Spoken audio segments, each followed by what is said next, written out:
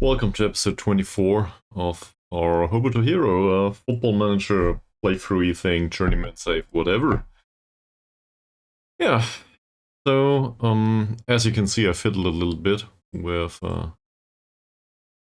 whatever's going on here. I had some time to, I guess, reflect on things. Don't worry, no major changes coming in. At least I didn't determine any just yet. But I wasn't aware that Chuchu is our primary top goal scorer right now. That's surprising. It's also pretty great. 13 matches, 7 goals, 4 assists, and well, there might have been 3 additional ones in the cup, I think. Yeah, that's true. So overall, though, pretty good average rating. Pretty happy with him. He's definitely an appropriate leader for the squad.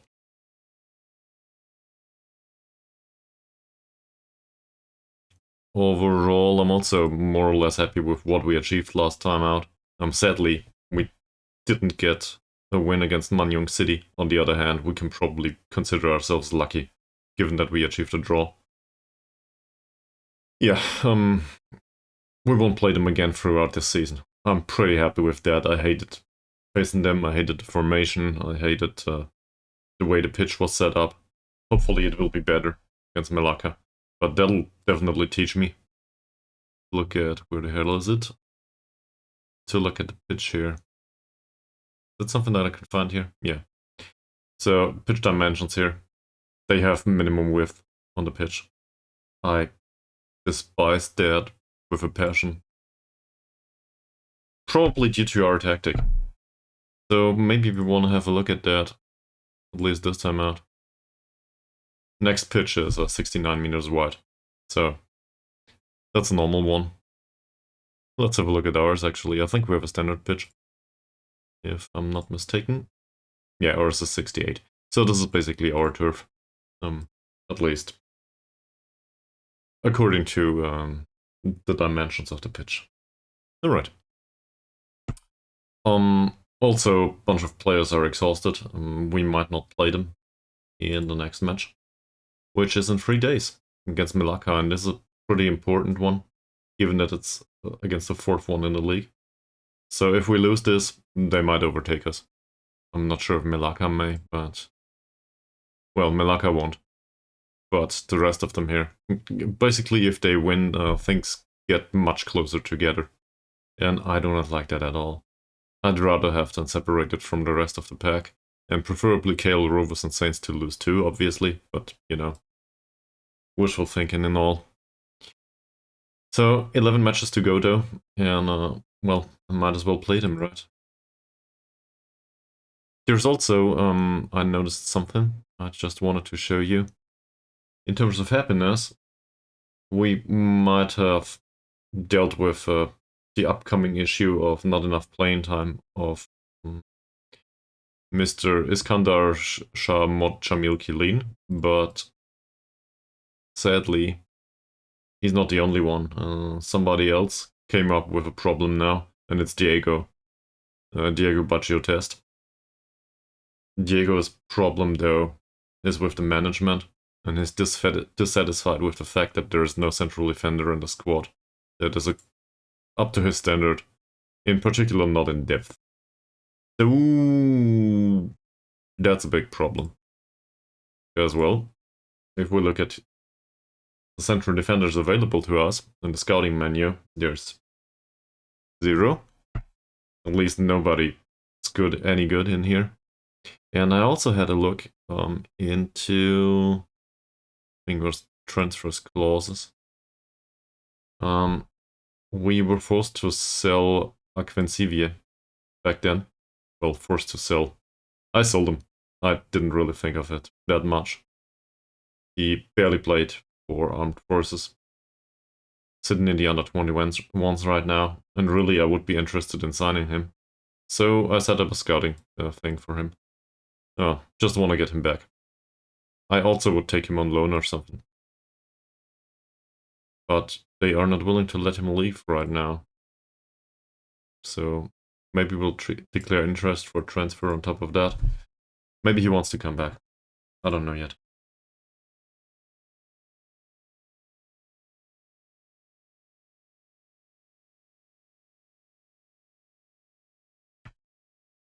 And we can definitely use a central defender, that's for sure. So it's not like Diego's wrong. It's just, I don't know what to do about it.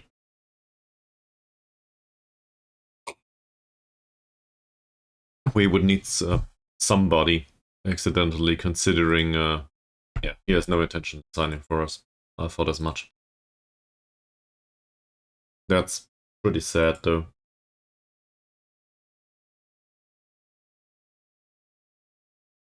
Would have been pretty great if we had a chance at signing him.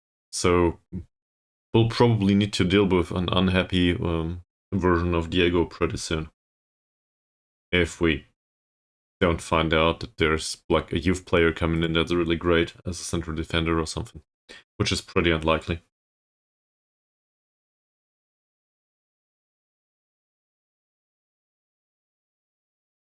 Oh, apparently his squad's general character had a positive impact on Rachili's personality. No notion of what and why, but that's good. Also, he barely plays, so not like I care much.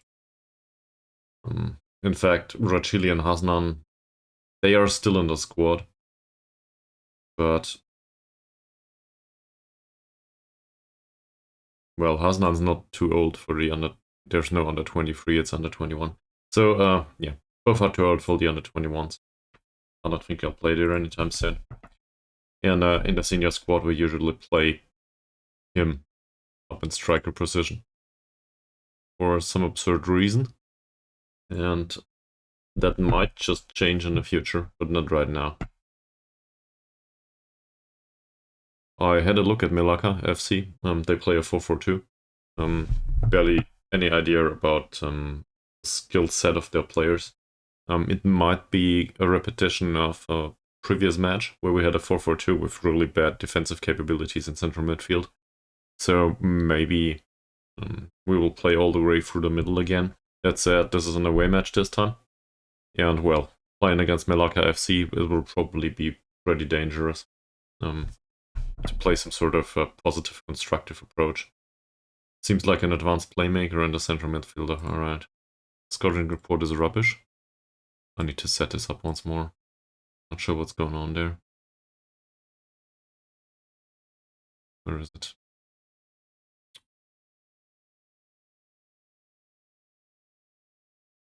Here it is. So, Hussein scouting this stuff.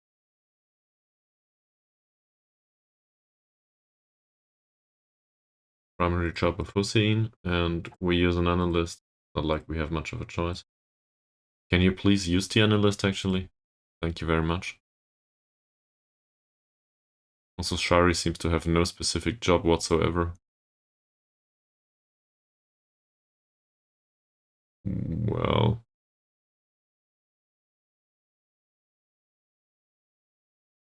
How did we set up the surrounding division stuff? There is an analyst alongside him, okay. And that's basically everyone that has any ability and any potential. From everywhere. Okay. So maybe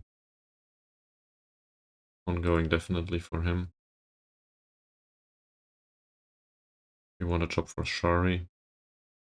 Don't care much about the analyst.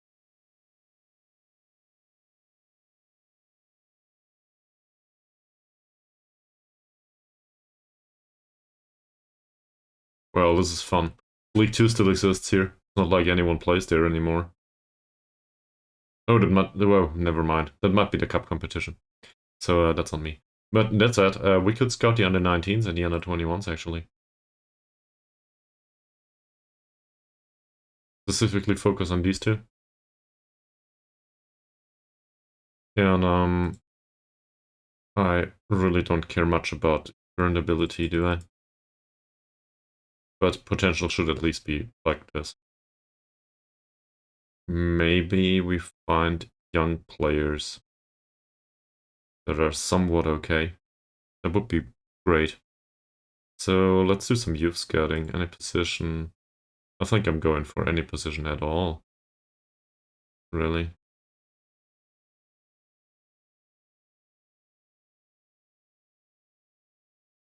You just forgot everything.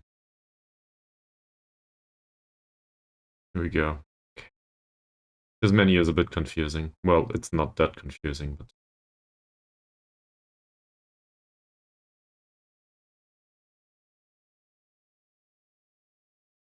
Why can't I set this up anymore? Oh, now it's any position from tactic. Alright. So, I need to do this all over again. Sorry.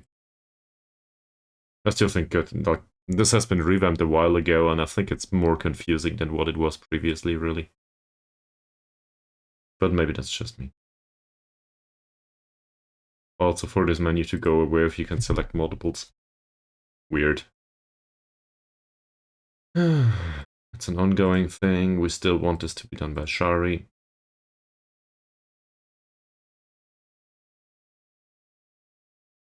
Yep. It's just... Alright. I will get it done at some point. Don't worry. If you watch this later on YouTube, feel free to comment something, I don't know, ridiculous. The guy unable to deal with the menus or something. I'm definitely going for that, apparently. And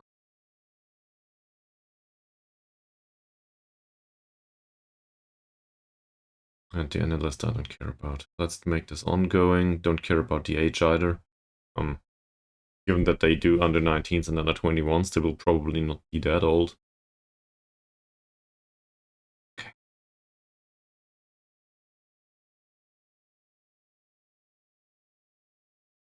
So according to this, he will now be in Malaysia. But he's going for under 19s and under 21s divisions. Alright. Okay, so let's have a look at Malacca's strengths and weaknesses.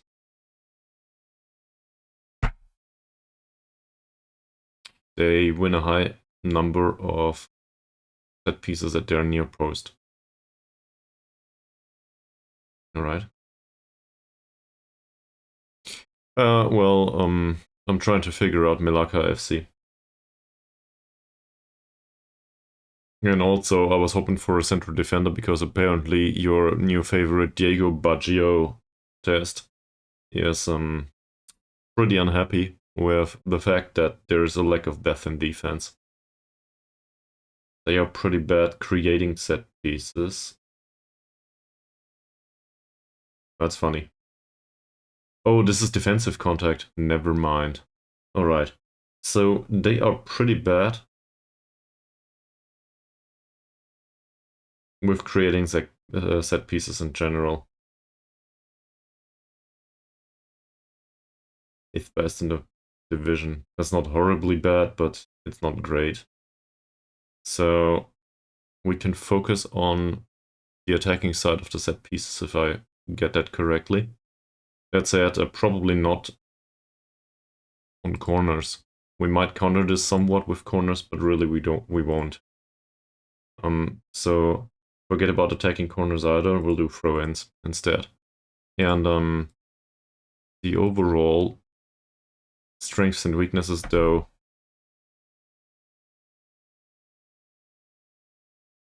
good goalkeeper, good right back, good center back. They know how to pass, good off the ball movement, good finishing. They play tiki-taka style. I had a look at that previously. In general, we will probably be faced with a lot of defensive stuff, which is not exactly our strong point here. Yeah, marking and positioning is pretty good on him, sadly. He's a bit bad on the positioning side. So maybe we stand a chance of playing through the middle. I wouldn't be that confident with it though. So we'll focus on out of possession phase. I agree with that. What's new with you, Mies?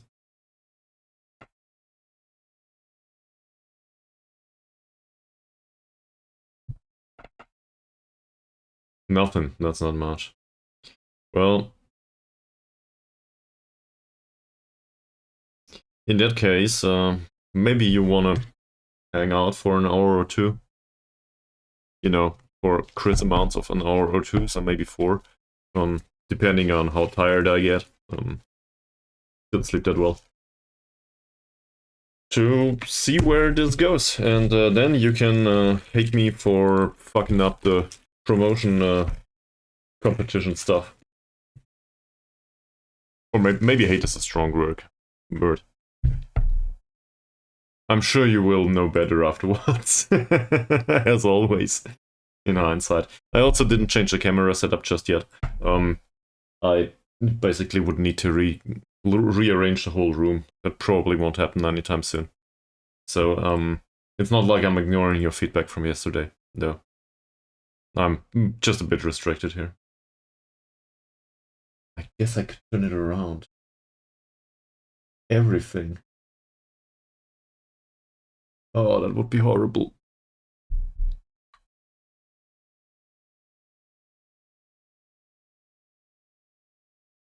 It is a thing, though. So I just figured out how to do it. Now I just need an additional 2 days to do it.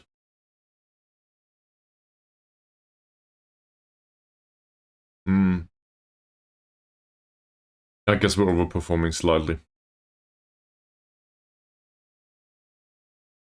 Right, we are the slight underdog.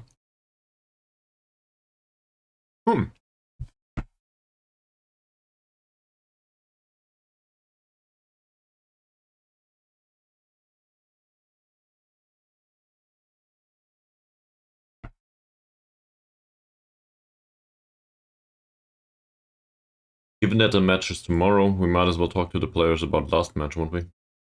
6.3 rating last time out. He should get off with a warning.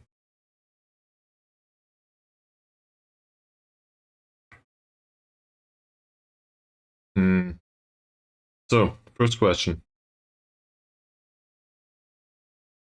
We did play Salehin a while ago. That ended up with a 6.3 rating and a ton of goals conceded, if I'm not mistaken. Well, 2.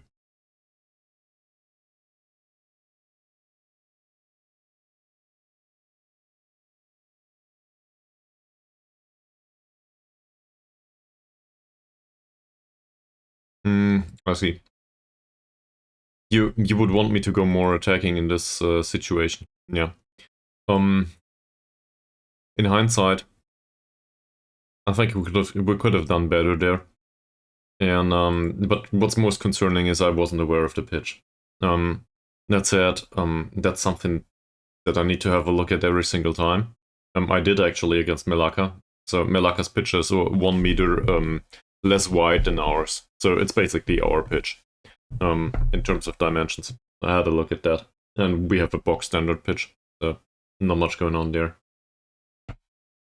But I probably should have a look at all of these once I get into a match. Well, we can actually play those. Like, exactly like this.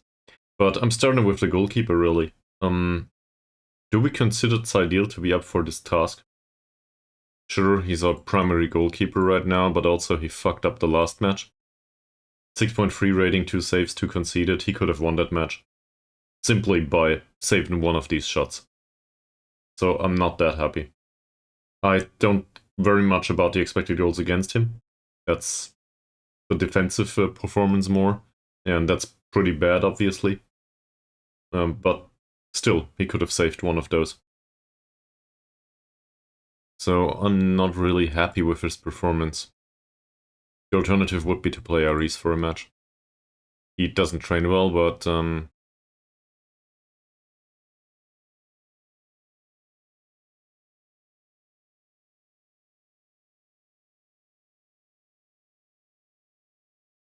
yeah. In the next case, though, against this opposition, I will probably not attack the wings. Like famous last words and so on. So I might change my opinion within the match. Or during a more intense look at their capabilities. I'm not sure. Maybe they have a weakness somewhere, right? Like him, he's pretty fast. Defending is okay-ish, positioning's pretty bad. Okay, yeah. Yeah, I might need another formation simply. Or, well, you might also argue that it's a fluke, somewhat. Like, it's not a coincidence, but it strictly came down to our defenders being overrun. Twice, I think. So, from that perspective, we might argue, well, as long as mistakes in defense like these exist, it's not so much about the formation, or that we didn't create that many chances. It's much more about the fact that we did let them have those chances. And we can hardly cover 2 strikers with more than 2 central defenders if we want to play in this formation. Might have been.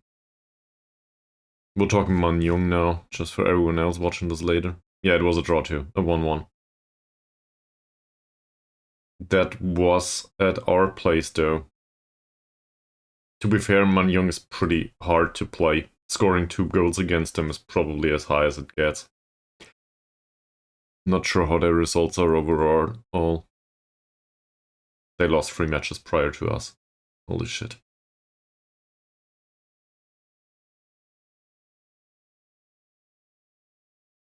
Perlis. Of all the clubs, Perlis actually achieved a 3-0 against them. And PIB a 5-1. I guess Perlis as well as PIB are more lower half of the table.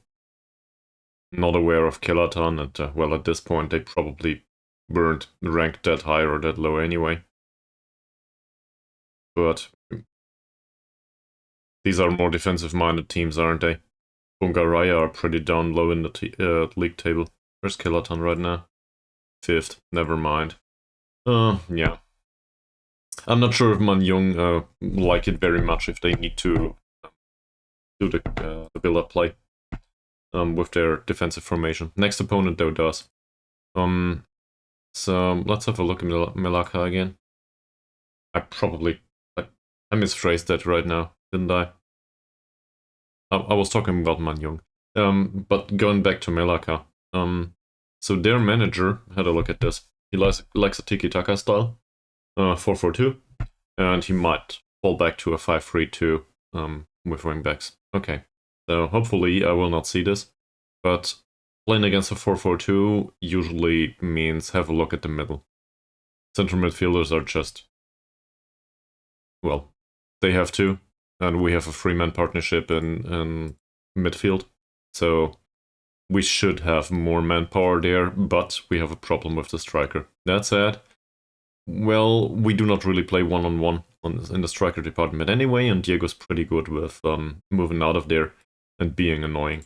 So that's just the way it works on a 4-2-3-1 versus a 4-4-2. There's also the added incentive to overload the middle with a player like Chuchu. I also had a look at Atan actually recently. So he's a good player for M3 sides. Sadly, he's very inconsistent. So I'd favor Baru. The overall skill level is probably better on Atan. At least mid-term to long-term. But Baru is just more consistent. And consistency is key at this point, I think. So I'd rather have him on the pitch.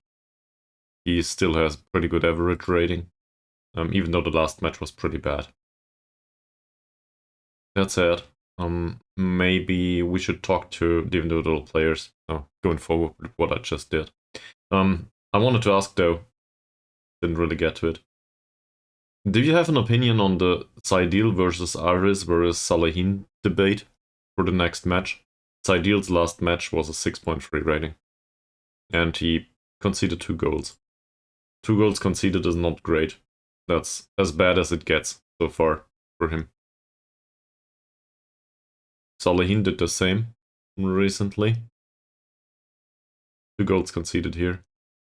He also played in the friendlies against Sarawak, conceded each and every single time. And then we have Aris. Aris's form says he conceded 3 against Pahang. Okay, Pahang was in the cup though. That was pretty bad. Still, he wasn't really responsible for that, given 3.54 expected goals in aggregate. that he faced. Still overperformed, I guess, in that match. The rest of them are probably fine. I might just have answered my own question. Saved 75% of the shots, or the other goalkeepers. 71. That's not too shabby. Yeah. Okay, never mind.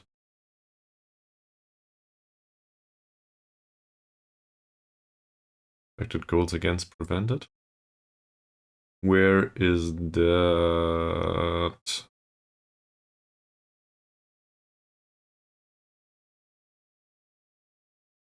I'm trying to find it, I just don't know where to find it.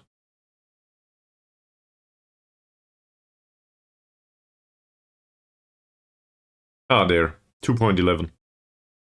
Expected goals prevented per 90 minutes is 2.11. So the higher this is, the better. Well, but this is also a reflection of the matches he played. That's a weird stat. You want to put it that way? Because if the defense does all of the work, then he does not prevent that many expected goals. So I would argue this is not primarily something that is a good performance indicator on its own. It depends. If defense works pretty well, the goalkeeper has nothing to do and does not prevent expected goals. So overall, expected goals prevented is pretty low, but that's not necessarily saying he's bad. I will still look at it. Yeah, expected goals prevented per 90 minutes on him is pretty low. Not sure if this is at his own detriment, really. So this is an argument for Sideal in that case. Like, not the number, but what I'm just saying is an argument for Sideal. It might not have been his fault, after all. Same with the overall saves and save percentage.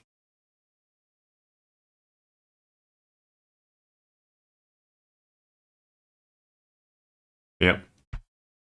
Yeah. That emphasize specific attributes, though.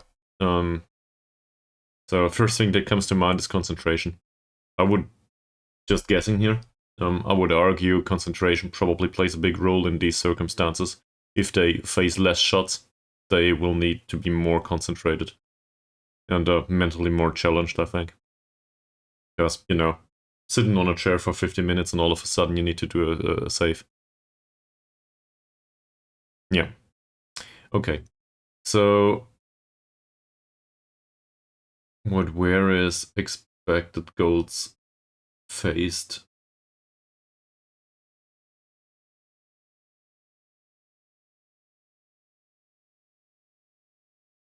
Well, we don't care about any of this.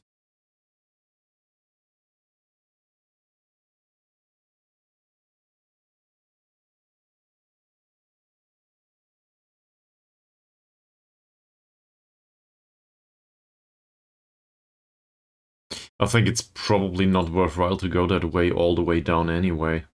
Come to think of it. Given that Aris barely played. I mean, we played.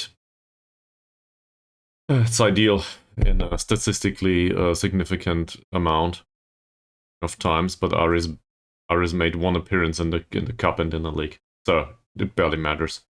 And well, in the cup, the fact that he conceded 3 goals in the cup still overperformed there in comparison to the remainder of the squad in that one match. That was the one that we got thrown out of. So I might be annoyed by this, but really it's not very reflective of his potential, is it? I'm not saying he's great or anything. Just, I think it's probably a bit hard on him. So, we'll do it the other way this time. We'll play Ares. I just decided. What can we do? We can probably praise his conduct. That's not bad.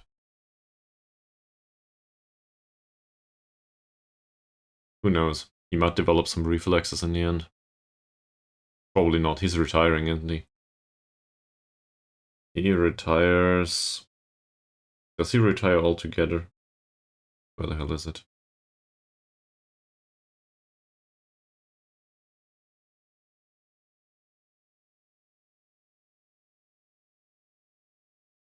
Well, I can't seem to find it. Yeah, he retires altogether, it seems, in December, though. Okay. Hussein's in perfect morale. There's barely a reason to pull him off the pitch. Sure, could be a little bit better. Training rating's fine. Match is on Tuesday, though, so we might skip forward for an additional day. Yeah, and see if morale declines. Talk to them then. So basically, we're doing team talks in hotel. At the end of Monday.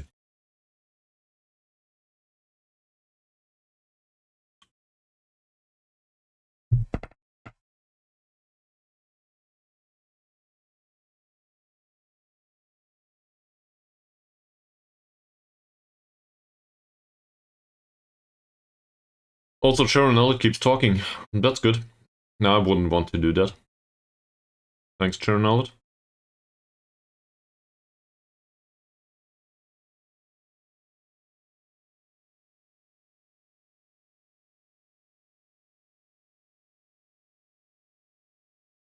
They concede 1.6 goals per game. That's performing above average, apparently. The average of the league concedes 1.8. Okay, interesting to know. Go away.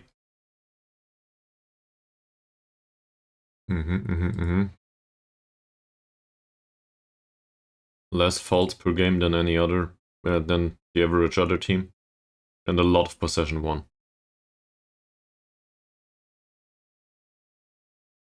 We got an additional coach, I recall.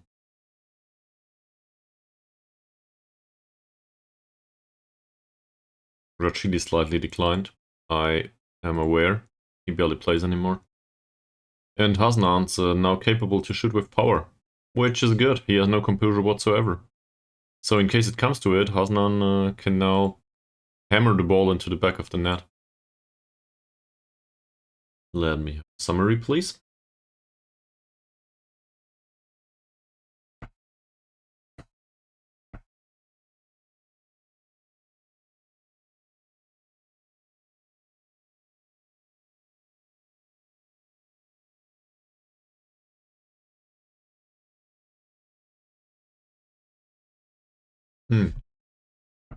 I do agree with your and Chernollet, the virtual Chernollet's assessment at this point, though. I had a look through the squad and I realized that most of the players are on the level for this league. That's usually a pretty good starting point. There's some problems, but really we have a problem that is capable of playing within this league on most positions. We do have problems with the backups, though. And well, there's hardly anyone that would come in for that. I also I wanted to have a look if anyone's interested in signing for us. So of the loan players on long term, given that most of their loan contracts run out. And spoiler alert, nobody wants to deal with our club. They are here for loan, and afterwards they'll leave. They do not want to stay here. They want to go back to Cushing. Everybody thinks they will have an additional contract with Cushing. Or somewhere else. But not at Sarawak United for sure. So we need to get promoted in case we want to hold one of these players. Retain one of these players. Gotta learn.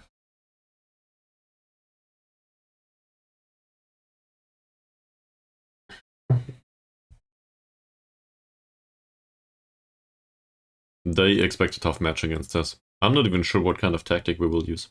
Not sure if you were around me, so I also set up a specific scouting for under 19s and under 21 leagues. Might not find anything. Transfer deadline is in 1 week.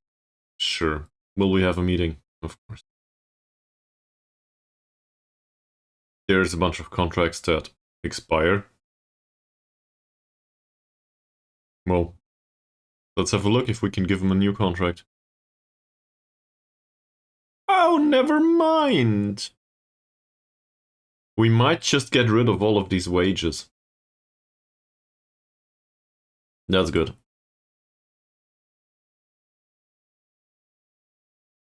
So who gets a new contract and who needs to retain his current one? There's still 1 week of a transfer window, so shall we do this at the last day or something? I guess in Rachili's case, I just started negotiations. So he's sitting on 120 euros. I don't really need him to leave, but I'd rather not pay the money for him anymore. So he'll get a new contract. And I think emergency backup suits him just fine.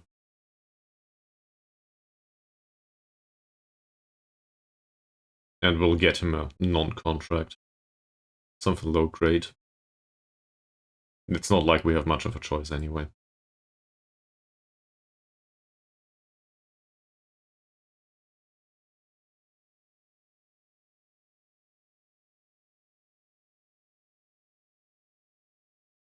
Something like this.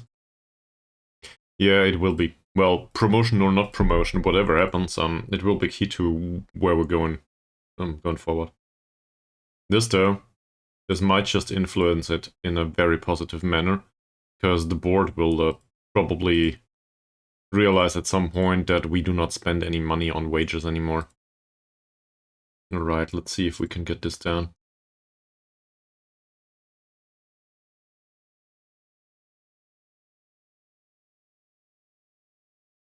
Does he care about it at all? He doesn't. Goal bonus? Rachili, what's going on with you? Doesn't really want to score.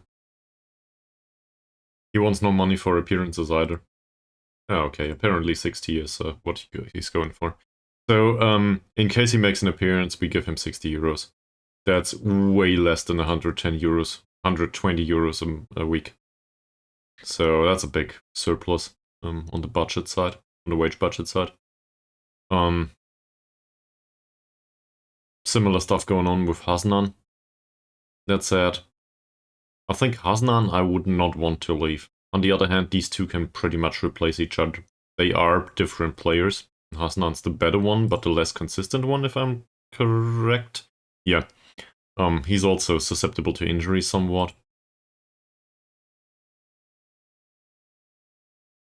Ah, fuck it. I will give him a non-contract too if I can.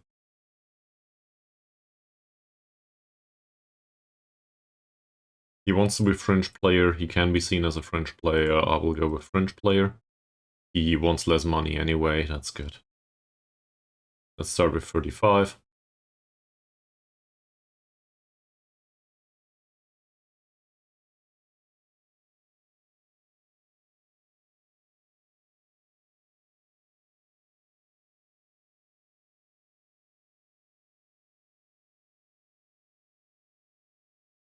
Alright, this will probably end up in a similar region.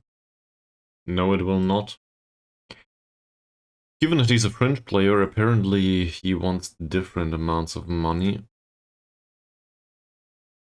Doesn't care about the goal scoring bonus though. Or he does. Alright, we'll leave it at that. I don't wanna... Well, maybe we won't.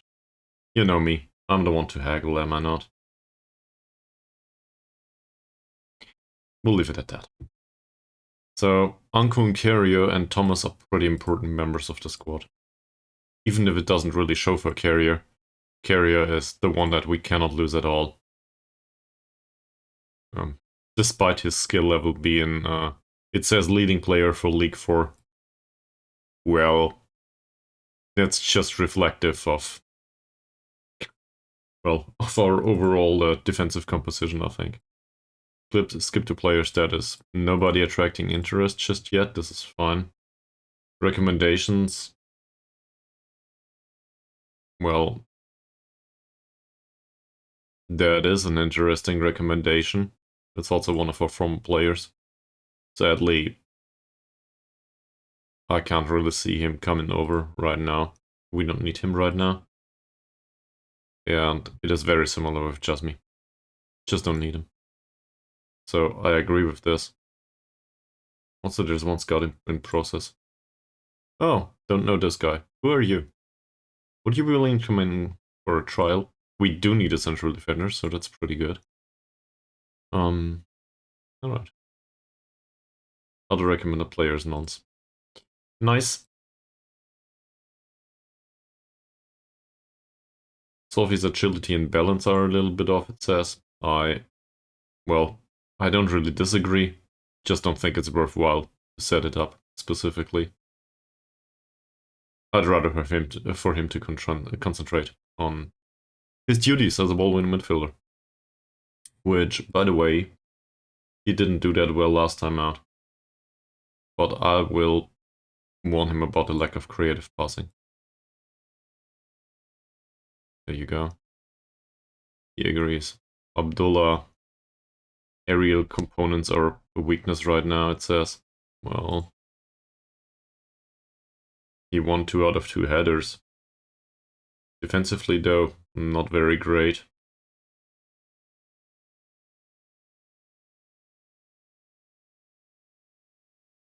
He agrees. Not wholeheartedly, but he does. It says for Ahmad.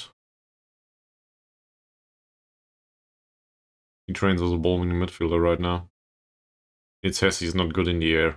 Well, what do I care? I want him to be a ball-winning midfielder. Not somebody that can head the ball. Sure, added bonus. So, what do I do with him? Well, I guess the bravery is lacking, though. Same as concentration. Strength could be better, too. I don't think a specific focus needs to be set here. I really don't. Hasnan shouldn't play through balls. Don't think it's worth adding it. He will barely be in a passing situation, I think, overall. So, shooting with power on him, sure. Which reminds me, Hasnan as well as Rachili, are they somewhere in here? Here we go, Hasnan is. Well, that's bad. Don't want shoots with power on Dicky or Thomas. In particular, not on Thomas. So we'll disassemble this entire group. There's nobody in the squad that's younger than Dicky, is there?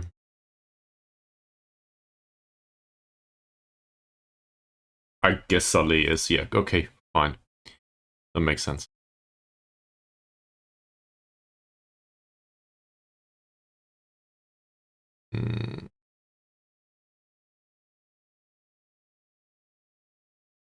Interesting.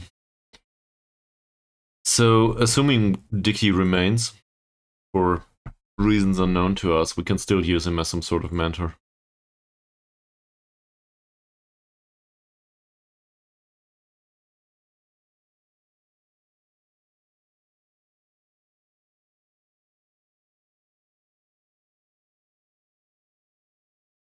Maybe the youngster is any good.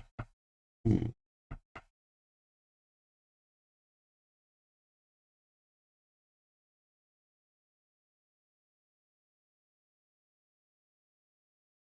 Alright. We will not be required to guarantee his future.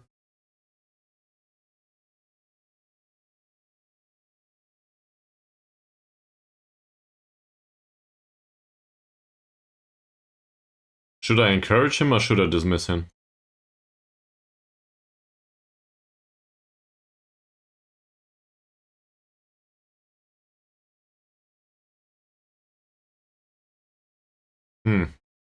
I never did try the second option. It's pretty negative.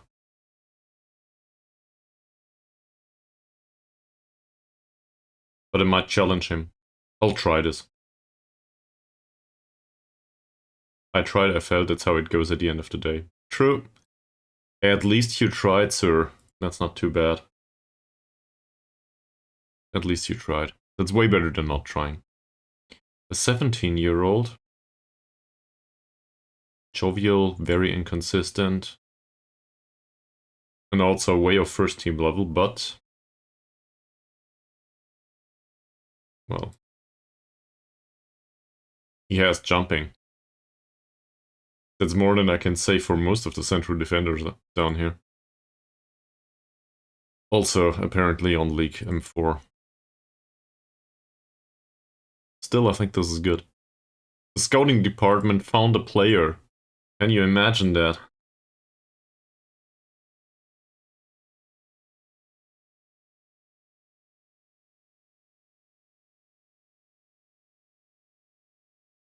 And a jovial one on top of that. That's not a good personality by any stretch of the imagination, but it's not really a bad one either.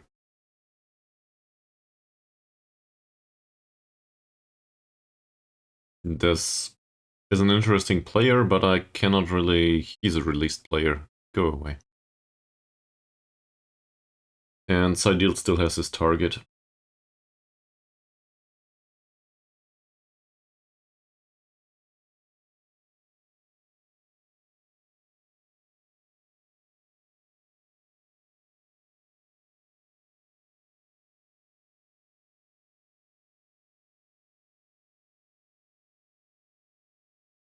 Well, this is funny.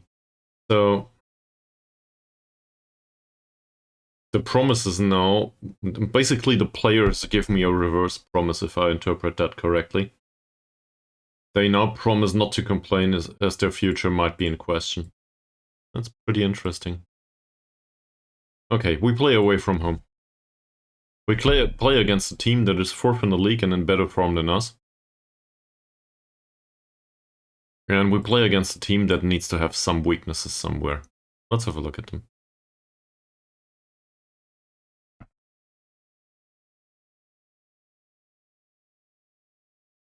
So, this striker has no idea how to cross a ball. He's a pretty good dribbler, pretty good finisher. Overall, he's threatening, but not in build-up play. He's just one for the end of it. Well, the jumping reach and heading are somewhat threatening, so that's no good. We would need to pair him with somebody that can jump and head the ball away from him. So Safri is slightly better in that. Same as Carrier. Both of them are not great. Biggest concern here is his dribbling is pretty good too. They both are somewhat okay on the tackle though. This will be a hard duel. This one's not much different. It's basically the same striker twice.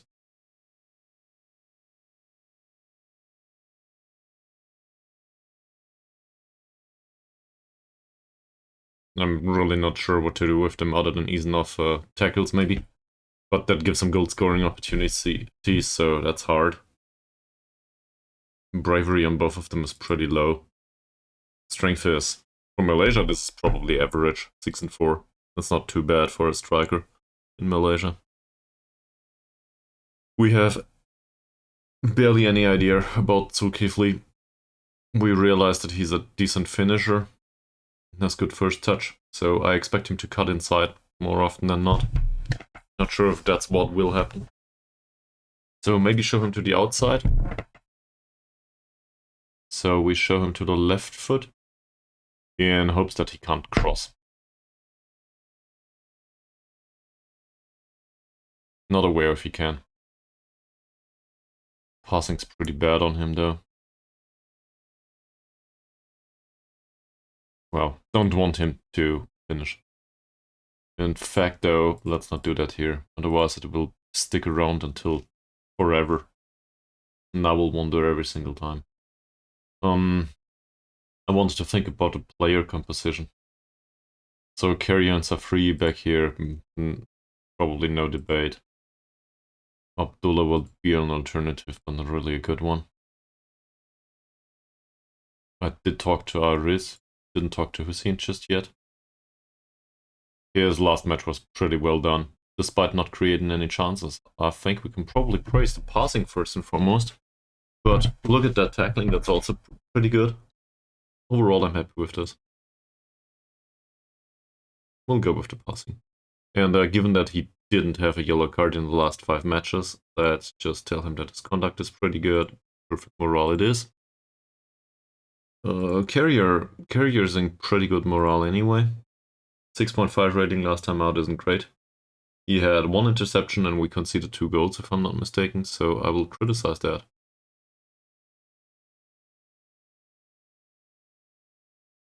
Doesn't like it. His conduct improved a little bit, but not by much. We can praise him for the tackle. Let's try this. He likes it. Okay. Doesn't like the criticism. He's okay with being praised for no reason whatsoever, given that he won a whole tackle. It's not similar with Safri. His heading was pretty much on point though. So we'll go with that. He wasn't Puries in the air. Also, no yellow cards whatsoever, so that's definitely a positive. And then I'm at the end of it, am I not? His form could be better, but not enough material for criticism just yet. Carrier's a 6.58. Does this warrant criticism in the form just yet? Well, he's in perfect morale, so forget about that. Mazarin's form is 7.36. That's pretty good. Yeah. So we can probably praise his form. I'm always somewhat reluctant to do that. He just wants to continue impressing. It's fairly good, and now it's quite good. That's just give me a number in percent. His last match, he did create 2 chances and had 4 key passes. He also won 3 headers. Defensively, he was somewhat solid. It's a little bit hard to comment on that. I guess I could praise the chances created. He likes it. And now, given that he didn't have a yellow card since a long time ago, we'll praise his conduct. This is all we can get from Mazarin. That said, for Mazarin levels, oh, it's really good. It just doesn't show here yet. For Mazarin levels of morale, this is pretty good. He's usually not that good in morale. Might as well praise his training, why not? No, it's very good. Going from fairly good to very good. Okay. That's way better than the other lone players, though. Killian's morale is bad. He's also not in perfect form, perfect shape. Like, he's tired. So we'll throw him out of the pitch. Let's talk to him, though. I don't know what's going on with his morale. Where's form here? 7.2 rating. He had an assist last time out. What's going on with him? Yeah, we can praise him for that.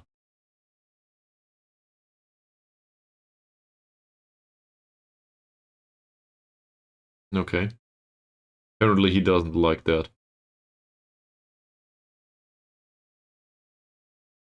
He seems to have higher standards. Well, I'm not really unhappy with his performances, but whatever if he says so. I guess we can praise his conduct at least, right? And the form, that could do with some improvement. But we will probably not see it right now, given that he will not play. Which reminds me, who will play instead? Well, probably Ankun. How's his training? 6.9 only. Form is, well, we didn't play him last time out. We can say, though, that his conduct is pretty good. Also, probably the captain on the pitch is not a bad idea, right? So, we'll do that. That's not perfect yet, but it's something. Sophie. Sophie's pretty important to this squad. 7.5 training rating, that's not too shabby. 6.5 on the pitch, though, is. No chances created. We did warn him about this. His form is 6.92. I'd rather not talk about that. His conduct is alrightish. There is one yellow card in there. We can probably praise him for it anyway. That's the best we can trigger. Really good. Alrighty. Yeah, training development is a bit dangerous. Given that we just got feedback, we do that too much. Yeah, which is true. Here we go. In this case, though, he accepted the apologies. So we went from really good to very good. Just because we allowed him to give us feedback that we are too nosy about training performances. Baru trains pretty well too, so we'll try this here too. He likes it though. And now we get into the less fun things. We gotta warn him about the last match he played.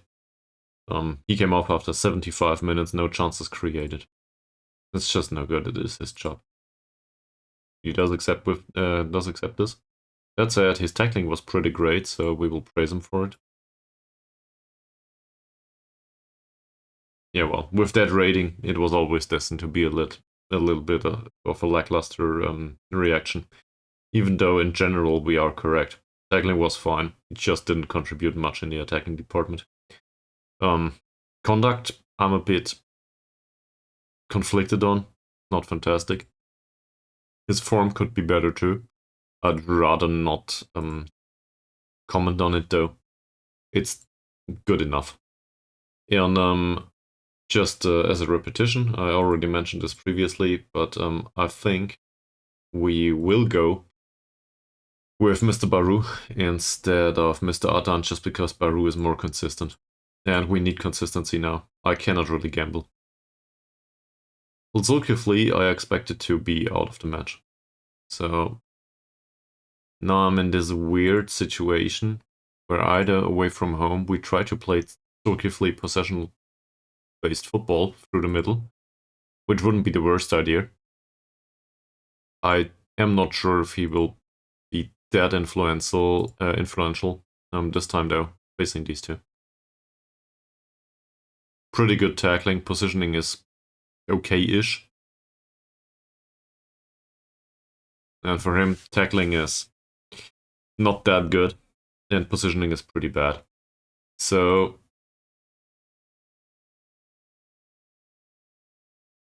the opposite idea would be to have a runner on the pitch. A runner like Thomas. Or Taib, I think is his name. So there's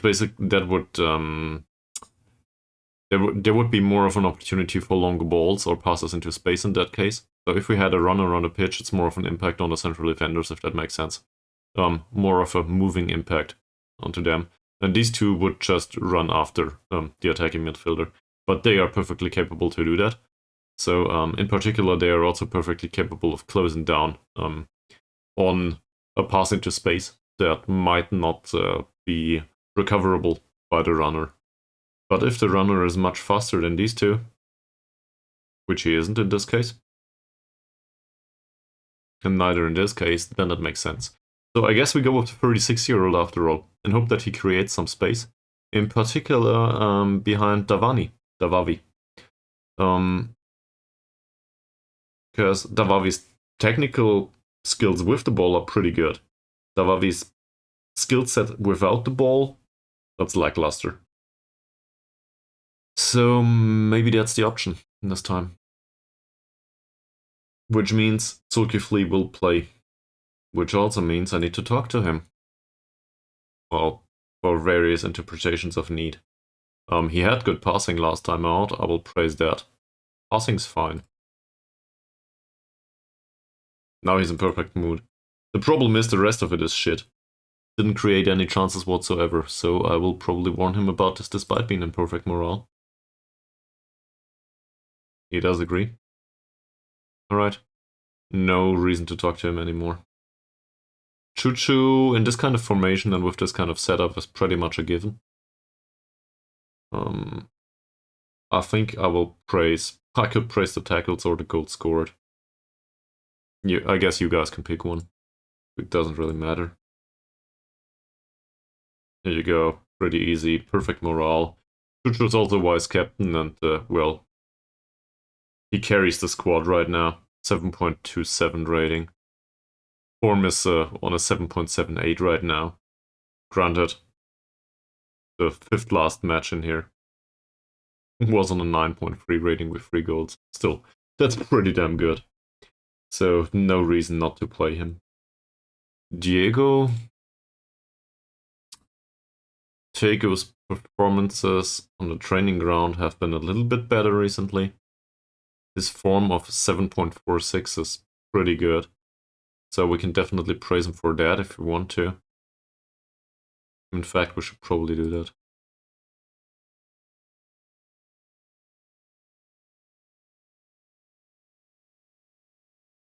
We'll go with the easy one. 5 goals, 1 assist in recent matches is pretty good for him. I do not really comment on the training. I recently is like this I guess in the middle of this day, around dinner time. No, about around lunchtime. Sorry, my bad. So I realized that there's a difference between adaptability and versatility. So Diego's versatility is pretty bad, as we can see. He doesn't like learning new positions. He knows how to play one position only.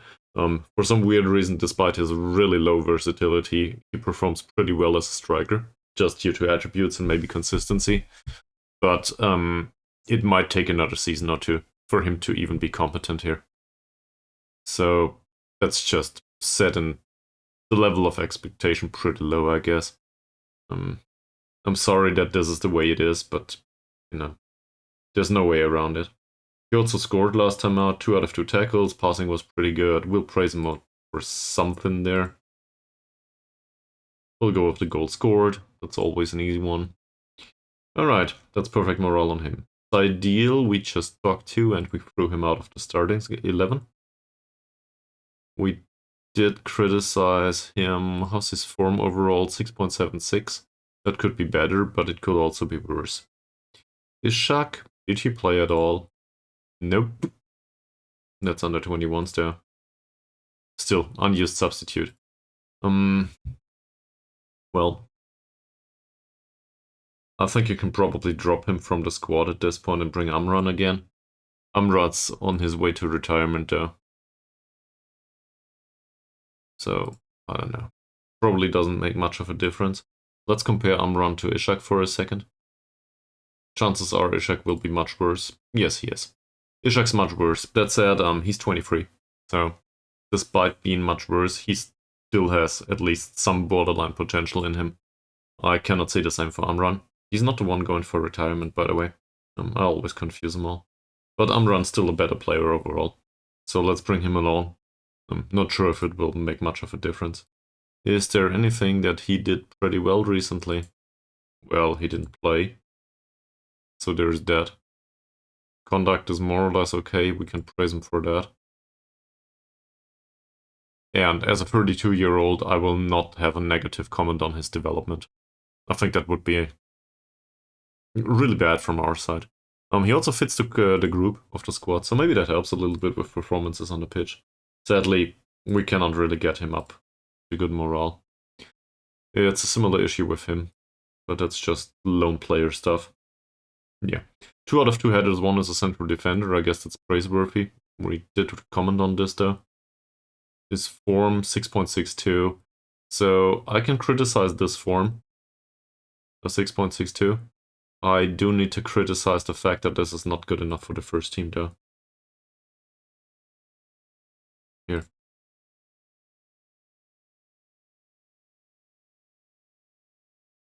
This works a little bit.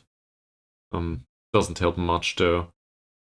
He had a yellow card. I want to go back to this again. He had a yellow card, but it's the only one within... He played 6 matches for us? Really? I can barely remember. He played 6 matches for us. Okay. None of them was any good though. Like 6.8 and a 6.9 here. And the 2 6.8ers here, these are average. So it's like he's capable of doing it sometimes. but there might be minor holes in his overall form.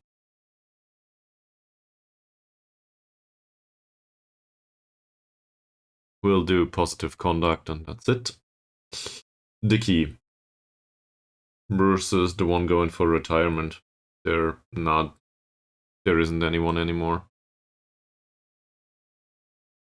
Well, Dicky, your training performance was not good. You didn't play. I guess we could talk about your conduct in general. This is pretty good. And now you're in perfect morale, so I'm not going there anymore. Suleiman. What to do with Suleiman? Doesn't really train well. Form seems a bit on the lowish side. I think this is what we criticize.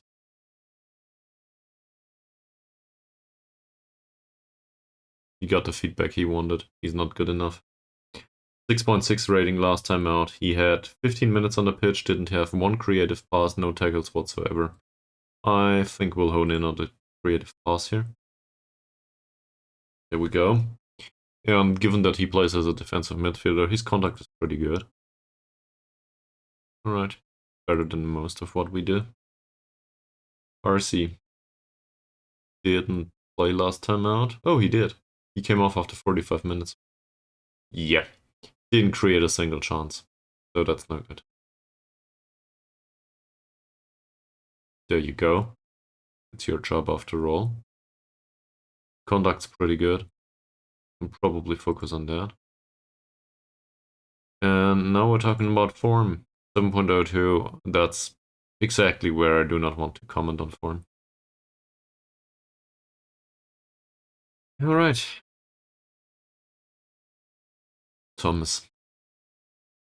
Thomas's training is pretty great. Form is 6. Well, the rating is 6.7 on the last match. That's not too bad, but not great either. I guess I can praise his passing though, can't I? 5 out of 5. That's 100% passing. And we will definitely criticize the fact that he didn't create any chances. It's his job after all. Great. Now he should be in perfect morale. Atan. It's been a while since I did this, by the way. So, thanks for enduring this.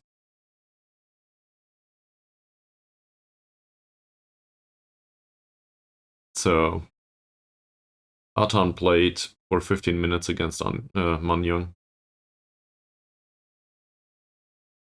Yeah, against Man Young. I was confused for a second. And he didn't create any chances. So we'll go with that. Conduct's pretty good. Form 7.016, that's not bad. But it's not a form that I would want to praise just yet. In his case, development's pretty great. At least according to the training rating. Form, well, he didn't play. So let's not talk about it. We can't talk about his conduct though. That's not too shabby. And then there are a few more players, might as well go through them. So, he didn't play recently.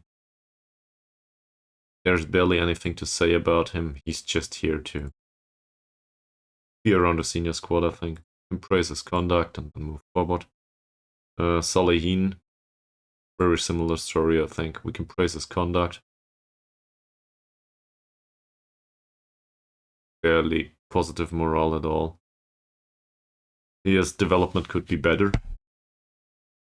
Given that he will not play, I will criticize his development now. He agrees. Great. Killeen was just thrown off the squad. We did talk to him about this or that. Development is inexistent. So we might as well take the opportunity to warn him about his lack of development. He accepts that. Alright. Taib didn't play recently. That certainly didn't have a positive impact on his morale. That said, his work rate went up. For a weird reason. probably mentoring. Let's have a look at form. Didn't play. Overall, barely any development to be had here either. I think he trains as a shadow striker, so his work rate went up, but otherwise, I think we can criticize him about his development. Yep, he agrees with that. And given this form, his conduct is perfect. No problem whatsoever. That's not a big deal. Which leaves us with Red Chili. Red Chili's training rating's pretty bad, sadly. Also, development is not great either, so I will criticize this, I think. And there's no form to speak of, which also means he behaved pretty well. Alright. So that should skip over the team selection. And now I'm gonna go for a short bathroom break, and afterwards we do our position instructions, and then we go to the match. BRB.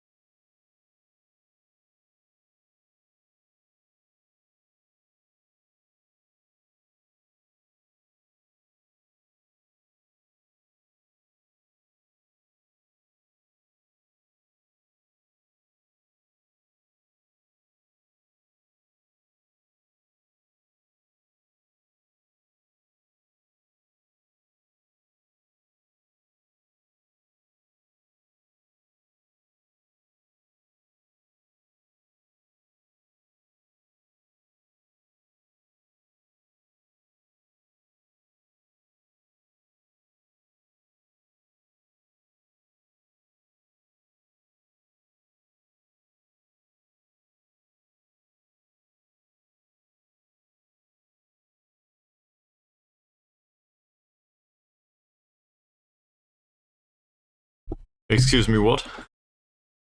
Did Sarawak win? Did we win what? This match? We didn't play it yet. I did some morale management. No, the game didn't. It wasn't played yet. So apparently, apparently you went to sleep. For me doing half an hour of morale management. Well, first of all, it's 1 hour 15 minutes. And second of all, I talked to the players and apparently had an impact on overall morale. So that's pretty good. And now we will do our position instructions and then... Well, thank you very much for reminding me, but this is really boring. Problem is, I really don't want to do it any other way. We need this. At least I think we need it. So, let's figure this thing out. He's a good dribbler. Same as him. Probably ease off tackles on both of them. I didn't really come up with the correct tactical approach to this just yet. Are they fast? Somewhat. 11-12 and 11-11.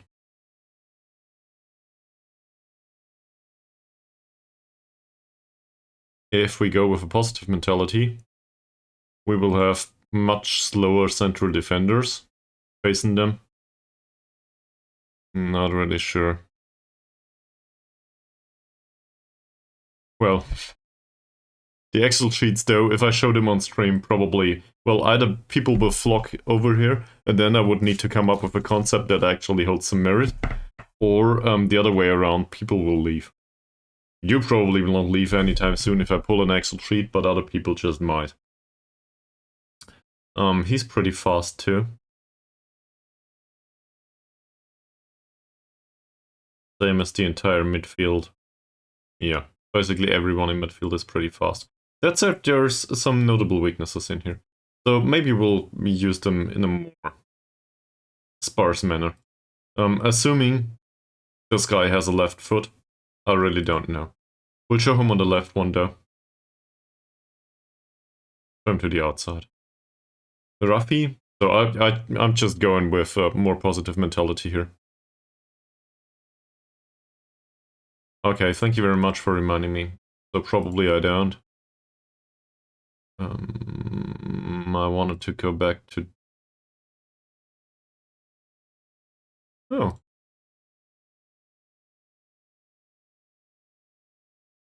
Fine, it says we should go defensive here. Alright. No. I want to do the team selection first, thank you very much.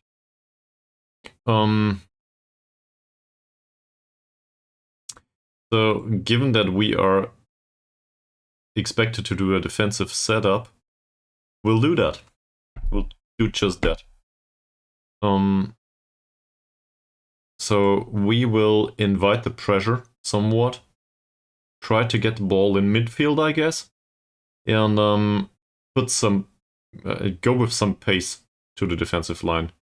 We do still play through defense though, so not too direct just yet. That does make some sense, at least for me. So his passing is pretty okay, his vision is rubbish. His first touch is also pretty bad, and he's really want to go for hard tackles. Well, we face him using a hard tackling approach. Long shots are pretty decent. Off the ball movement is really bad, so this could be a case of a tight mark on Ruffy. He's the one facing our playmaker, so he's the one facing Ankun. Ankun has better marking than that off the ball movement, doesn't he? Ankun's mobility might be a problem here. Yeah, but his marking is 8, his positioning is 6. His mobility is more or less fine too. I think we want to mark him out of the game. And it is very similar with this guy. He has good off the ball movement though. So first touch is okay-ish. Dribbling, bravery, and strength, really, really low. So we're going for a hard tackle here. Now, his vision's pretty bad, his passing's pretty good. So chances are he will miss the odd opportunity here and there if he receives the ball. He will knock off a very good long ball though if he sees the opportunity. So what are we going for? Marking him tightly and also closing him down? I guess, given that he's a really central player. This might also go... Well, this is just the job of the ball-winning midfielder, isn't it? He's the one that is further forward, so that makes sense. We will try to mark him out of the game, trigger the press on him. And does he have a weaker foot? Not really. So he marks Davani.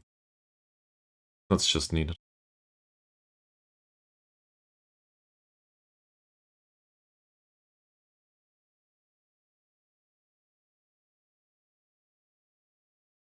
Which also means there is space behind him. Like, behind the defensive midfielder. So there's space for Hashim. That's bad. But I cannot really come up with anything different. We could do 4-3-3 here. But that's just more defensive. I'm not so sure if that's really, strictly speaking, better. Barely have any idea about this guy. Like, I mean, his finishing's pretty bad. His first touch is okay-ish. We should probably close him down, but then again, I don't do that with the other wing either. And we barely have any idea about the defenders. These are pretty fast. And both of them have... Well, the jumping on this one is 7. The other one's jumping is pretty bad. He's 1m69. And he's 1m80. So he has good jumping. Also good crossing. Really bad first touch. Would be an idea to close him down. I'm not against the idea. Yeah. We'll trigger the press on him. I do not think we need to mark any of these guys tightly. All of them have really bad passing. I do not know about this one, but chances are his passing is not much better. So we will not mark any of those tightly. Let him play through defense most of the time. And him. Show him to the weaker foot if we can. This goalkeeper though has, for the level of goalkeepers here, this is good first touch actually. Kicking is a bit bad, throwing is a bit bad. Chances are we can somewhat annoy him by preventing short goalkeeper distribution.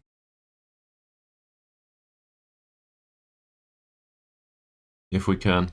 That doesn't really fit the tactic though. Regrouping to fullbacks, no. Distributing to fullbacks is fine, lower defensive line and stuff, that's all in accordance with the mentality. Blah blah blah blah blah blah. Fairly wide and frequently waste time. This is also a 4-4-2, so we are trying to play through the middle. Looking for Chuchu in particular. So, through the middle and maybe look for the underlap on the left.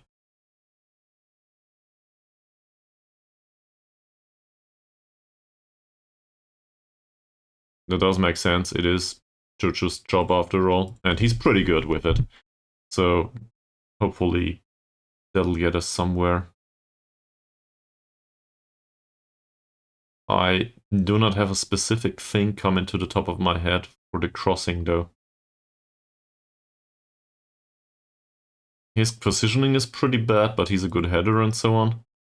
And he's really bad at positioning, but also a bad jumper. How do you cross the ball if the defenders have bad positioning? Honest question. Does anyone know?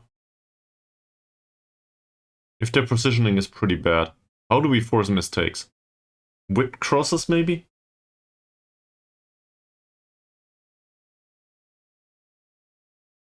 Their mobility should be pretty good, so low crosses, not sure. We do not really have the faster strikers, I think.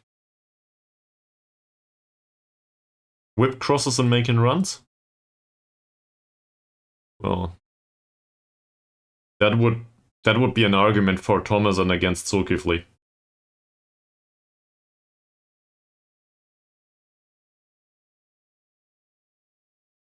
That is a thing that Diego does a lot. Chuchu does a lot. But just due to his role, Diego does that, right? He's also not that bad with it. Chuchu has pretty good off-the-ball movement and he's going into exactly these areas. And Zulkifli is not the one then. So, from that perspective, I just reconsidered. We will play Thomas. Surprise! And Zulkifli is the one to make these runs. So, that's fine. Not Zulkifli, Thomas. For fuck's sake. I'm really confused sometimes, sorry with the names. But Thomas is the one to make these runs. He is pretty fast with him too. He has pretty good mobility. He is somewhat threatening as a goal scorer, I think. Not the best one, but somewhat. And then we do whipped crosses, you said. Okay, let's whip those crosses in. Or maybe, well, depends. Quicker off the mark and can lose their defender in a small area of space. He is quicker off the mark and he can lose the defender. Relative to their positioning. Yeah. So his decision making's pretty good, same as his, but the positioning is 5. They can obviously man mark somebody, but man marking somebody with a deep lying forward is a recipe for disaster.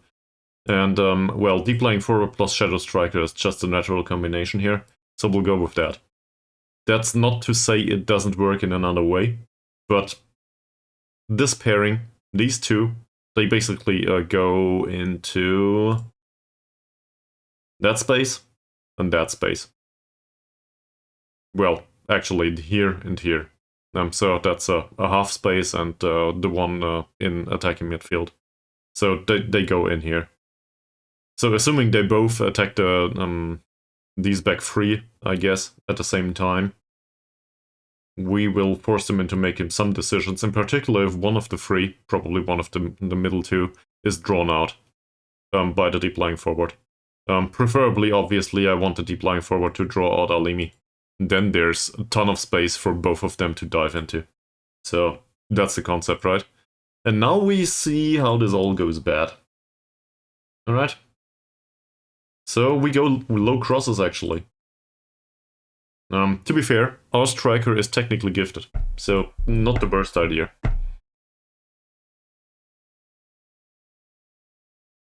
It is a defensive setup, though. It's been a while since we were really successful with that. Okay. Lol. They are first in the form table and we are second. Need to step up our game. Yeah. We are not favorites and this is an away match.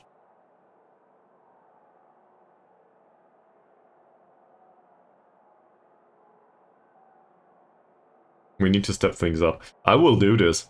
No, that's it. This is too much, right?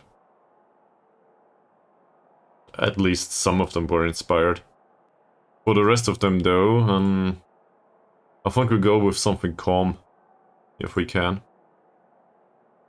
Don't want to relax them too much. On the other hand, we could go with no pressure, but maybe they would be confused.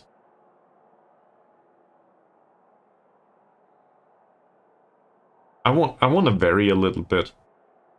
This might be really bad, though. Like, I trust you to make the difference as a box standard one. The problem is I do that every single time. So we need to vary things a little bit, I think. So this is a high pressure match for me. So I'll go with no pressure. There's some relaxation in the squad, actually. In particular in the defensive part. Maybe that helps. Oh, pretty stadium.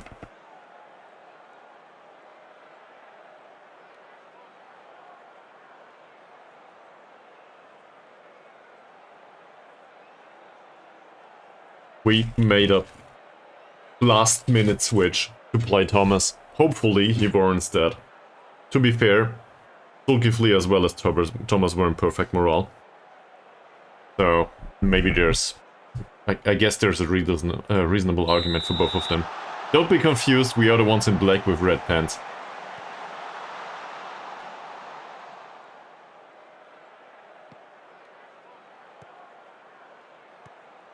Marking Devavi, that didn't work.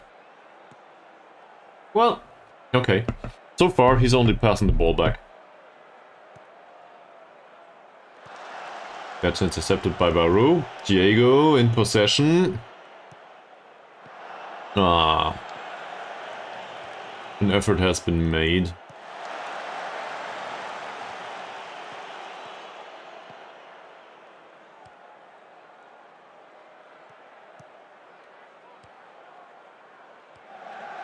Is this the winger? I think this is the winger. Gets a free cross.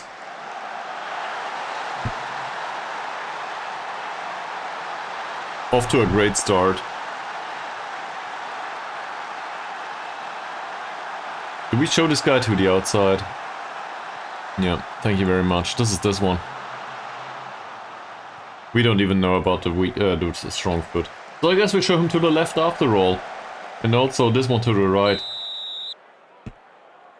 Well, no, we don't want to show him to the right, do we? He's the one with the good finishing, so that's why we show him outside.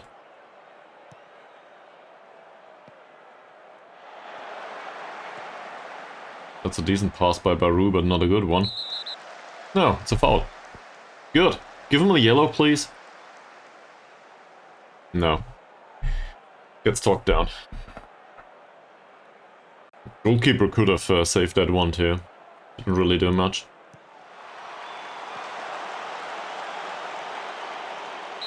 Do they have their own Zulkifli?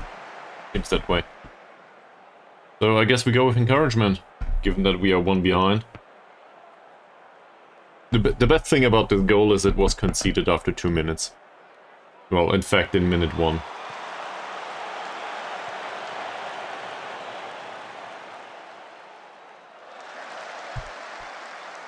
What a pity.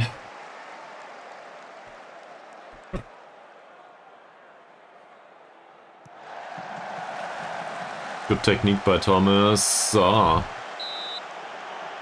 We nearly saw another goal by our goal-scoring monster from heading situations, Chuchu.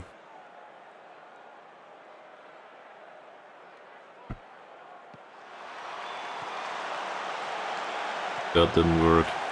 Diego, back to Chuchu. Chuchu with a lob.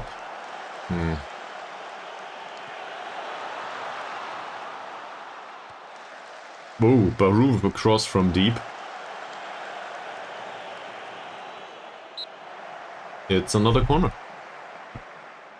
So, we keep the pressure on, but really it doesn't amount to anything so far. We didn't even create chances.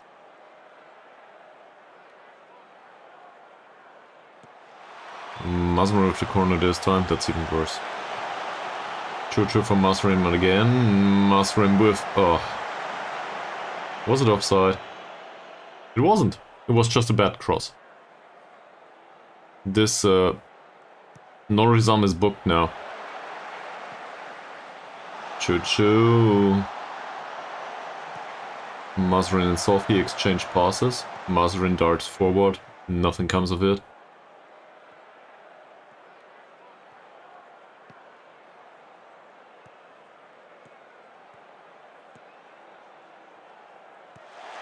Cross from deep by Mr. Hussein. Ball goes to Masrin though. That's another cross from deep. That's a penalty, isn't it? Yes! It's a penalty! Now we only need to put it into the back of the net. Weird play. Please put it in, Baru.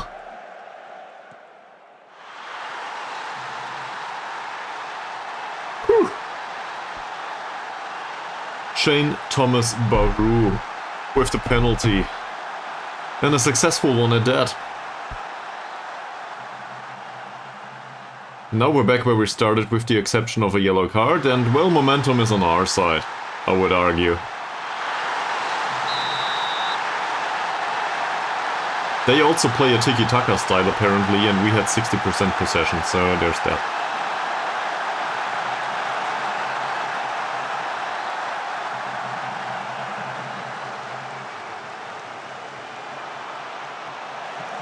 Norizam with another cross from deep.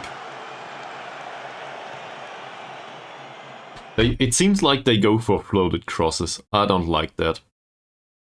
Let's have a look at the instructions. The floated cross was a problem last time.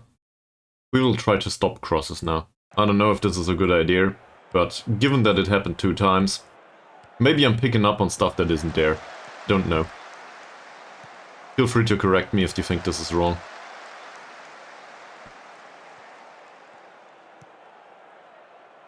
But I don't want him to cross anymore. That's a good pass. Safri's tackle was somewhat fine, sadly not good enough. Can you close him down, please? Side netting. Oh! Zulkifli takes the cross. Not ours, though. Wow. That could have ended much worse, too. We should probably have practiced defending corners, come to think of it. Seems like they're not too bad at it. Despite whatever the scout said. Not bad. Come on, Thomas, run with it. It's your job after all. Also, you're a really bad dribbler. He just lost the ball. Oh, Thomas. Decent pass. Choo-choo. Ankun, okay. That might just create something. It hit the inside of the post.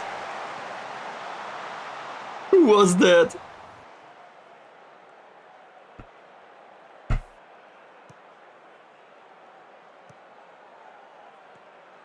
That was probably the best chance in the game.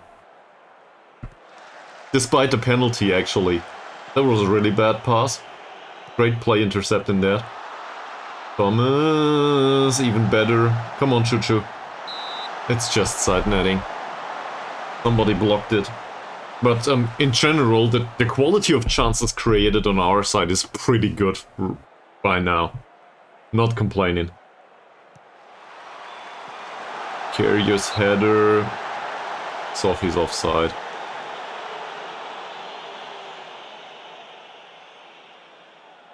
Mot-Hussein takes a throw in. Baru, Mot-Hussein again, Ankun. Ankun with a nice pass for Baru.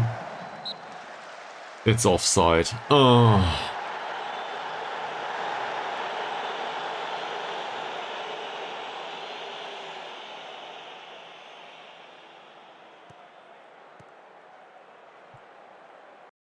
Ankun just got... Nah, he's told to ease off tackles anyway. Ankun just got ticked off by the referee. I do not want him to have a yellow card, so I had a look about his tackling instructions. No specific instruction to tackle hard on him. There might be one on the player though. That's not bad by Carrier. Okay. That's a weird decision, but anyway. It is defending. We take those corners. Maybe we'll, you know, score after one. Might just happen. Mazarin Carrier would have been in. It's a free kick due to... Probably another offside situation, maybe a foul. Thomas and Diego do not exchange passes.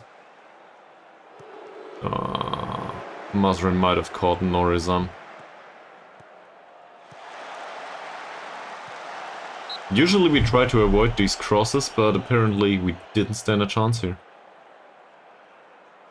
Do we want to encourage the team here? I'm not so sure. Performance isn't horrible. It's yet another floated cross. Clearly shows here. Baru's the one to pick up this ball, but apparently nothing comes of it. We'll encourage the team. Still, by the way, 67% possession. Choo-choo for Thomas! What a shot and what a save by Ahmad. That was really late that he saw that one. Great reflex. Gotta give that to the keeper. The shot wasn't bad either.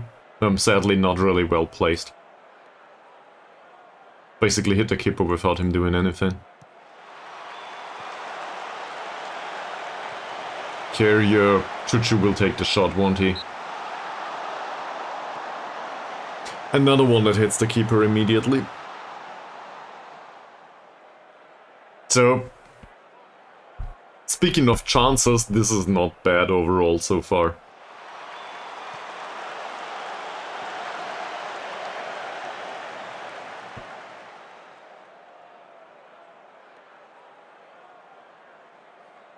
Even if we take away the penalty, we deserve to be at least at a draw. Sure, amount of chances and quality of chances are intertwined in a very particular manner that is difficult to assess, I guess. But overall, this is the 7th corner of the match right now. At least if the numbers on the top left are correct. There's a lot of pressure on them from that perspective. Mazren, second attempt. Diego doesn't win the header. Sophie's still up front. Another cross. That goes for the keeper. Bad crossing. Not his strong suit. We have another throw in. By the way, we practiced those. Pretty funny to see that many standards created from it. That also result in goal scoring situations, it seems. Let's encourage them once more. Hopefully there will be nothing created from that. That's not intercepted by Diego Baggio Test. Should have pretty bad passing, that defender. Apparently not that bad though. Zulkifli on the wing. Close him down! He doesn't. Safri is there to save the day. Carrier seems a little bit tired. Don't like that either. Zulkifli takes the corner. Well done. Barou's there. Can Barou spot one of the other players on the left? Nope, he can't. So the entire momentum of the match is basically on our side, despite playing a defensive setup. In another match we wouldn't have conceded, I think. Anyone has a different opinion on that? Like, not different from mine. I'm just, well, I guess different from mine, but I'm arguing, I'm asking for argument's sake. If anyone just has ideas about this. I'm really bad at phrasing this. What do you guys think is basically what I'm going for.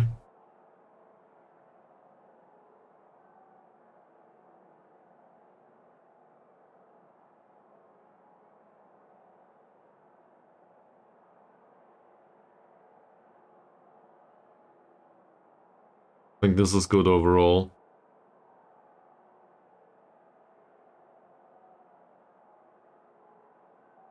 Maybe? It is definitely an option.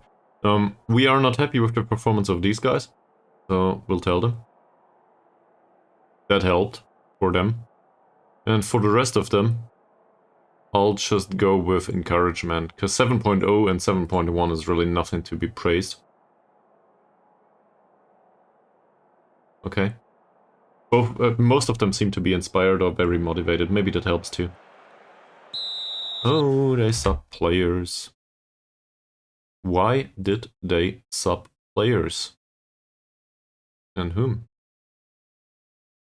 So, Mr. Supyan here is a left back, it seems. So, assuming he's left-footed, which is highly likely, we show him to the right, right? Let's show him to the right foot if we can. Also, we know jack shit about his passing. Chances are it's bad though. He's a 20-year-old after all, it's really unlikely that he has good passing. So, we do not mark him tightly. That helped so far. Kim, on the other hand, he's a decent passer. Has good vision, good first touch. Doesn't like to be marked tightly, I think. Off the ball movement was bad. Also his dribbling and stuff were pretty bad. Bravery is 1 to 2, strength is 2.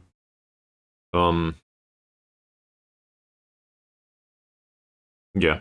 So the hope is that we can mark him out of the game most of the time. That would be Ankun's job. Hopefully we can get that done. First of all though, the ball is with our side. We also have 60% possession as a team that is more inclined to play defensive football and maybe not do much with the ball. I guess that's the reason.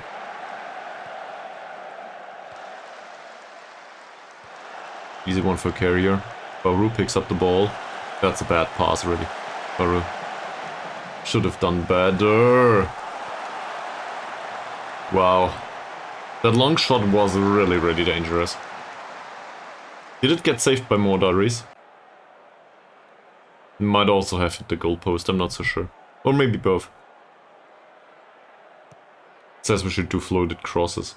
I do not agree with that. Diego challenges the ball. Baru wins the ball. Go past your man. Sure!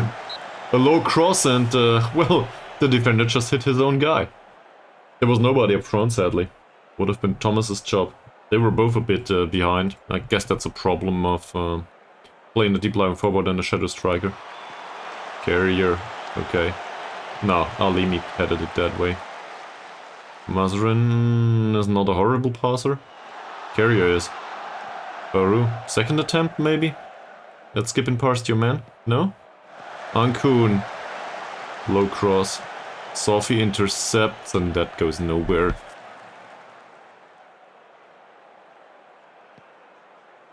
This still is one of the better teams in the league. Let's not forget about that. Give him a second yellow. That's fantastic. Do exactly that. Great. The only one on the pitch. So given that we now face a 4-3-2, situation has slightly changed. Increase the pressure immediately.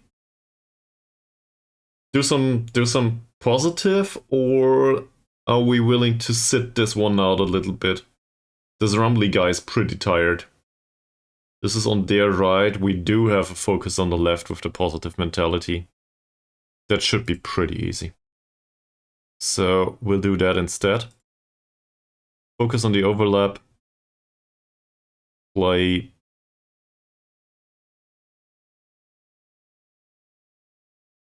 How tired are they? Midfield isn't that tired yet. So play down the left, given that this guy is pretty damn tired.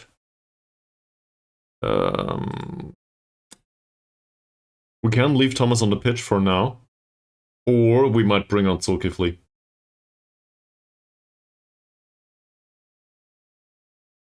I guess Zulkifli is in pretty good morale. It's not like Thomas has a bad match though.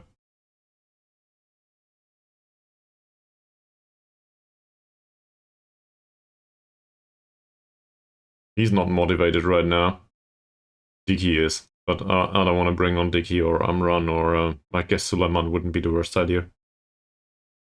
In particular, once Sophie gets even more tired, it's probably a good idea to bring on Suleiman later on. We'll bring on Suleiman and maybe Zulkifli at minute 65 or something, depending on how tired they get.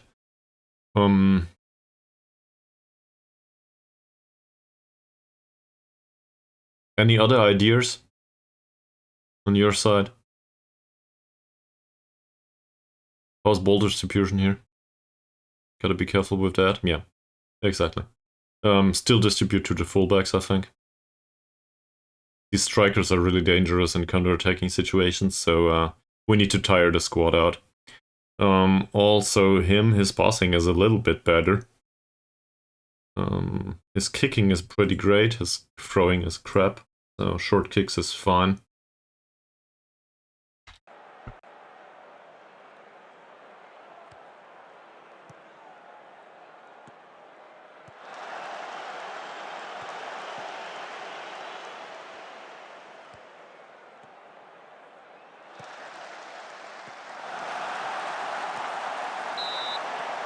Oh, Diego, that would have counted, actually. Whew. Off to not a bad start. Carrier's header goes over the goal. Do we demand more here? No, we encourage them. But this is the match we need to win. We still have 31 minutes plus whatever stoppage time there is, and I have no idea how to make sure that we win this one. I guess we did most of what's needed, somewhat.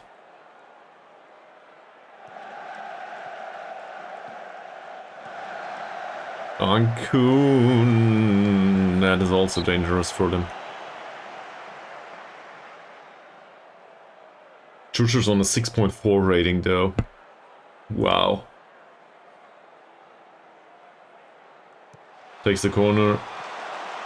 That's not one for Carrier or whoever that was. Good defending by them, sadly. They do play a 4-3-2 now. Everybody seems to be really annoyed. Overwhelmed by the feedback. Well, we still need to go down the left. The Rumley guy needs to be exhausted. And, as he is. So there should be lapses in concentration there. Hopefully. Mazrin with the cross. Sophie with the header. That's low grade there. We are in minute 68. Alright. So we bring on Suleiman, as I said. The overall setup is pretty similar, just that he does more direct passing. We also bring on Zulkifli. Very different interpretation of that position. So it's more of a build-up, play-focused thing, I guess. Nobody else is really damn tired just yet. That said, we are in minute 68. Who has any quality here?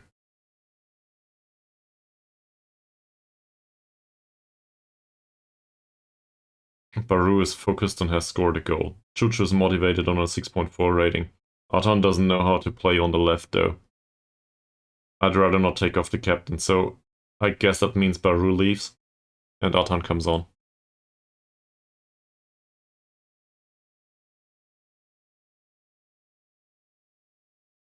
You always want the second striker, don't you?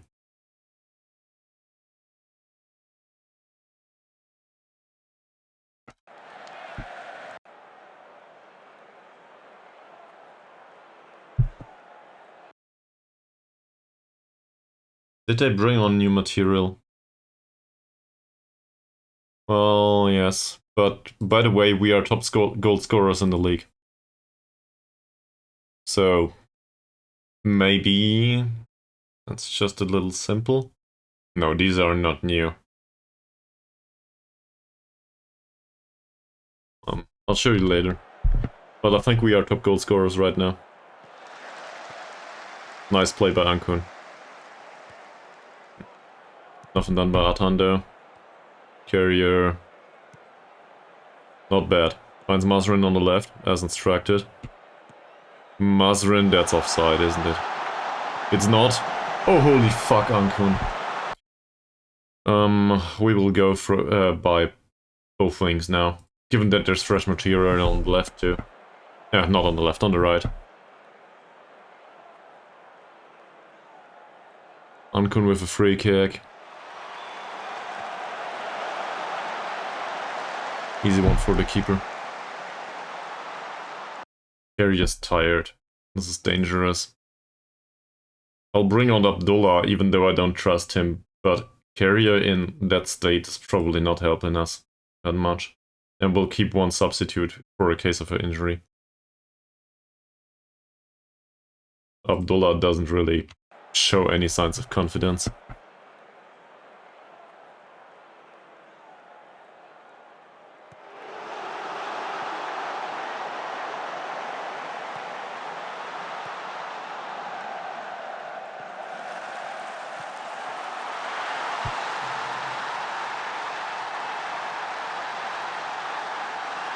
I'm horrified.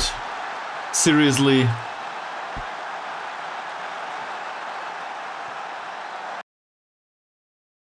Okay, so Motosian loses the header. That can happen. Abdullah loses Hashim. Ankun's not there either. And Safri loses the tackle. There's... I don't know what to do with these guys.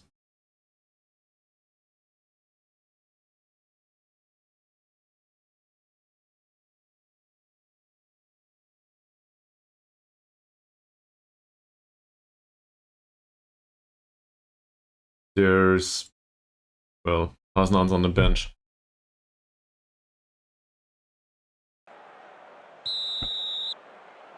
We still have 10 minutes. I definitely have more confidence in this kind of formation, given that they are used to playing this formation, than in putting on a random striker. Sure, we could bring on a striker for Diego, for example. That would be an idea. He doesn't do much in build-up play there.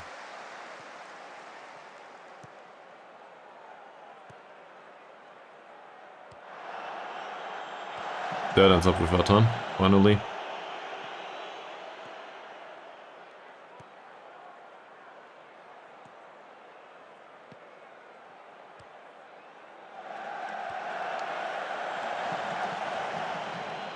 Suleiman finds Mazrin. He's all on his own out there and takes a really bad shot. Can we also, by the way...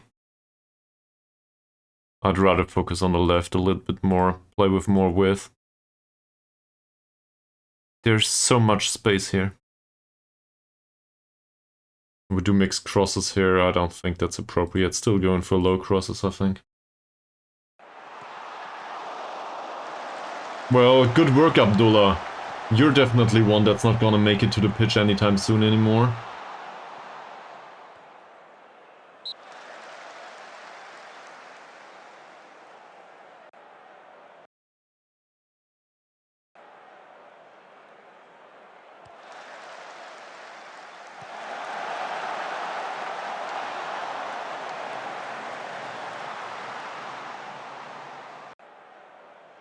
That's just absurd.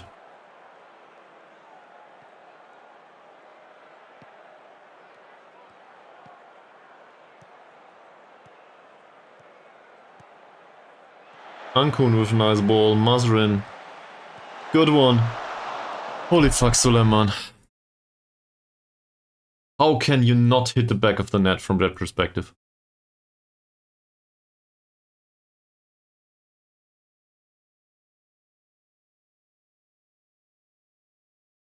Pasnan is a pretty good dribbler. He's a pretty good shot. Forget about passing risks and tackles.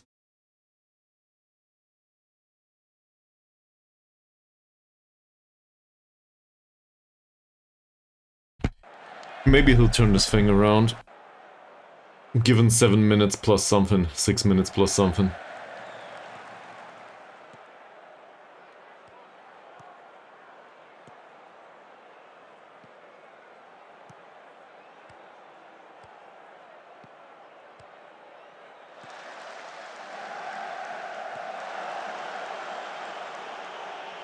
Alright, we get another corner. Maybe that's it? Let me guess, he looked nervous. Great. Chuchu takes the corner, Safri doesn't win the heading duel.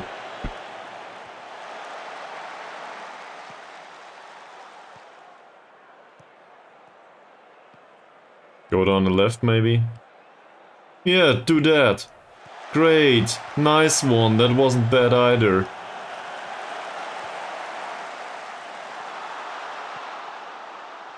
Mod Hussein with acres of space. Sure!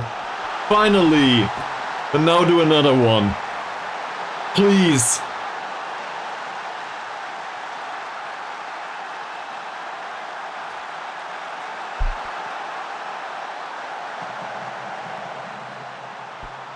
Look at it, everybody is within their own penalty area, more or less.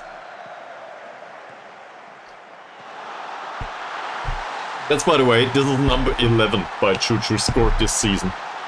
The 8th one in the league. And it was very close to being offside. Doesn't matter, counts. That's what off-the-ball movement does for you, I guess.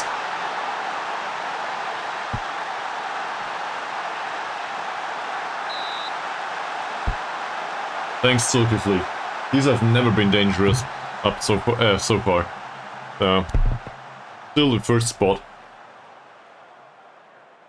Can we get this over the finish line, maybe? Not bad, no offside. Mazrin. That would have been the opportunity to score from Mazrin at some point. 3.5 expected goals. I know stats are not everything,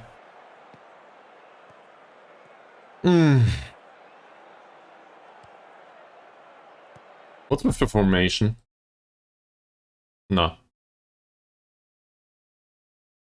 Still the way it should be. Going down the left. Rumley though has a good performance, sadly.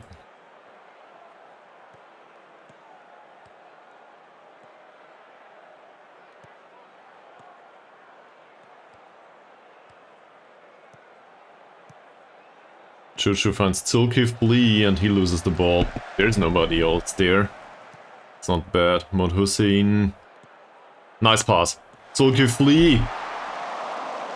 Whew. Could have been a little bit better. 5 minutes to go. We're still going very attacking, by the way. Come on, Atan, run with it. It's what we pay you for. Well, we don't pay you for it. But still. It's your job after all. Don't let them have another situation like the last one.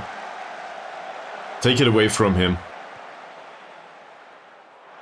Ankun intercepts. Hasnan. Hasnan's a good dribbler. Hasnan's a really shitty passer though. Yeah. Give it to Masren, that's fine. Cross from deep. Nothing for Suleiman this time. Hussein. Nice one. Atan! Could have been another penalty. It isn't. Still going for the last goal. I don't care about them anymore. 3 minutes to go. Masren, Ankun. Masren with another cross. Atan apparently doesn't see the merit in running for that ball. So we have another throw-in situation. I will demand more. They'll hate it. I'll still demand more. That didn't go down well, I think. Atan's cross.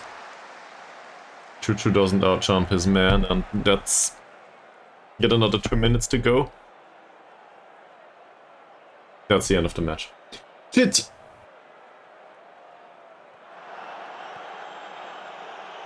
Well, I think it is the end of the match, isn't it? Is there another chance to be gained?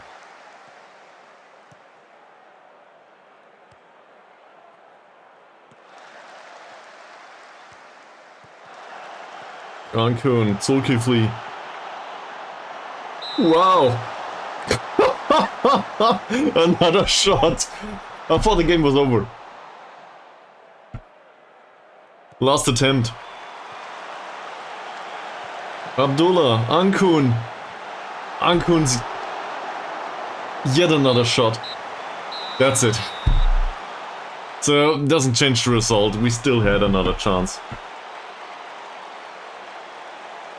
We salvaged a draw. That feels underwhelming. Granted, we played number 4 in the league, and we still retain top spot. I'm not sure about the others, they will probably play later.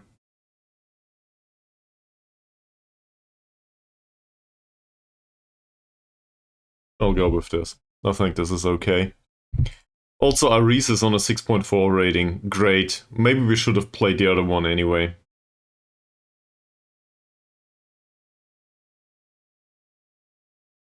Could have caught one of these balls and saved the game. He's very happy. Well, I'm not. Neither am I happy with the performance of Safri. Or Diego.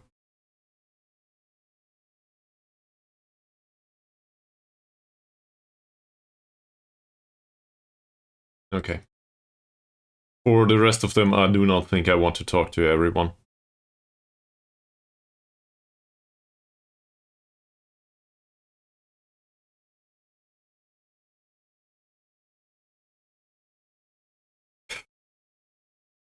"34 points now, and well, it seems like Saints just moved up, but KL Rovers lost their game.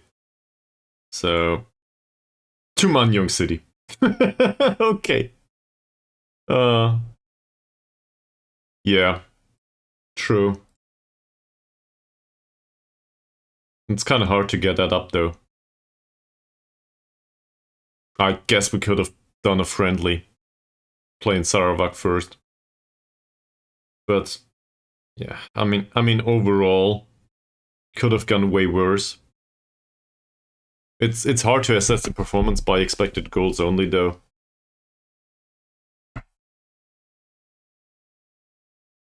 I think I use that picture too much. I think, but we are being put to the knife by the lack of good central defending. The rest of the team works just fine overall.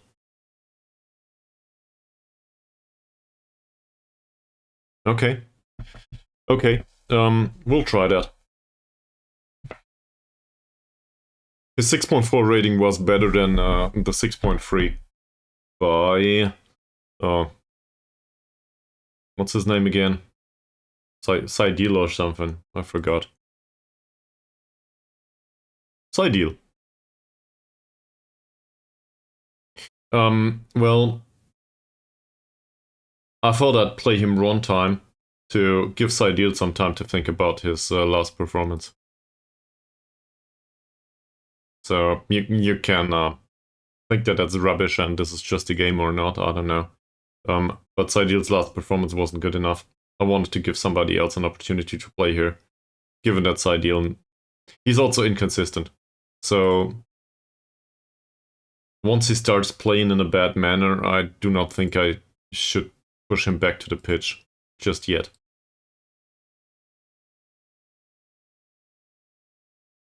Okay.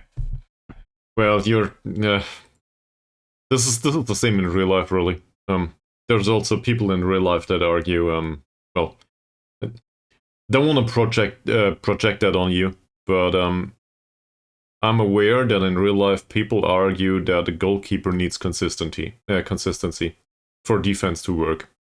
I never really got that argument, to be honest. If a goalkeeper plays well and arranges defense well, that's good, and if he doesn't, then I'll switch him. I don't think a goalkeeper should be exempt from doing a good job. That makes sense. And, well, a goalkeeper's mistakes are costly, but on the other hand, so are everyone's, because everyone could avoid the chain of events that leads to a goalkeeper's mistake being relevant in the first place. So, kind of feels weird to put it all on the goalkeeper. Or to argue that the goalkeeper is the one making the big change. I think that's overinterpretation of stuff that happens around him. Now, to be fair, a goalkeeper does have impact on a defensive performance.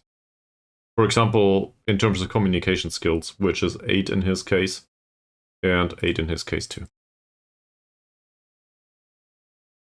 Yeah. Yeah, I get that. Not sure if that's a thing in Football Manager, though.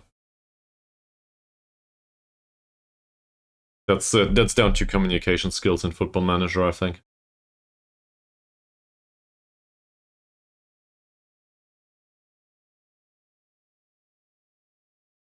And the stuff with the sharpness, yeah.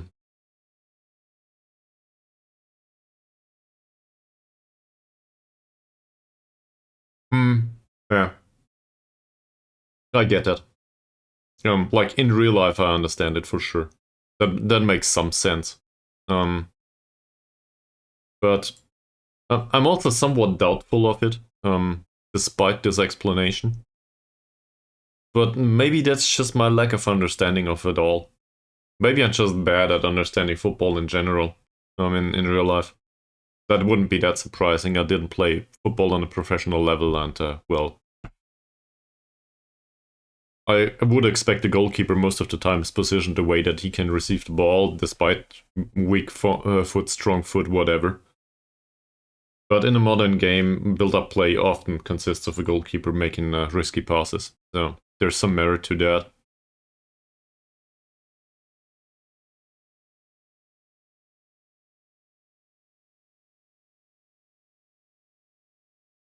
So still, we played Melaka FC, and in the end, we restricted them to a draw. It feels like a loss, given that they play with 10 men. but it happened. It's not like we can change it anymore.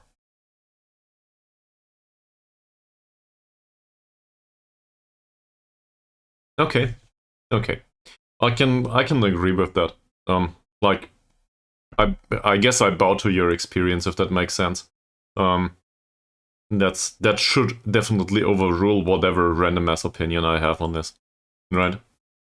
It's like, why would I know better? I don't. So if you say so, I gotta trust you on that. Still not sure if it translates to the game that way though. If that makes sense. Dicky is good enough to be a fringe player. What? What? Okay, apparently. Did we pay him though? We pay him 35 euros. Might as well give him a new contract as a French player. Or maybe emergency backup or something. We'll go emergency backup. And not pay him at all. Maybe that works. So close to an agreement, I agree. We are so close to paying you 0. Which should be acceptable. There you go. Thank you, Dicky.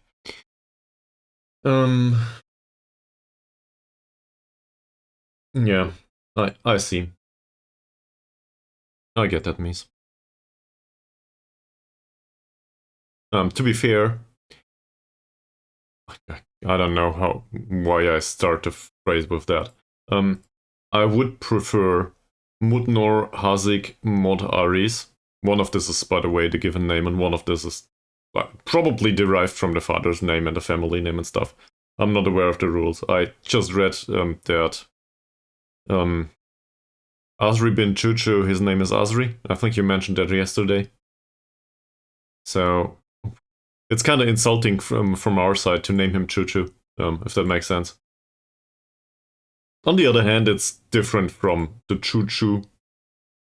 We named him Choo. That's different. But whatever, we probably should have abbreviated this to Azri instead. Where was I? I think I would prefer playing Aris anyway, due to the consistency. He's 34 though, and wants to retire. We could try to argue that he should reconsider retirement. But he's not that good.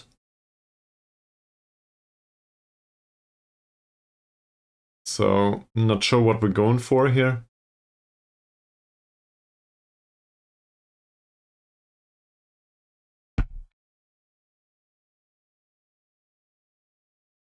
Yeah, I'm really not sure.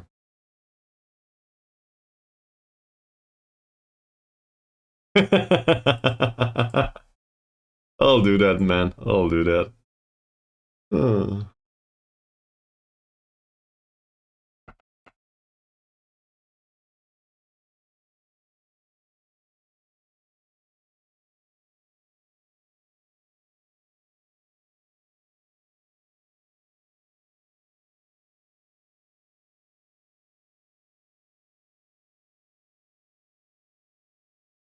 Overall, it's really on the defensive side. By the way, things went to shit once Abdullah made an appearance on the pitch. Not sure what to make of that.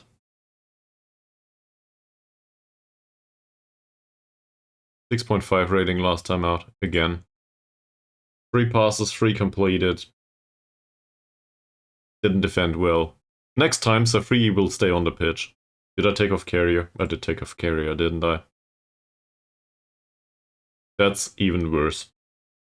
Why do I do this? Probably because he was exhausted. Yeah, Stamina's a whole whopping 2 points on him. Great. I guess the argument can be made that we should leave Carrier on the pitch. That said, the next match will be even worse. We will face the 8th in the league and, well...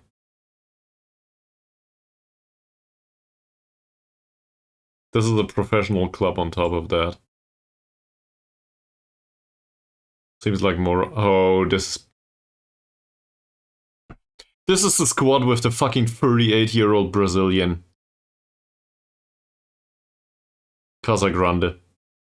This is good. This is the squad that plays foreign players despite not being allowed to. I recall that. Yep. He is.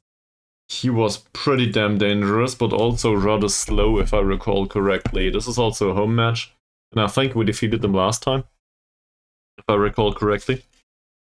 So, if I remember all of this in the correct manner, we should be able to tighten the news pretty well around them. And try to play a passing game, positive mentality. They play defensive mentality anyway. Yeah. 8 pace, 9 acceleration, this is not astounding anymore. It's not like he's any bad. He's pretty damn good. Also, he's a good target forward, sadly. I would really like to have a player like this. Probably not at the age of 38, but still, he's pretty good. This one's pretty fast. Also a good passer. Holy shit, that's really good player material. That's it.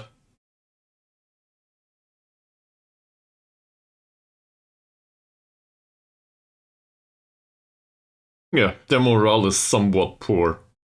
I was hoping for that. So that might just have an impact. We need to score the first goal. Devastate whatever's left of good motivation in them.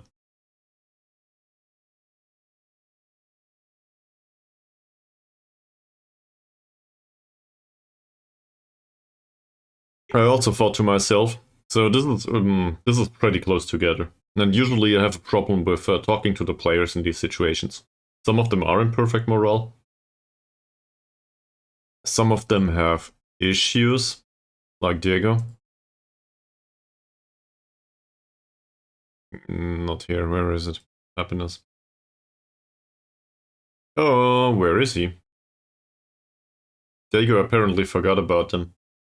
He's satisfied with his playing time as well as the management all of a sudden. For I don't know what reason. He was unsatisfied with the fact that there were not enough central defenders in the squad. Chiellini is unsatisfied with his treatment. Okay, that'll go away if I do not touch him. But I guess the biggest concern to me is that we cannot really give him a good talk. Now, we are still in first spot here. We were expected to get relegated. This is not a very ambitious squad as far as I can tell. There's not even a fairly ambitious player in this squad. So if the majority of these players are ambitious, I would be pretty surprised.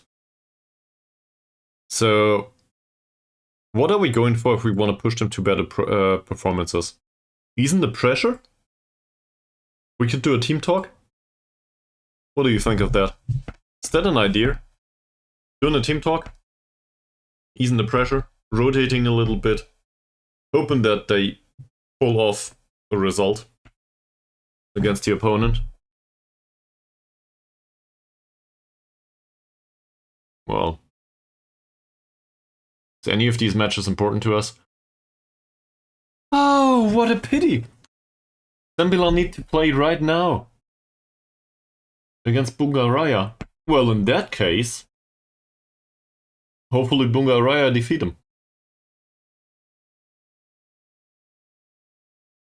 That's interesting.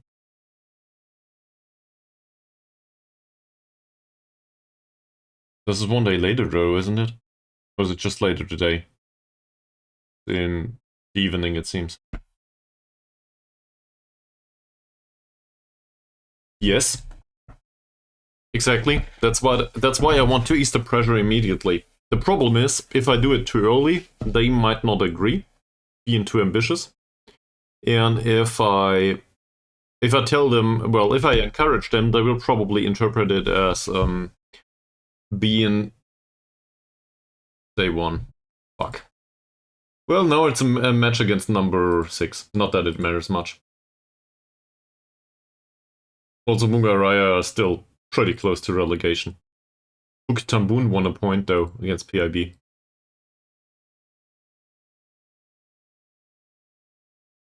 It's very much a race of different parts of the society of clubs here in the league, though.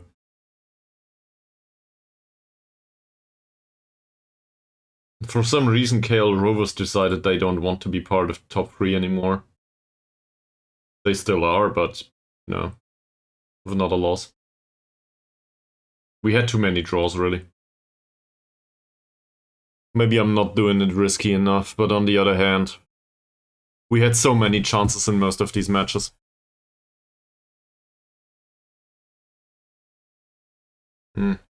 Particularly in the drawn ones. We had so many chances. Well, definitely in the last one, but also in the other ones.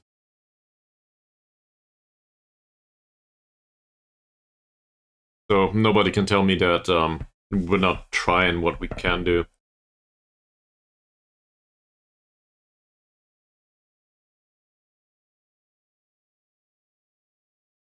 I accept that opinion.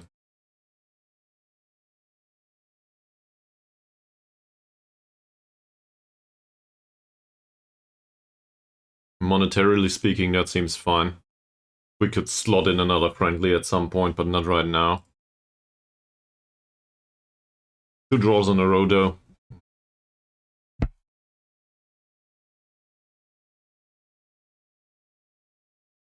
What? Oh, they're playing forward, not the playing playmaker. I could. But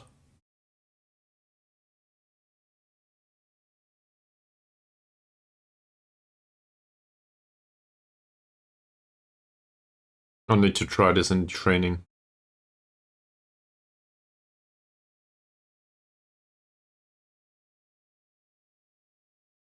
What's the difference between the two? Difference is the dribbling. I will need to look this up. I think on attack duty he tries to do runs with the ball, which is exactly what I don't want. Let me have a look.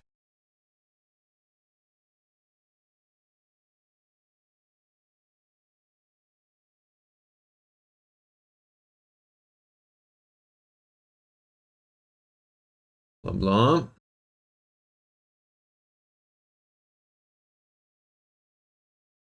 Yeah, exactly.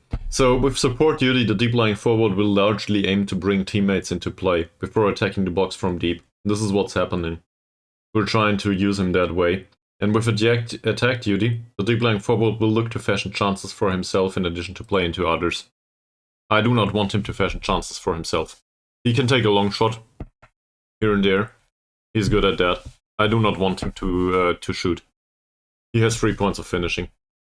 If he scores the odd goal here and there, this is fine, but he's a creative role, the way we use him. So that's why I set it up that way. You can just agree with that, obviously, but that's explicitly wanted, actually.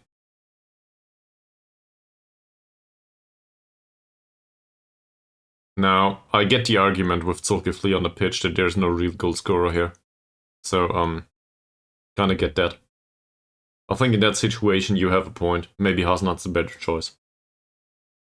On the other hand, we did have a really great result with these two together on the pitch. I think it was, I don't know, the one where we scored 6 goals? That was played with Zulkifli as well as Diego on the pitch, yes.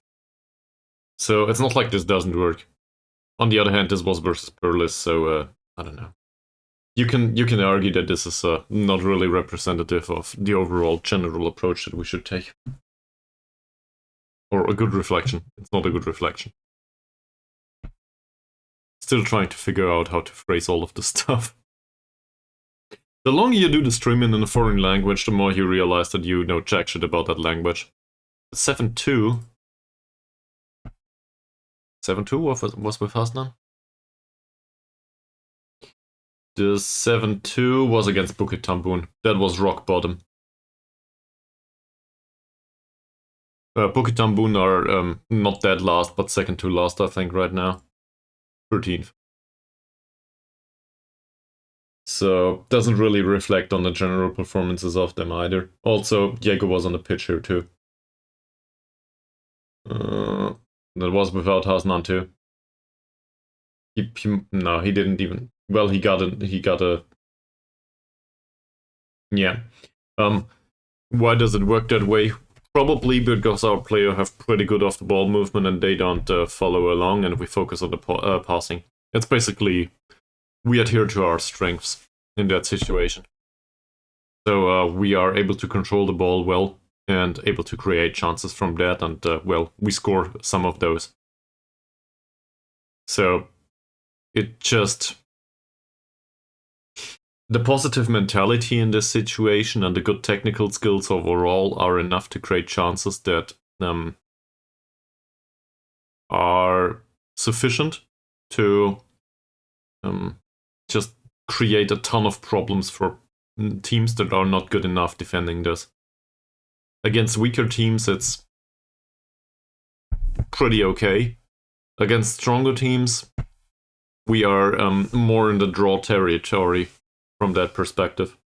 This is probably why we won with the defensive mentality more often than not at the start of the season. Which, by the way, we did win the first match against Sembilan. 3-1. What happened there? It was Rachili, Chuchu, and Baru. That was the defensive mentality though, and we got really lucky if I look at that. Yeah, we got really lucky. They had way better expected goals. This must have been... I guess these were on the pitch, so it's not all bad.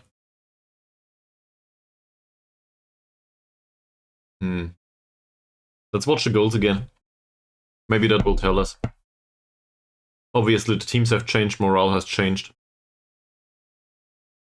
We should still be able to pull off similar match, though. Maybe. Yeah. So we were overrun in one of these situations by Mod Forsi, who is just faster than any of our defenders, and Casagrande immediately put one into the back of the net. Thanks, Zaidil.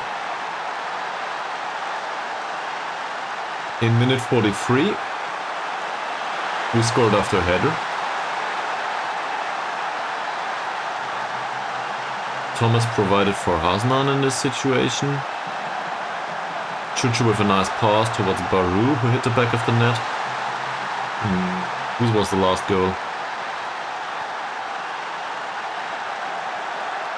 Cancun. Baru again. Nice low cross and Thomas hits the back of the net. But this all looks like counter-attacking to me. Definitely does. The funny part is, well, Taib didn't have a good game. So if we deduct from that,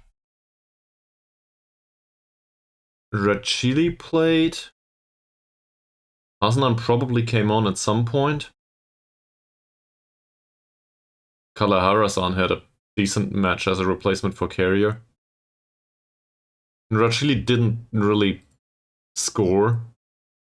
He provided some opportunities to go into space, I guess.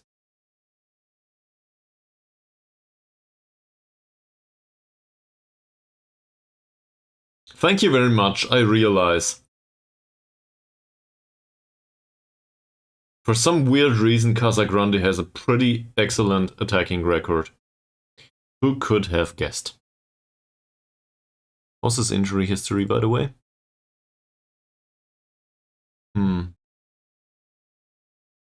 Yes, I realize.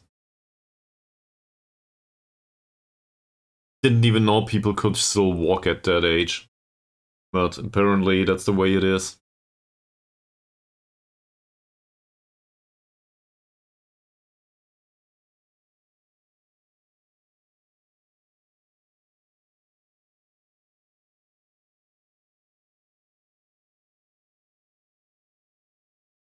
He did play for Serie B in Brazil. He also played in Italy at some point. For Nisemi FC, whatever that is. He's also a scout. Pretty good one, actually. Ooh, I have a weird idea.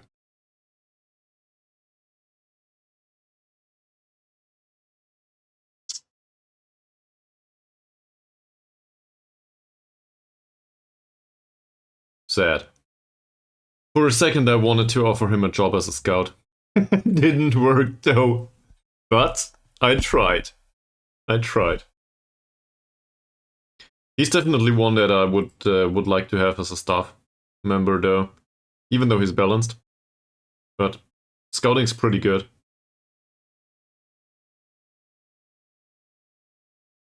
Coaching's not too bad either. That would be fine. Well, we will face him on the pitch.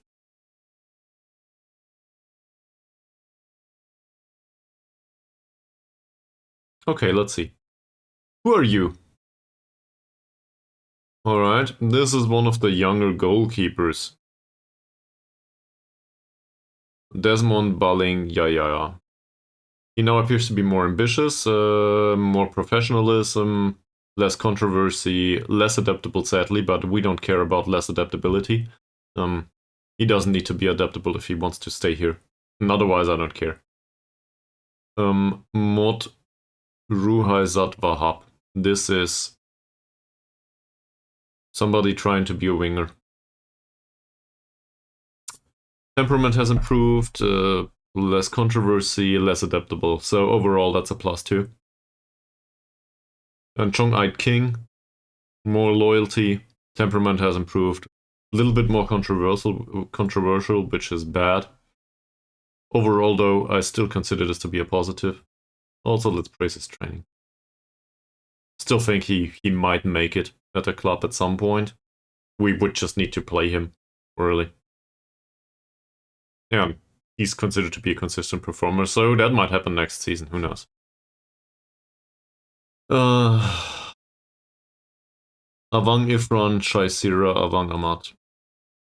That's this guy. I recall him. Mentoring group had a positive impact and a negative one. Performed especially well in training lately. Great. I do not agree with that. Also, his determination dropped due to the mentoring group. Well, can we get him another point of strength, please? Jumping reach improved for no reason whatsoever. I think this is a really great opportunity to have a defensive midfielder at some point. We did choose to go with the low knees here. Obviously, we could have used him. That would probably not have been good for the defensive performance overall, but he could have knocked off a long shot here and there. It's also somebody that might just stand a chance to make it into the senior squad at some point. In fact, he was. We demoted him. Okay. I think we talked about these. Not about all of them. Also, I don't... Who cares? About whatever the assessment is of Gopal Mohan. And there's a form interaction to be had here with Zulkifli. Well, I guess form's not that bad, yes. That said, last match was a 6.6. Really didn't contribute much. So maybe he had his best match with us. He's old after all.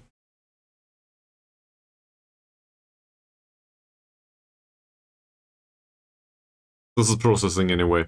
Let's do a short break. I will grab a Coke, BRB.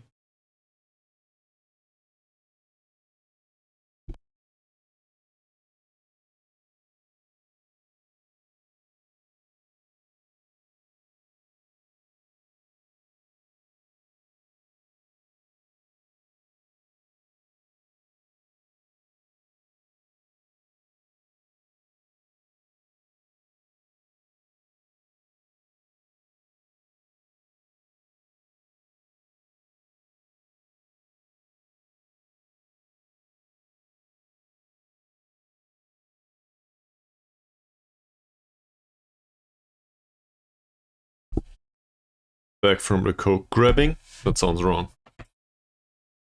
So I have the Coke. This stuff came up. Apparently we are untouchable. Also, performance overall is pretty good, according to the supporters. But they are disappointed about the league against PIB, as am I. They are disappointed with Suleiman's recent performances, as am I. And disappointed with the sale of Zulkifli. Oh yeah, we released him. Sure, be disappointed with that. We had a ton of attacking midfielders. He just didn't fit the way I wanted to play anymore. So that's on me. Next up is Sembilan.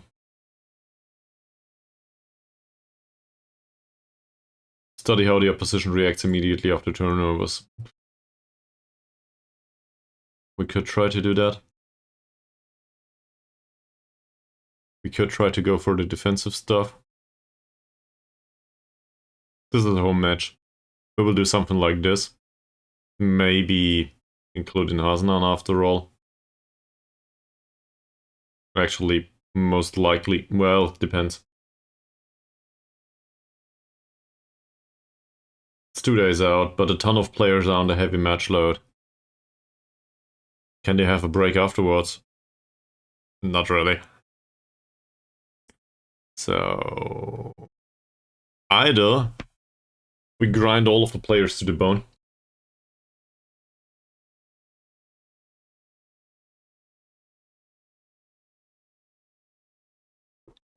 That or we substitute some of them with weaker variations. And hopefully we can still pull off the tactical approach that we were going for. We should probably also identify weaknesses in their team first. Casa Grande certainly isn't exactly a weakness. The other striker's pretty fast. Really fast.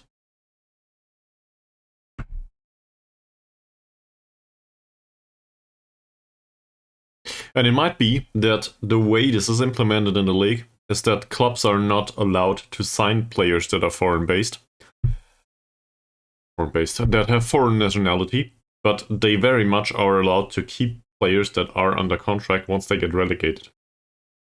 So maybe this is how it works around here.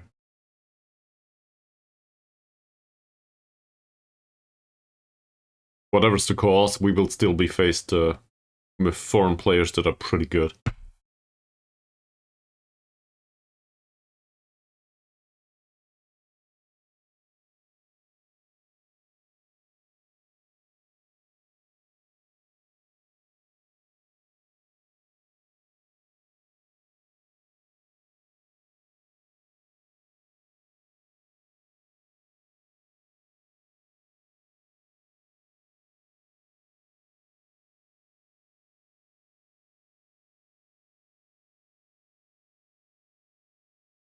Yeah, both has its merits, but maybe it's best if we ignore this altogether, like for the start of the match, and we try to focus on what the strengths and weaknesses are of the squad.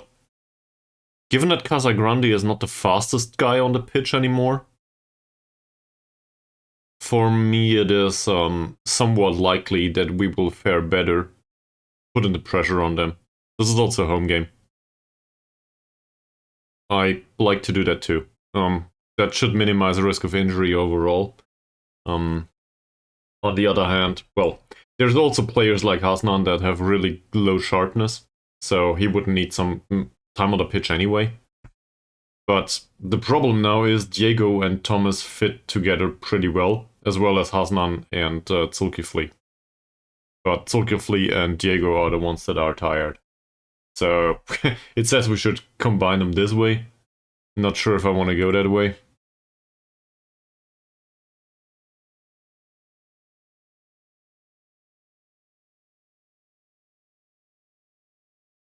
We go into this game as slight underdogs. So the slight underdogs, in particular in defense, we will not be able to rotate much. Sure, I could play Abdullah. But do we really want to see Abdullah facing Casagrande? that's, you know, probably not the best idea.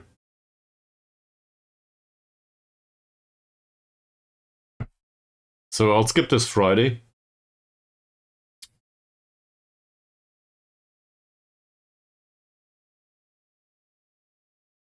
And then I'm also considering doing a team talk. I'm really bad at those. Neither am I.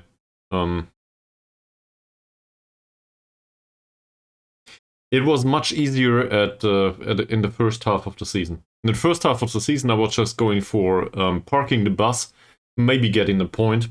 Don't worry much if it's just 1 point, and if we lose, that's alright too. We just want to get the odd point here and there. We're fighting against relegation afterwards, after all, and if we get 3 points, well, good on us, going for 35 or 40. We don't care much about anything else. Now we're in top spot, still. So, all of a sudden we have something to lose. And the problem is, if we approach it with the same mentality, that would probably go well, but it might also go... Oh, the team talk, you say. Yeah, I'm not sure how to approach the remainder of the season, to be honest. I guess it's fine from both perspectives to lower expectations. If, for example, we manage to finish third, that's like an entire waste of a season, more or less. But on the other hand, we didn't get relegated, and that would probably be really great. Yeah.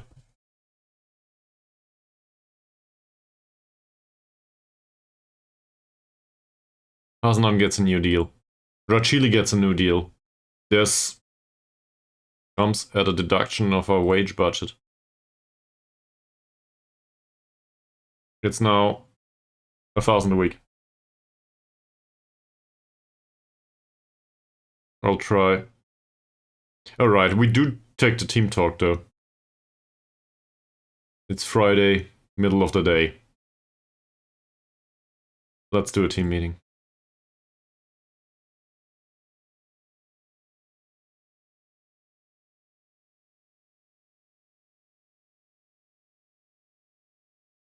Are we pleased with the way we played recently?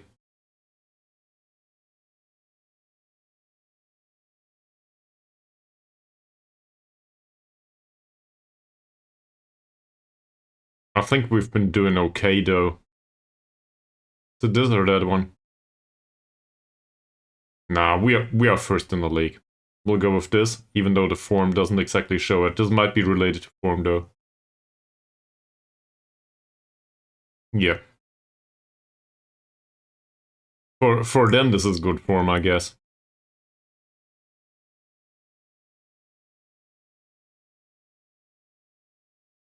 And now we just praise him a little bit with the praising gesture here.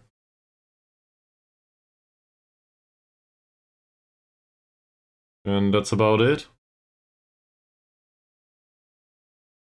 So, positive reaction by everyone. It did move morale a little bit for some of them. Not much, but a teeny tiny bit. That's all I was going for. And this is particularly important in this situation, because there is a match in the middle of the week. And, well, here. And I have a really hard time impacting morale after these matches if the next match is in the middle of the week. Football Manager just seems to assume that matches are played once a week. And if you comment on stuff twice a week or something, it all gets weird. So they don't like to talk that much, and some of the comments are not strictly related to the last match sometimes. It's just all over the place. So I'd rather avoid that. I guess the best circumstances are if I do not pick individual talks for the next match anymore, and do the next individual talks prior to the match against YPM. Earliest.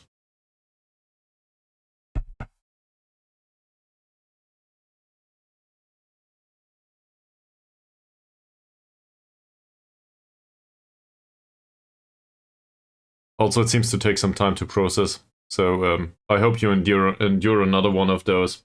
I want to get those pre-roll ads off.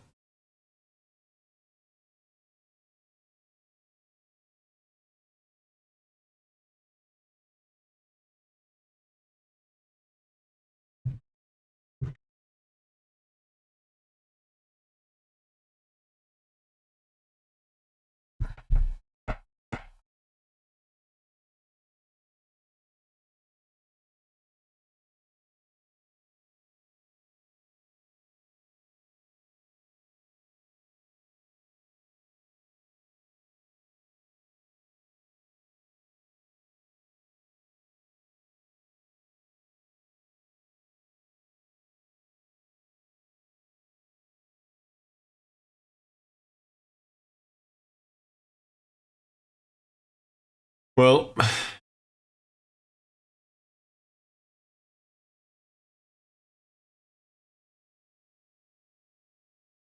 Nigeri Sembilan FC. There's a reasonable message. Fine. So, training. Guess we talk to them after all.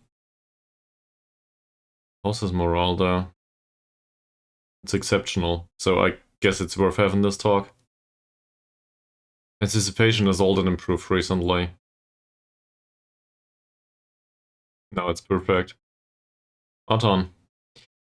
I do like Atan's attributes overall, not so much the passing. So that's why we focus on that. That said, Atan's inconsistent if I'm not mistaken. Yeah, he's an inconsistent performer. In comparison to Baru, who isn't. So he can train all day. As good as he wants. He will probably not play in a starting 11. Thomas trains pretty well. Doesn't develop anymore though. Let me guess, I praised him too much. Doesn't care. He likes it. RC. There's an argument to be made for him, I guess. I think Harsey is one of those that I would really like to keep around the club.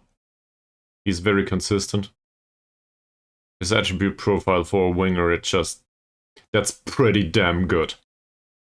For a winger on this level, this is pretty damn good. It doesn't really show up in here. He's considered to be, a decent player. I think that's a slight understatement.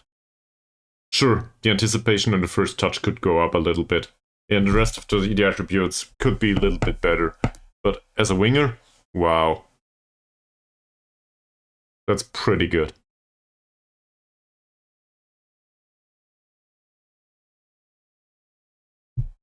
That said, none of the players that are with Cushing right now want to come over to our club. Not on a permanent basis. Same with Mazrin and so on and so forth.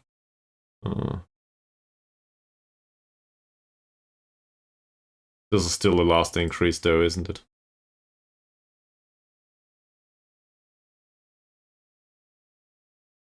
Well, might be. But there is a reasonable argument to be made to play Hasnan once.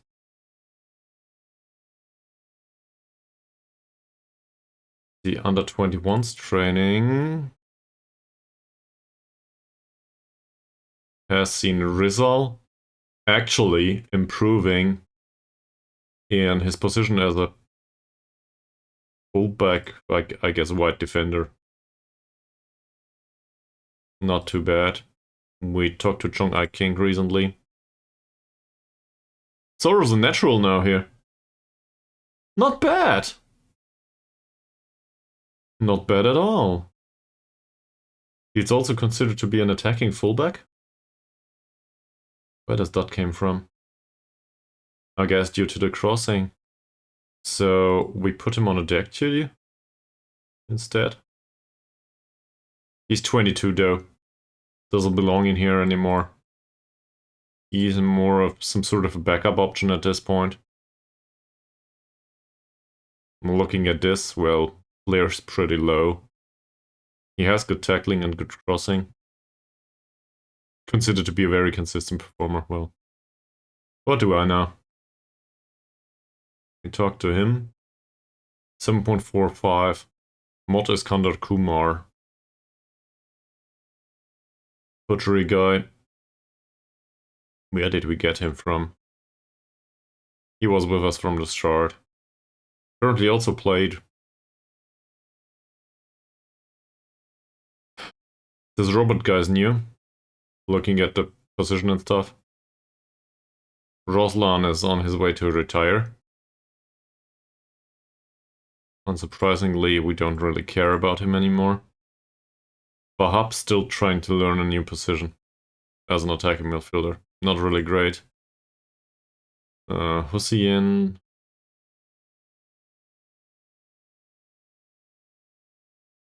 Not fantastic for a DLP. And then we're getting into the not good enough territory. This, for example, I guess we can criticize him.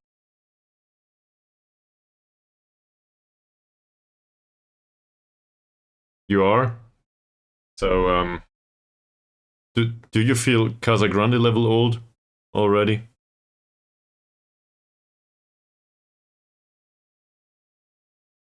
Oh. Well, I think the Spiegel just published some sort of article about dementia. So, in case you're interested, good luck with that. Probably nothing to joke about there.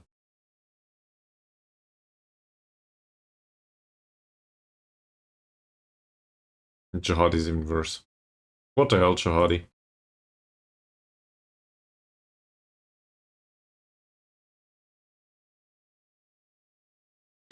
How is he?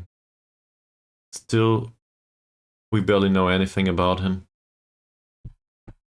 Having a 17-year-old young prospect for this area is really not a bad idea. If it's an actual real current occurrence, I don't know. I'm not qualified to give medical advice. Like, I really am not. But I guess I wanted to offer general encouragement to tackle problems heads on, in case you feel it's an issue. So you can probably figure it out by yourself then. Don't need me for that.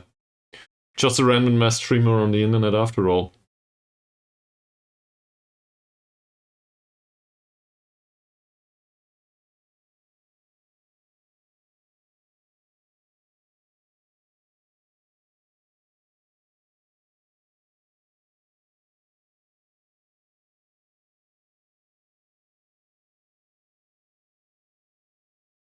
Well, this certainly takes a while for some reason.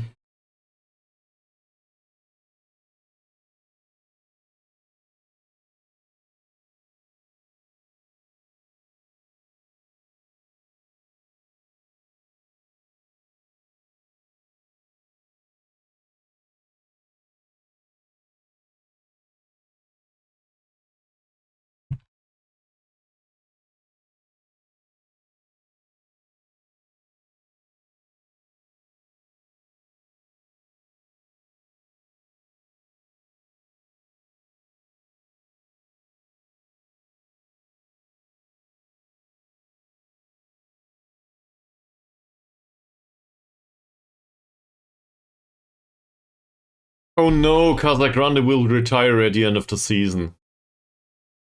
Well, he still might not work for us. We've got a body on the 19s. Good work, Abidine. In fact, that's actually really good. This is pretty great. His pace is a little bit on the low side just now. He's still a 16-year-old though. Having a fairly professional 16-year-old in that squad that hopefully makes it to the first team at some point. Well, he has a long way to go. Khalid. He's balanced only.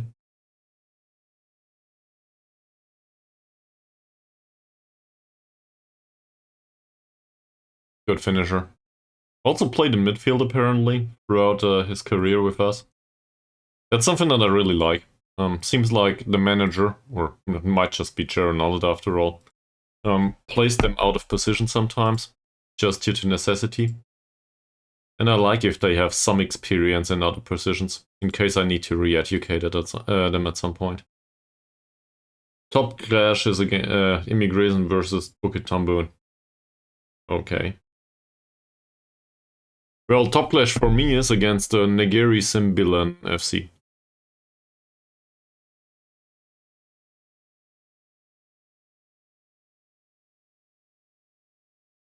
We labored to another draw in the last match. Oh shit, man. They had a red card, we had it all on a silver platter, and we didn't manage to pull it off.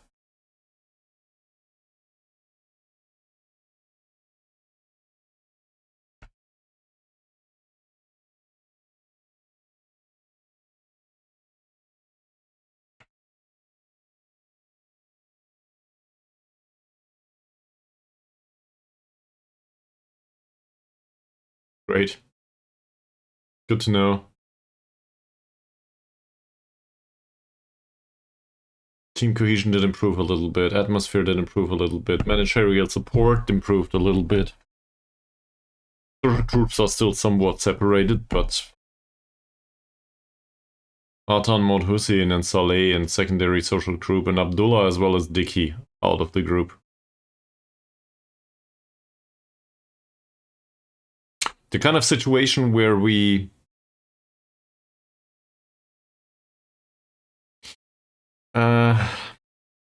well, the kind of situation where we actually are 11 versus 10, but isn't that just a positive approach to the game overall?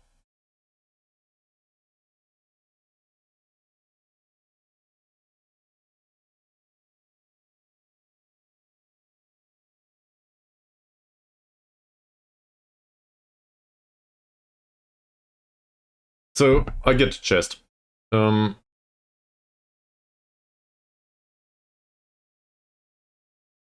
think there is a misconception in there. At least that's the way I interpret it. Okay?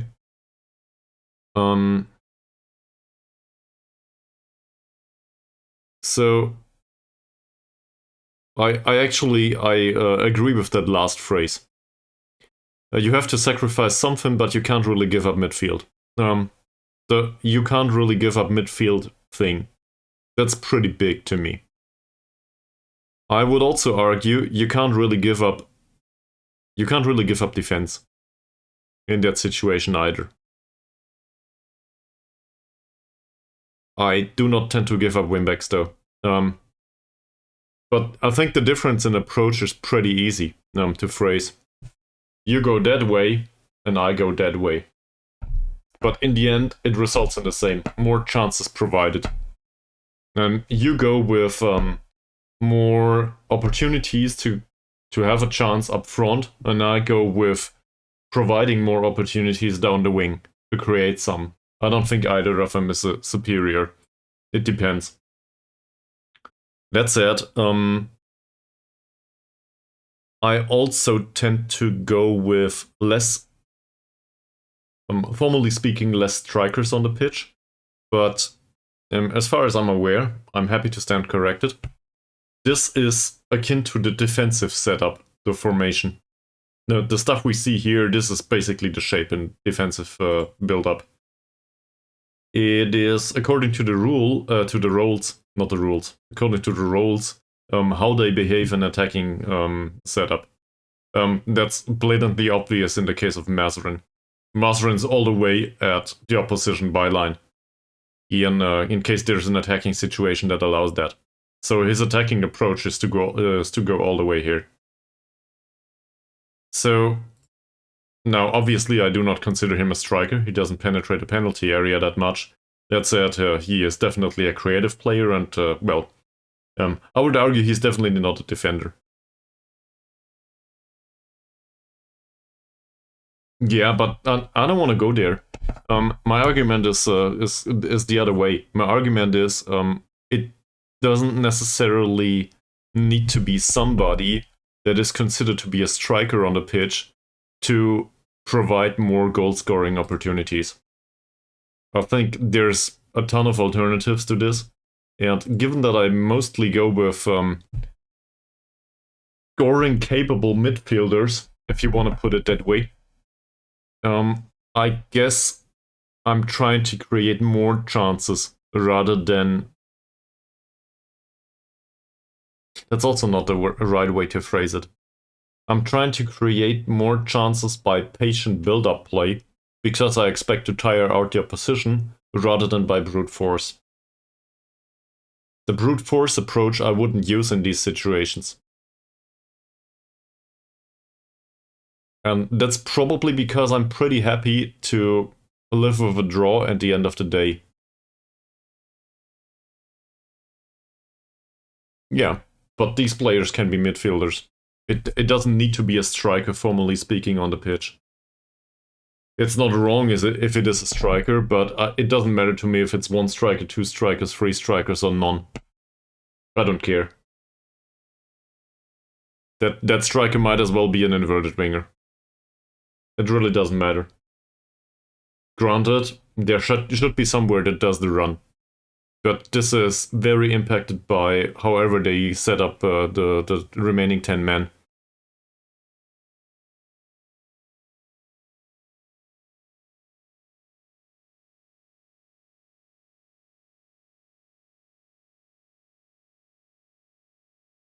Don't really agree on that either.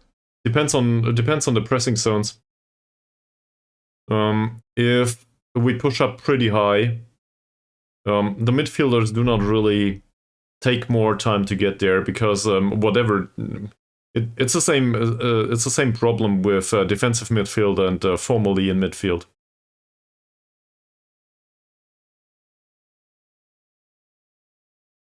I think it's a misconception that a defensive midfielder has a deeper position than a normal midfielder in case of a pressing situation high up on the pitch. There might be a slight difference, but not by much. It's much more about the defensive situations.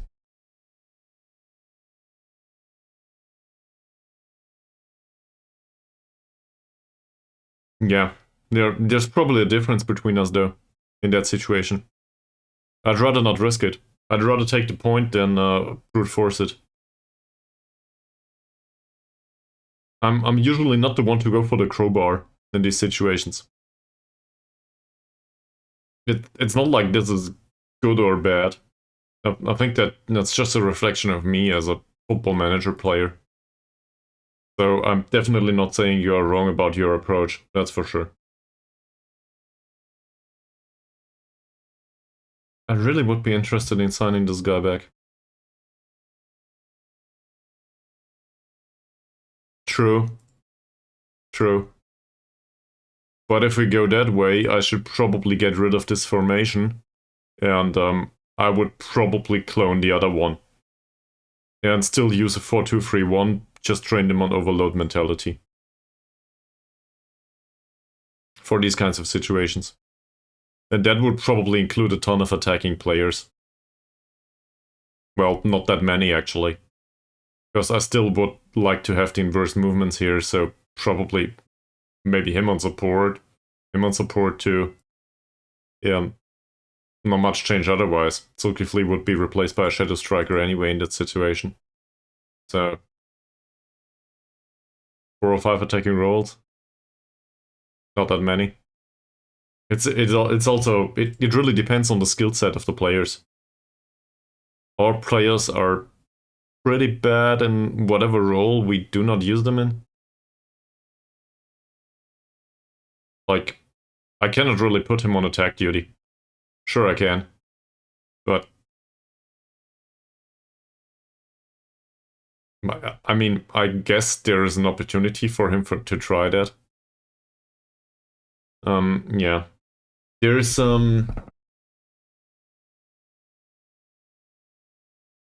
weirdly enough, a match of the Hamburger Sportverein comes to mind at this point for me. When was that? It might have been a year ago or two, maybe 3. I'm not even sure if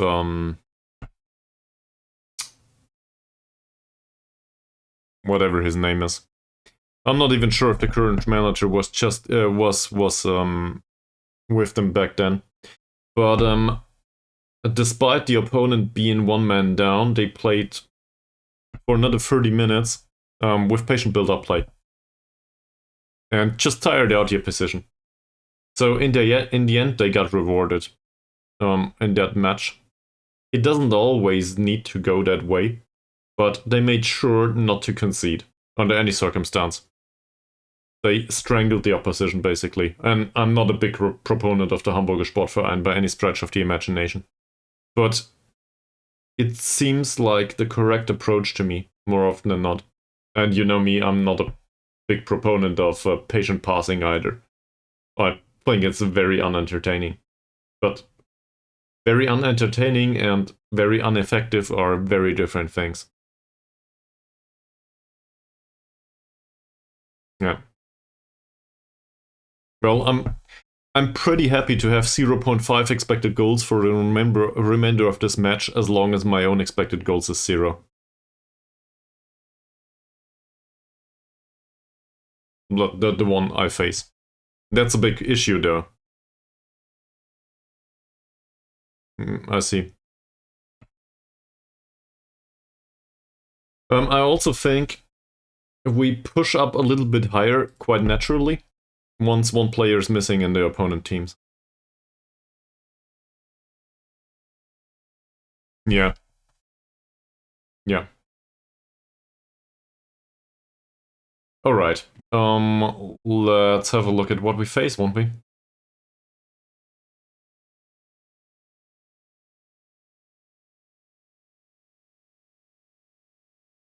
So we are expected to do defensive football against them after all. Don't think I agree. Casagrande plays as a deep-lying forward, 16 appearances, 20 goals. Fuck me. And Forsey, 18 appearances, 8 goals. If we give him space. But any kind of defensive play, we'll probably see him score anyway.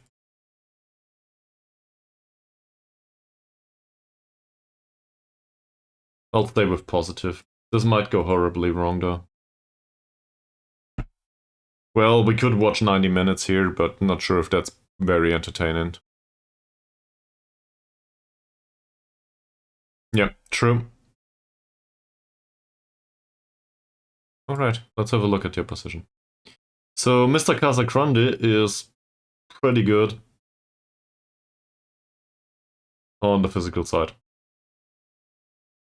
Dribbling is also pretty good. Well, his bravery is a bit low.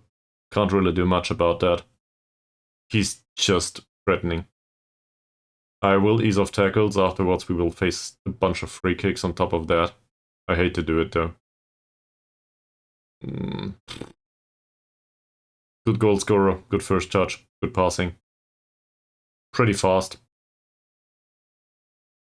Low composure. With the good first touch and the low composure, though, I do not really know what to do about this. I'd rather not do anything. Nazir has pretty good dribbling, sadly. Tries to play way out of trouble. He's left-footed. Crossing's pretty good. We can try to ease off tackles on him and maybe show him to the right foot.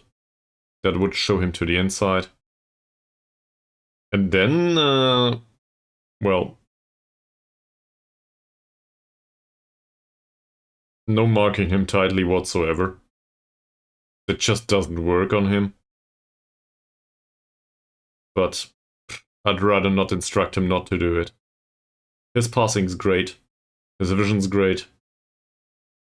He might be receptive to hard tackles, but that's... I'm not exactly confident with that. Really good tackler himself. Defensively viable. The strength is pretty low. So maybe we can foul him off the pitch. I'm not very confident with that approach though. Johan. Good long shots. Apparently the more defensive-minded of the two players here. Strength is a bit low.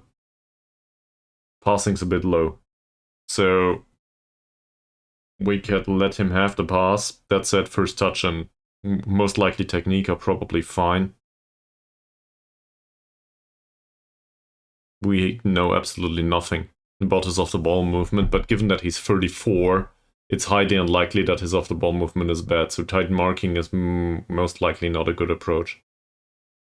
I know nothing about him, otherwise. Don't know what to do. Silverai. Good dribbling, sadly. So let's ease off tackles here.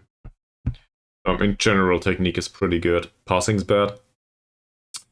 So we show him to the weaker foot and hope that he needs to pass the ball here and there.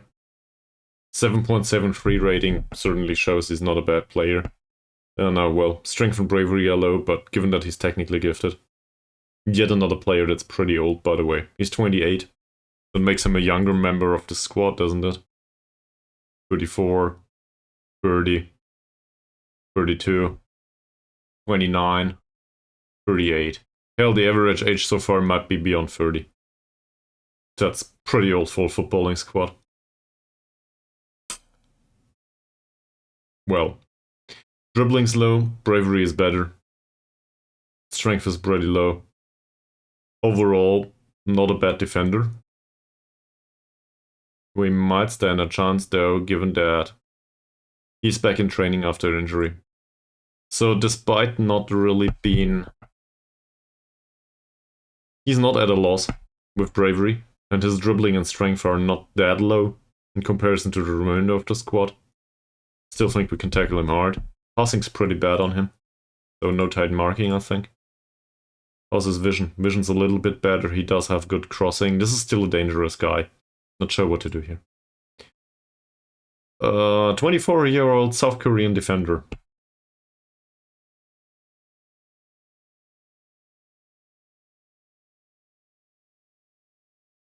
I would need to guess. So I think interceptions are... The word interception clearly says pass intercepted to me. Or cross or whatever. So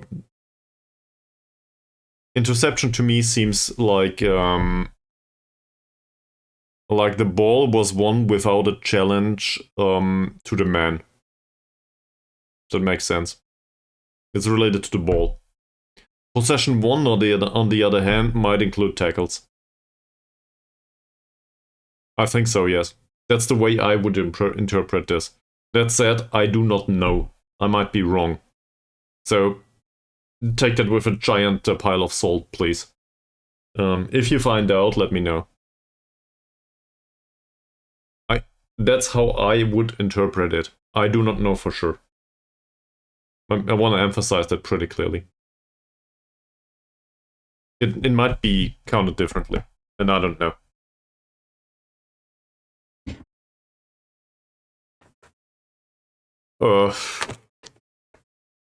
Google it. Football Manager Possession 1. Football Manager Interception. You'll probably find it somewhere.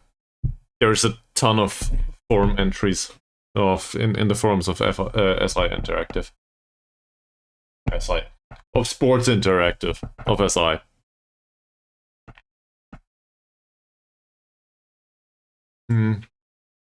Maybe you find something in there too, yes. Okay. So this is a case of hard tackle, and also his passing 7.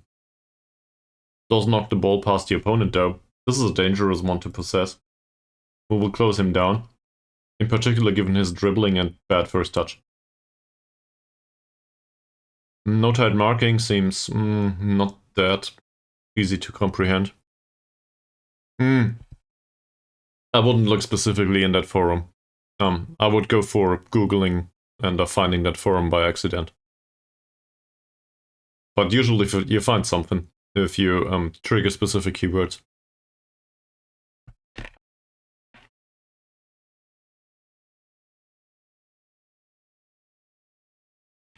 He's probably one that does not need to mark tightly. Composure's pretty low. Passing's 5. Trigger the press, hard tackles are not really a thing on that guy. Umar. Bad dribbling, bad bravery, bad strength. Easy hard tackle. Crossing's rubbish. Passing is okay-ish. Show him to the inside. Well, to the weaker foot. I hope that we can restrict him somewhat. This guy's passing's pretty good, sadly. Kicking's great. Throwing's great. I'd rather for him to distribute shortly. Can we force him into short distribution? Do not trigger the press on the goalkeeper. Let him have the ball.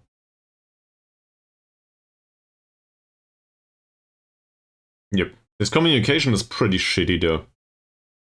So, what does this tell you? Not sure. Defensively, they're pretty good in midfield.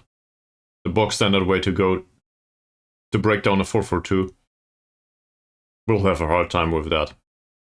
There seems to be the reasonable assumption that hard tackling will be some way to go somewhere, and really easy tackling somewhere else. Not good. No idea about Johan, more or less. Like, the long shots are impressive, but keep him away from the goal, I guess. And maybe they might be a bit tired here and there. So try to tire them out, maybe? That's all I can think of right now.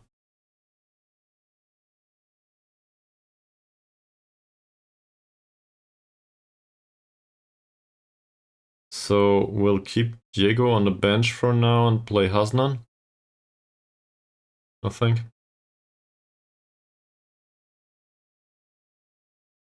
He deserves to make an appearance after all.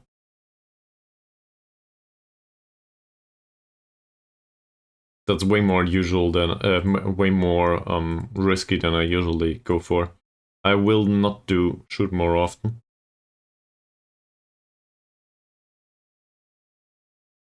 I want him to dribble close to the ball, close to the ball. I want him to dribble close to the ball too. I want him to dribble close to the goal first. His long shots is free. So no shooting more often. In fact, he should probably shoot less often. But with 13 points of finishing, nope. Anyone else in really good morale? Thomas. Don't want to put Thomas on the pitch and well, combination with Hasna. Sophie's tired. Suleiman could make an appearance. Well, he's not tired, he's just on the heavy match load. So let's put Suleiman on the pitch. Maybe Sophie makes an appearance later.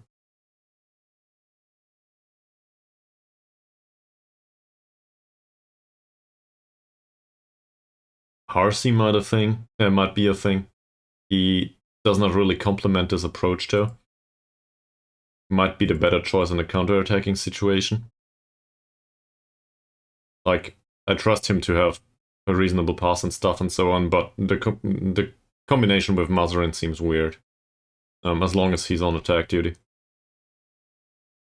And, well, against a 4-4-2, I'd rather not keep one on a non-attack duty. I want to nail them to their own byline. Abdullah's rubbish anyway. Amran, Dicky, definitely not starters. Sophie just got pulled from it. Arzi we just had. Thomas doesn't fit tactically. Atan would be an idea for Baru, but Baru is not that exhausted just yet, and I trust Baru to make a difference, and we just pulled Diego. Don't want to play Saleh. Don't want to play Salahin. Do I want to play Kilin for Ankun? He's on a medium match load. Might as well play Kilin next time. Taib? Not really. Rachili? Well, Rachili could make the appearance for Hasnan, but it's a problem with pace in their central defense. Quite the opposite. Nada with jumping, by the way. So, seen from that perspective, I don't even know what to do with the crosses. Hasnan's Haznan has good off-the-ball movement overall, in comparison to whatever's going on in the remainder of the league here. This is 4 points of positioning on Ramat. He has 13 though, so I guess we go with low crosses after all. That's something I can think of. And they are going towards Haznan, but I don't really need them to go towards Haznan. I'm also happy with Mazran, Chucho, Zulkifli, and Baru at the end of the ball. Doesn't need to be Haznan.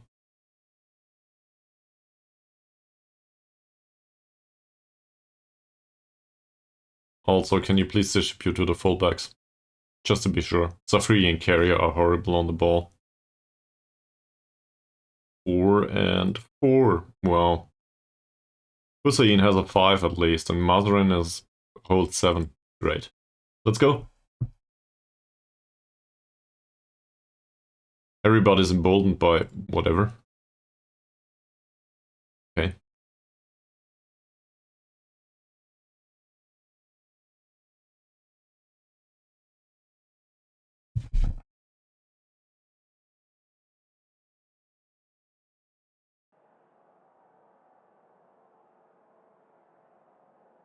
Four changes. Is this what you imagined? Hopefully. Also, the goalkeeper remains in the squad. Thanks, man. I'll try. I do not want to knock this thing back though, that's coke.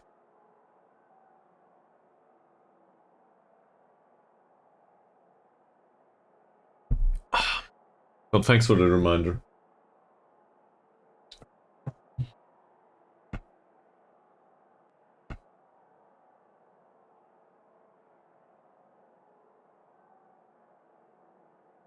It's a home match, we still are the underdog.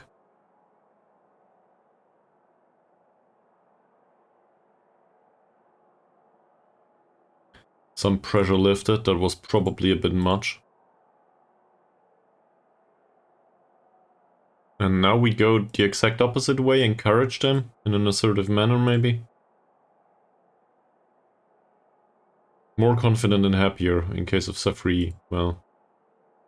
It's not like he has any confidence in him either way. 2 draws recently.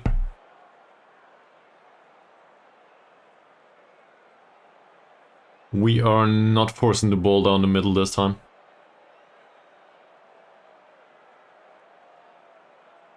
These would be big points. As always, I guess. The amount of matches is limited.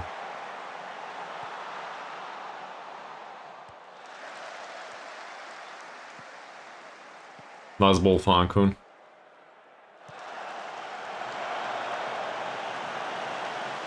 Alright, alright. We could also try to retain possession, come to think of it.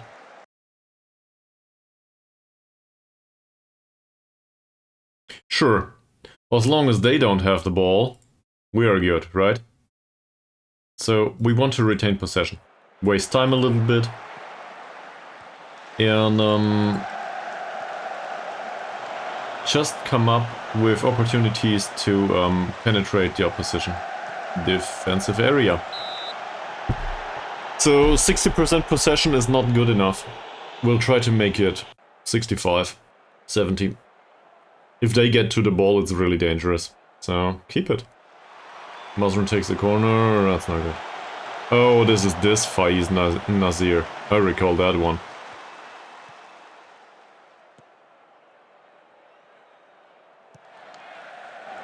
That long ball should be pretty bad, and it is. Nice one.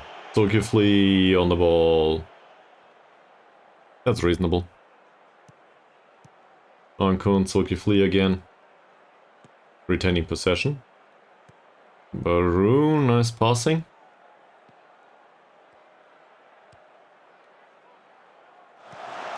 What the hell, Carrier? Why did you do that? Alright, nice. Good to know. Mazran intercepts. Great play. Nice cross for Baru. Pretty wide now. Sulaiman! Whew. First opportunity. Sure, low grade. Oh no. We face a free kick taken by Johan. There's Casagrande. Well done by Choo. It was a good block tackle. Ramad, Casagrande again, and it's offside. Whew. Encourage him a little bit. Everybody seems to be happy. We face another free kick. That's bad header by Monforsi.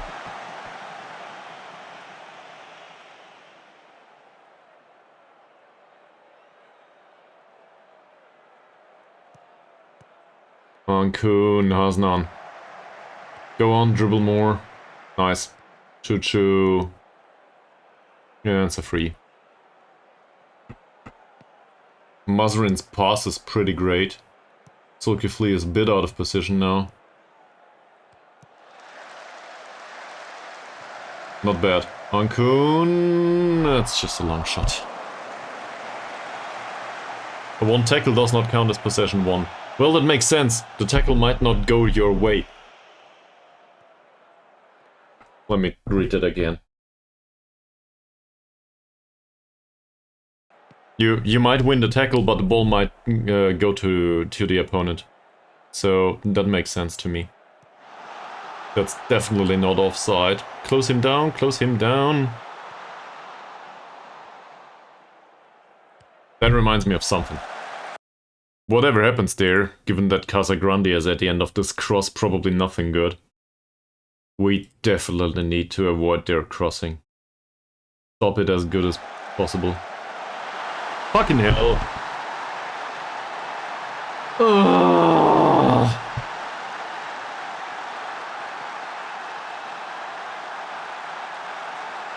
I hate these defenders. Maybe not Carrier.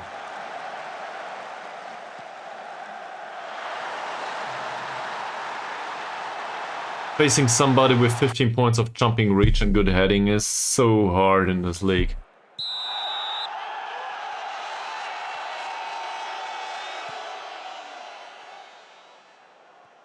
Well, nope. I don't think so.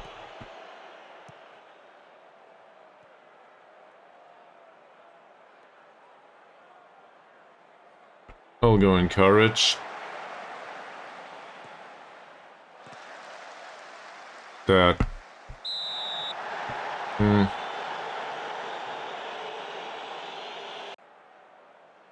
Wasn't Wolf used out in another position throughout his career anyway? I'm not sure if he played his entire career as a defender. Not bad, Mazrin. That was a really nice low cross. Chuchu just didn't get to the end of it. And looking at this is just Casagrande's work, really. Yeah, I thought so. Not sure why they used him in this manner, really. Another cross. Yeah, well, might want to buy one.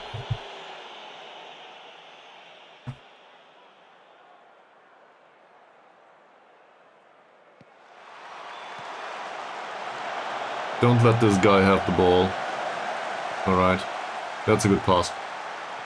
Chuchu loses, Zulkifli retains possession. Well, isn't Riazon not that bad? He's injured these days. But what I saw from him is pretty good. Just as this attack. Not bad. We just got unlucky again. Well, it's not unlucky, it's skill. You don't like him, okay. Well, I don't have a strong opinion on the matter. But what I've seen so far wasn't that bad. Zulkifli and the Baru exchange passes, Mazrin again. Offside. You can do so much better, guys.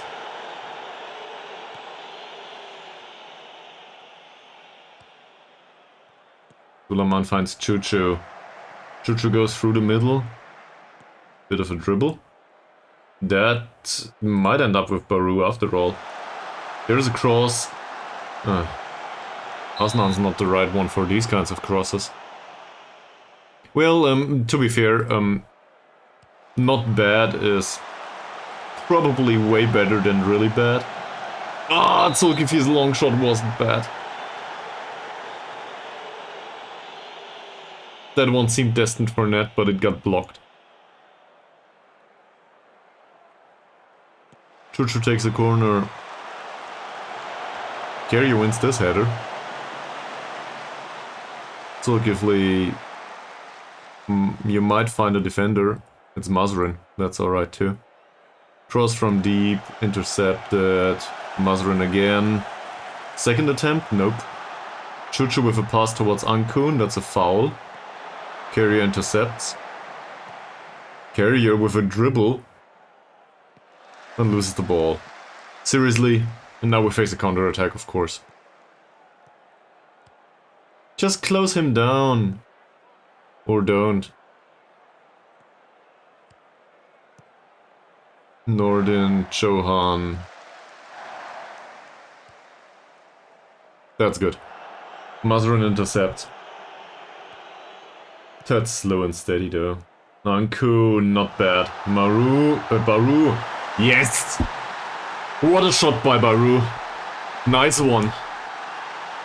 Didn't expect that.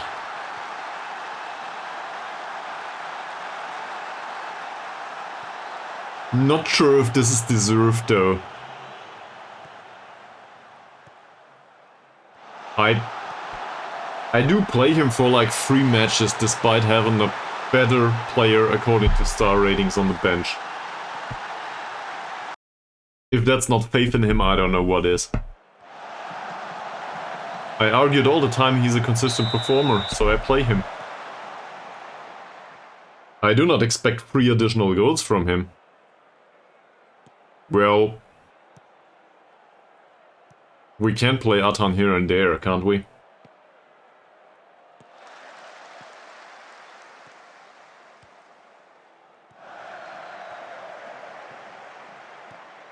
We'll have a look after this match into his form. Oh, that's dangerous. He doesn't get to it. Great. This is where I demand more. Everybody loves it! Fantastic. More of the same, please.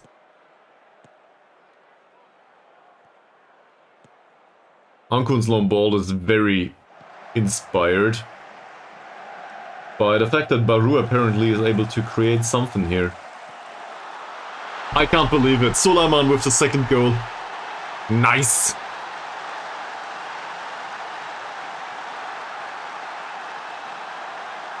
Well, we got it. Now we just need to continue like this and not give another opportunity to Casagrande to score. By the way, we have the 64% possession now. So, retaining possession in 2/3 of the time seems to be a thing right now.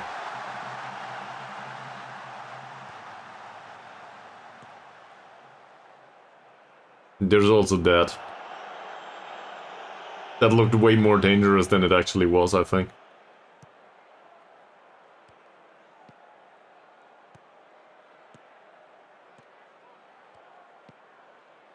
Not bad. Wow. That ball by Zulkifli though. Really, really great pass. I saw this one as a penalty too. But what can you do?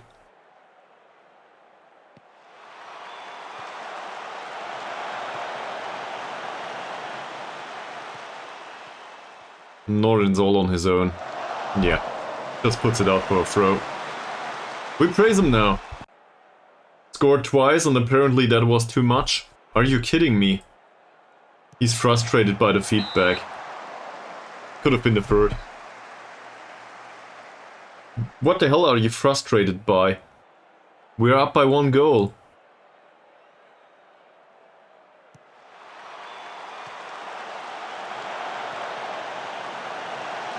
Don't win these headers. Mazrin on a yellow now. Shit. So let's take him off the hard tackles. Let's tell him ease off tackles. Don't want to play Dicky here. Of course Casagrande gets another header.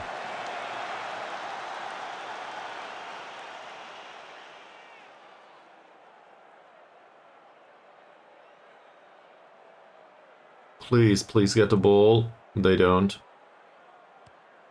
Johan, get the ball now? He does. Nice tackle by Suleiman. It's not really a tackle, is it? It was just not that well controlled. Choo-choo all the way through midfield, finds a pass for Baru, Zulkifli. Ah, well. I think I like the attempts, though, by Zulkifli. That said, he's encouraged to shoot more often, and I'm not so sure if this is a good idea. He has good passing, good vision. I think I want to go to the tactics for a second. Let's have a look at that. We instructed him to shoot more often. He has passing and technique, and well, the vision's pretty bad though. So I guess shooting more often is okay for him. Let's go to the dressing room. Given that they did not react in a positive manner to the praise, I will don't go complacent. That worked. I will also tell those that are not on a good rating, like everyone here, that I expected more. This is really oppressing, I think, but whatever. Seems to work on most of them. And the rest of them, I guess I have faith. It's not great yet. 7.2 is pretty good. Okay. Good having this talk.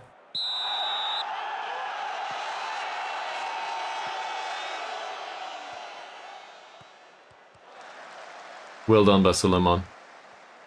Aslan plays some weird role of some weird kind of holding midfielder role. He just plays short passes and not much else for now. There's no real dribbles going on here just yet. Oh, Carrier, what a pass.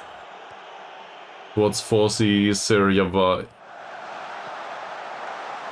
Nice save by Modaris. He didn't catch the ball, but at least it didn't hit the back of the net. I really expected that one to go in though.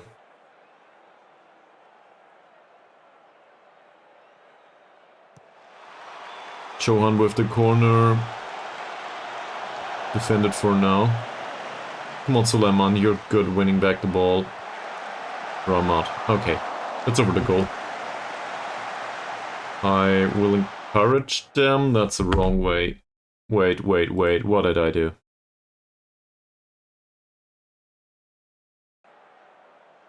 Did I? I did encourage them. And there's the uninterested after the feedback. I'm not sure what's going on at the top of my head. Probably not much. Carrier through the corner.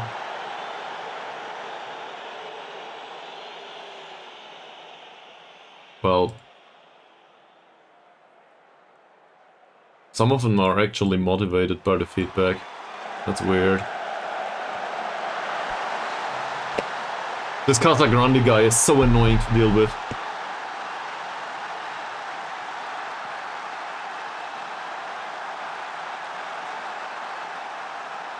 I guess the goalkeeper would need to come out and claim this one.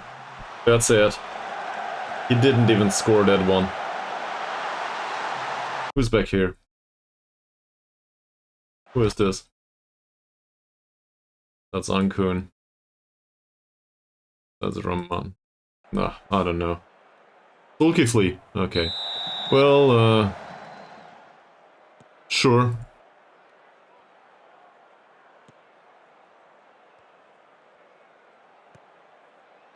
I think they were on the same height though, overall.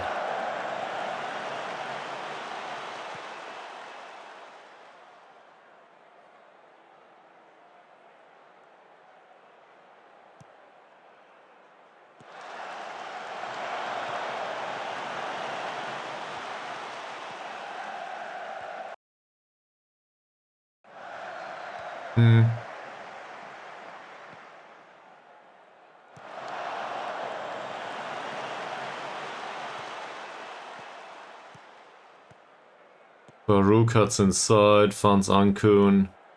Nice ball by Ankun, intercepted. Or not. Chuchu runs for the ball. Mazrin. Mazrin going down the wing. Nobody closes down Mazrin. Baru's header. Well, that would have been the opportunity to score a second, I guess. Central defense seems to be tired on their side a little bit. Look at that. It's not that impressive. The strikers department is good. Mazrin, beautifully. Mazrin with the cross. And another header by Baru.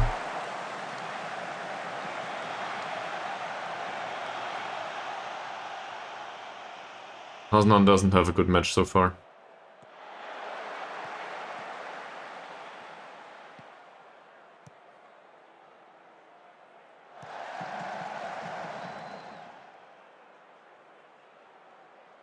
This Casagrande guy just wins every single header.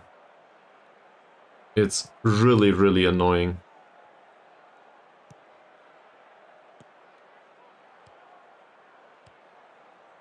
Ankun, decent pass. Zulkifli.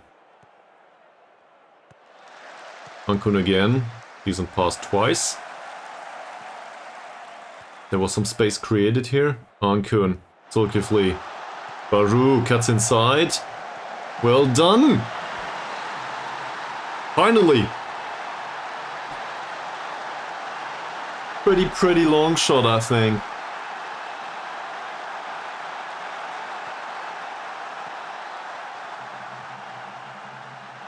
Didn't expect that, to be honest.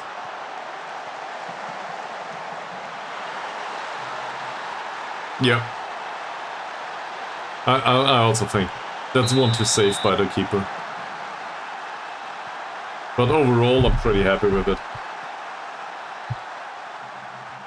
Still, it feels like Hasnan didn't contribute at all. Yeah. On the other hand, Mazrin is a pretty good tackler. And he is on instruction not to tackle hard.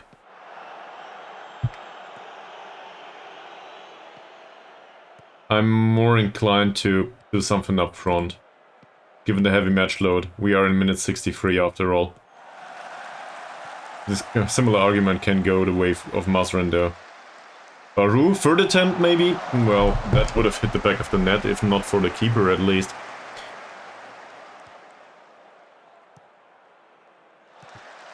Nice pass by Ankun. Hasnan and Zulkifli exchange passes. Chuchu goes all the way. No, he doesn't. Ankun, Mod Hussein. There's a cross. That's a corner. Alright. You said Dicky or Mazrin? Are we really doing this? I guess he's in perfect morale after all. So Dicky for Mazrin it is.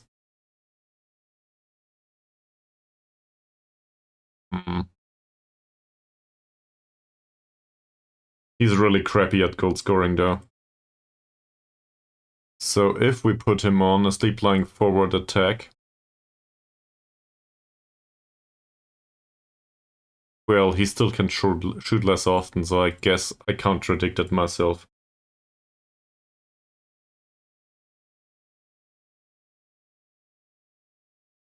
Safri is pretty bad so far. On the other hand, if we put on Abdullah, Casagrande will probably have another hat-trick. So, not a big fan of that. Hussein's match is pretty bad so far. I'll put on Amran on top of that. I'm not exactly, like, excited by that. Harsi for Chuchu, I don't know. Chuchu has a decent game.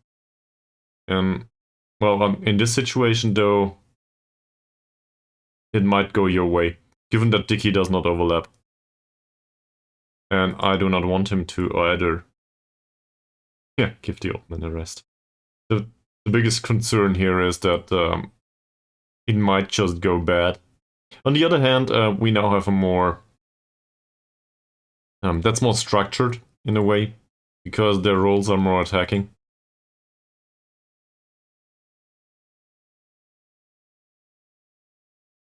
One goal lead. Minute 64.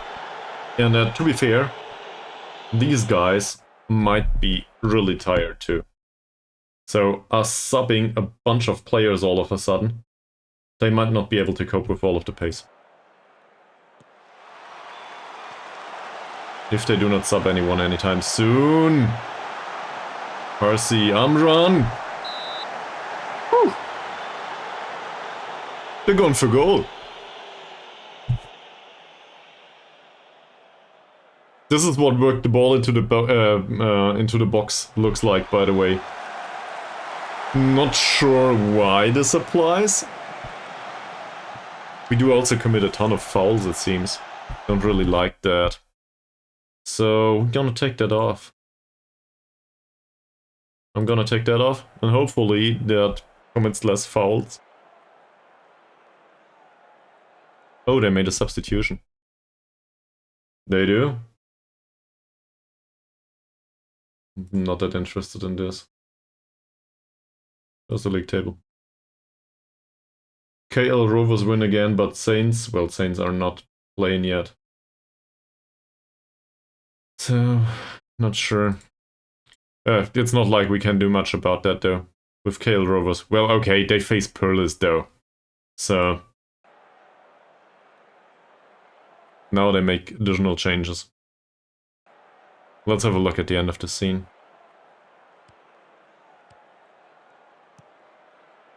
Good pass by Nordin, sadly. Johan, please tell me this is not an error in defense by Dickey. Of course it is. Ramsey. Well, we got damn lucky right now. Let's have a look at what they have on the pitch, but any corner is a Casagrande goal scoring situation, sadly. I have no idea about this guy. Given that he's a right defender, we'll show him to the left, won't we? Just because we can. And given that he's a left defender, we'll probably show him to the right. But that's about it. No idea about their player profile otherwise. Ramsey? Another fast striker.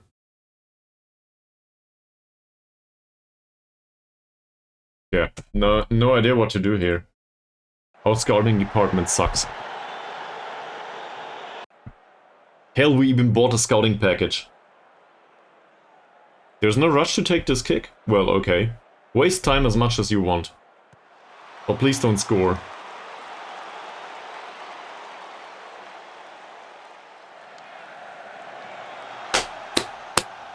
Something happened there. Casagrande didn't jump and get to the ball.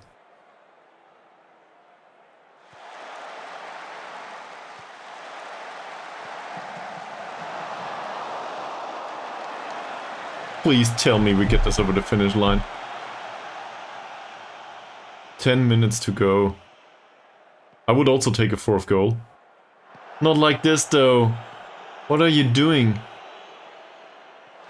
Diego intercepts. Ankun. Suleiman. Diego again. Good pass by Diego. Baru. Zulkifli. This will be another long shot, won't it? Nope. That's even worse.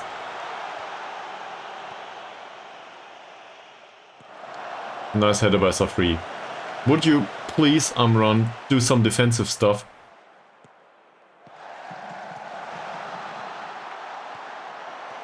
Bromley. This will end up as a long shot, won't it? Yep. Doesn't hit the back of the net though. We have one more substitute.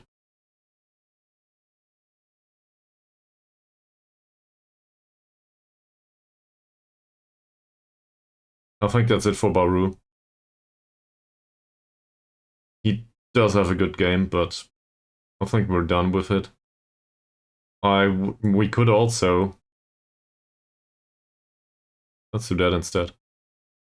We'll bring on Sophie and switch these two. So now Suleiman can do the playmaker-ish stuff. and Sophie can do more of the defending. I think that makes sense.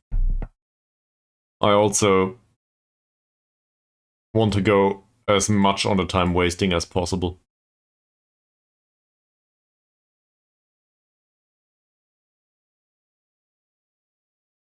You can do this, Sophie. Just retain possession. Patiently, if I might add. I'm not sure if we deserve to win this, but knock down the clock, please. Safri is damn tired.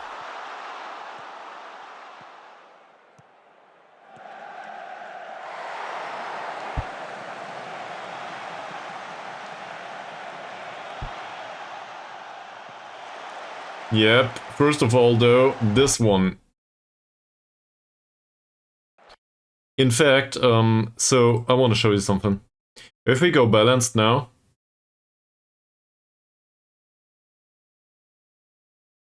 familiarity will go down. But there's an alternative. We are pretty familiar with defensive play. We don't usually use it in this kind of formation, but we know the mentality. So we can do defensive whilst pushing up and stuff. Doesn't matter much. We are familiar with it. So why not go defensive after all? Right? Passing tempo, very different thing. We're not really used to any other tempo. So I'm kind of conflicted on that. That said, why not go defensive in this approach? So I will do that. And hopefully that works.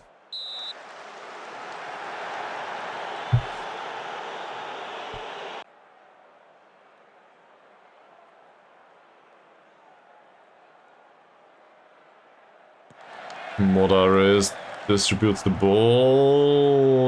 Just knock him over. Please tell me we don't. We do not. Oof, interesting.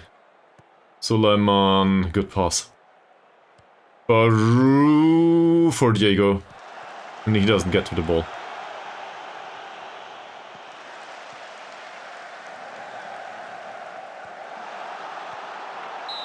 Good work by Amran, by the way. And Casagrande was offside again. Yeah, we'll leave it at that. They are used to it. Suleiman finds Diego. Diego has a good pass for Harsi. He should be pretty fresh. Not that bad. That's one for the keeper though.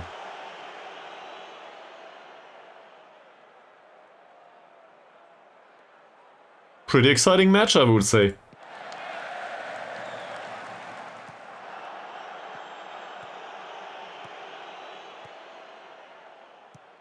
Jago just retains possession.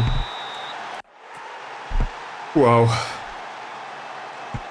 That was a damn important win, and also that was awfully undeserved. We got lucky. But thanks for the reminder about mentality. That might just have saved us the game. Who knows?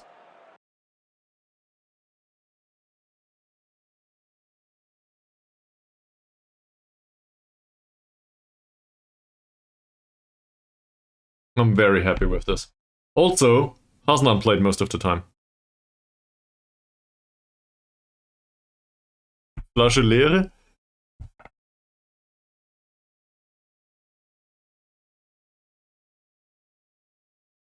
Yeah, well. Not sure if I know that quote. But 17 matches played, 37 points. There's a slight assumption that we might probably not get relegated this season. So, that's positive. Sadly, KL Rovers won. YPN won too, which is bad, given that we play them next time. Bungaraya lost again, so yeah, great. Kilatan and Melaka on a draw, so I guess they take each other out of the promotion competition, if you want to put it that way. I would have preferred for Curtis to get a draw, though, with KL Rovers at least. Okay. Well, I'm not aware of the occasion. Sorry, man. Alright. 2030, I should probably get some food at some point. That said, I very much enjoy streaming so far. Maybe I can find something quick and dirty. Ankun performs well in his... Oh, he just got to natural level. Yay. 5 unbeaten also. This is somewhat concerning given that 3 of them... No, 2 of them were draws. Yeah, it is. Also, Charonolid is very pleased with the comeback. He wasn't too concerned, he says. Well, thanks, Charonolid. Yeah, the defensive component isn't really fitting. But we had way better central defenders. It's really down to that, I think. The remainder of the tactic still works. We could go more defensively to concede less, but I'm not that confident that if we go more towards defense, we will concede less, actually. I think it puts too much of an emphasis on the defenders, and the defenders might have problems with that. Also, next match is an away match, and Mazarin will not be available due to being banned. So, that's not good. Yeah. I will probably do a longer break for like a few minutes. You are welcome to take a walk or something. I don't know, whatever you do. And feel free to ignore the upcoming entertainment during break. I'll grab something to eat. BRB.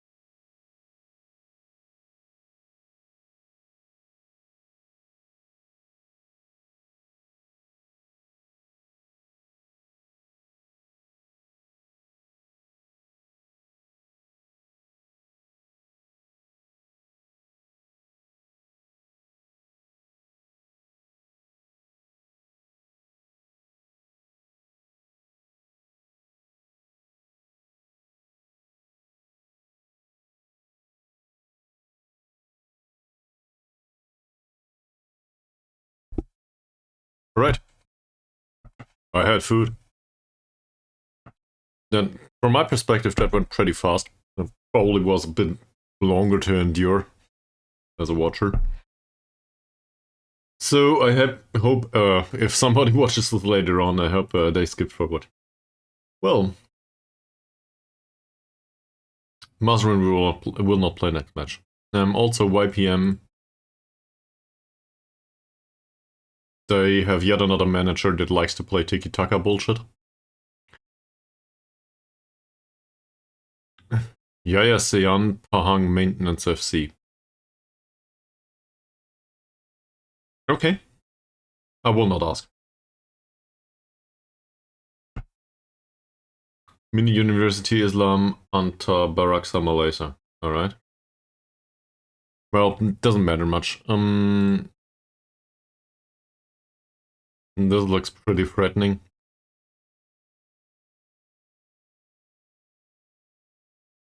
This doesn't. Like, he's still not that bad. But his acceleration is pretty low. He might be okay on the defensive side, but we might get past him. Counter-attacking or something like that. So maybe there's an opportunity there. That said, we will probably need to play Dicky.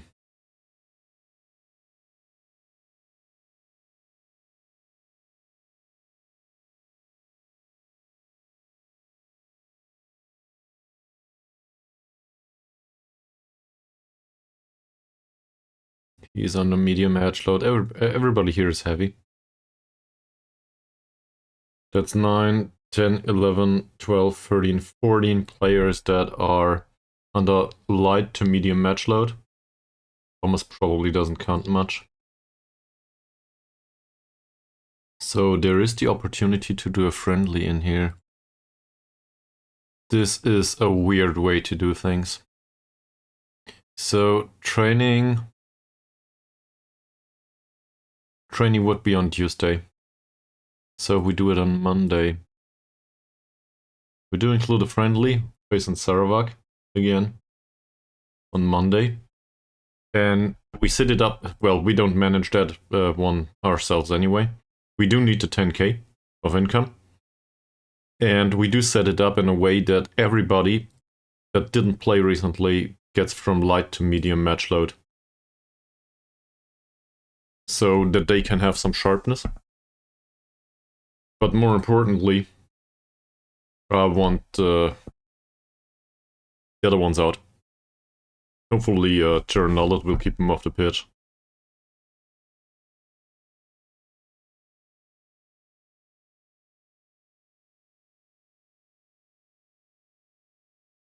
Don't care, really. It says we should play a trialist. Okay.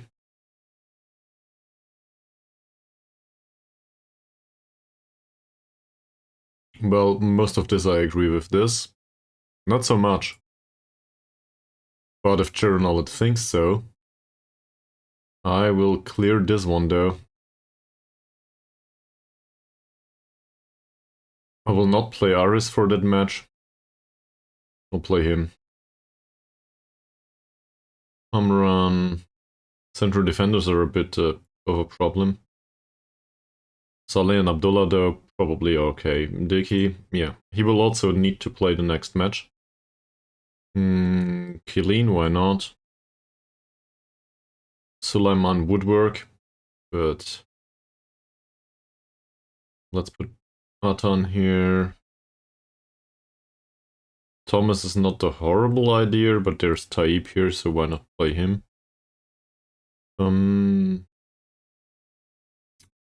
Parsi? Sure.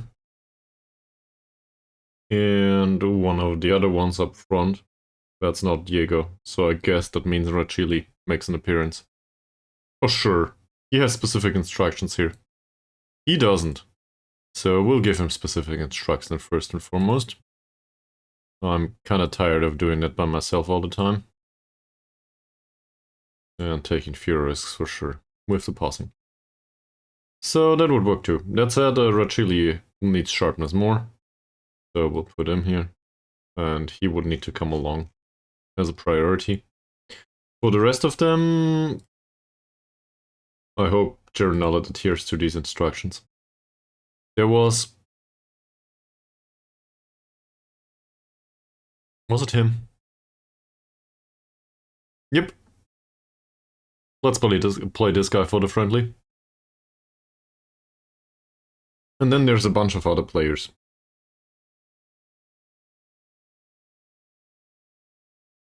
I guess we could pick for Jernala. So Ari's on the bench. Right defender Ishak, sure. Center defender, there's not really one in the under 21s. So we'll bring Sorrow here. Then we should probably pick in the under 18s in that case. It's under 19s, whatever. So this one's a trial list, but he's a central defender. Same as... There's none here. I guess Farid Ar-Rahman it is. Light load. Yeah, sure. That might work. Okay. Take that away.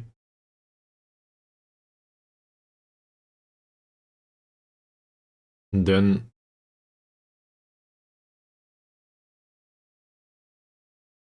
Sulaiman can still play from the bench. So Hardy, Dismod Hussein. Yeah, why not? Diego shouldn't. Chong Ai King? Sure. Who's Wahab? Oh yeah. Okay, I recall that guy. But we can also have players like Hamdan, Azmi. And there's like a ton of strikers here too. That were made available for the under 21s, so yeah. Doesn't really matter though. Put a few of these strikers on the bench. Maybe this Wahab guy. Oh, if I hit the correct button. But it's done. Alright. So hopefully that helps a little bit with the sharpness on most of them. Please don't start Hasman there. I will though. We will get an additional 10k. Hopefully we will get at least a draw facing Sarawak. Some sharpness, and then we'll see what's going on afterwards. Playing YPM, which are 5th in the league right now. It's not that impressive. 5th in the league. On the other hand, we are 1st, and I'm not sure if we deserve that. That win was pretty big against Nigeri Sembilan FC. I have no idea how we managed to pull that off.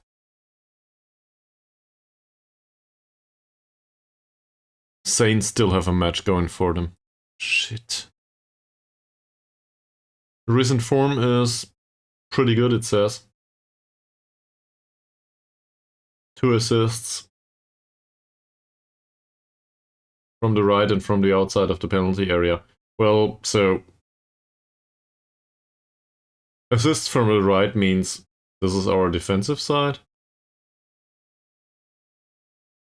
It's the assists conceded. What the hell's displayed here? This is bullshit. These are our own assists. That doesn't make sense. Go away. Thank you, FM.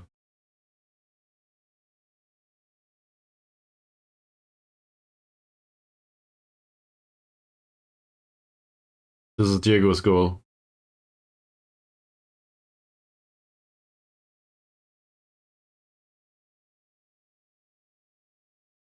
The statistic should be about goals conceded, but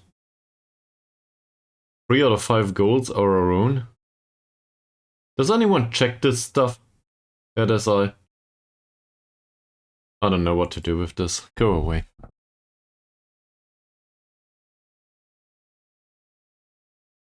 Well, it certainly looks that way. It was similar in the last installment of Football Manager. I think what happens is it confuses away and home matches and jumbles it all together. I'm pretty happy overall with this game. Otherwise I wouldn't play it. But it really feels like this stuff doesn't get checked at all. This should be something that comes up as soon as the data hub or whatever is used by any player. Just looking at it.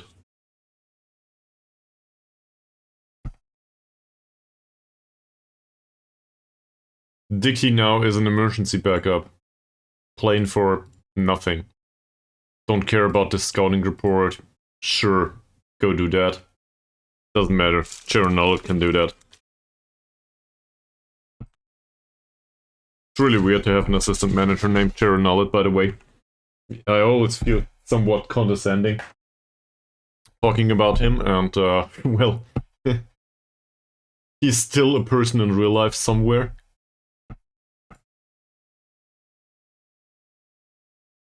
This is where I cross my fingers that Manyong City get a victory against Saints.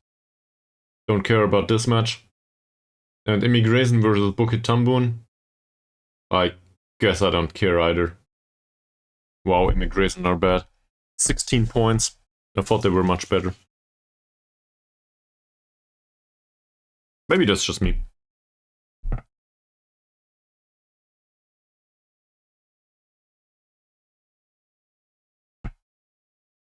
That should be fine.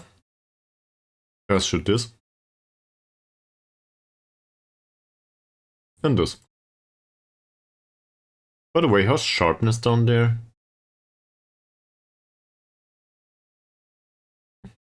The league's over.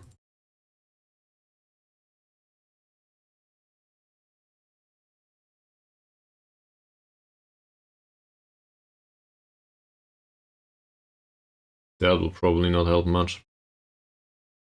Sure, let's invite a club for 50k. Nah, we'll play Mahan here. At least every second week, can't we have a friendly? And the under 19s? Yeah, sure.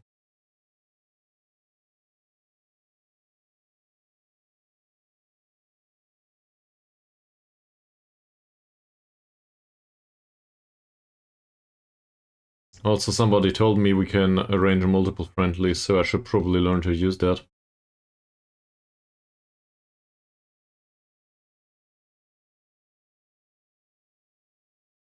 What?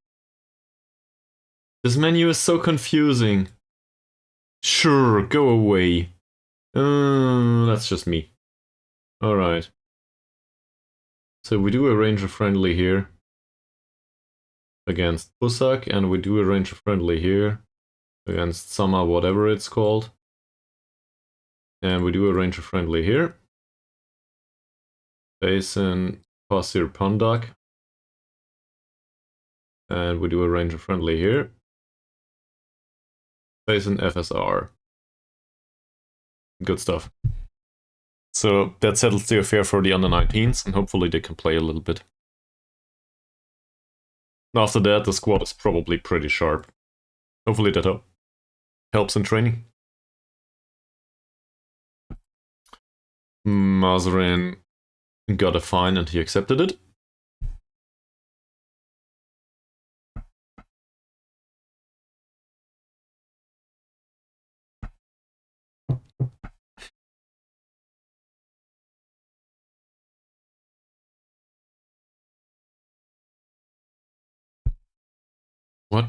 What happened there? There was some sort of speculation in the press.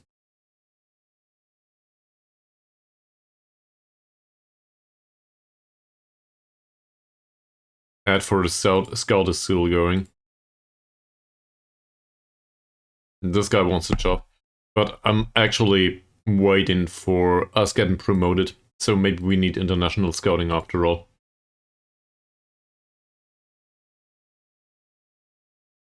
Zulkifli wants to retire at the end of the season.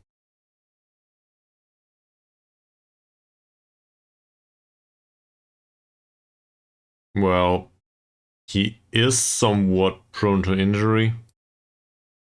On the other hand,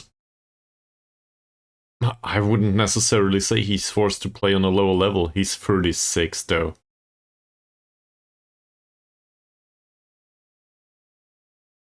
Not interested in any further transfers right now.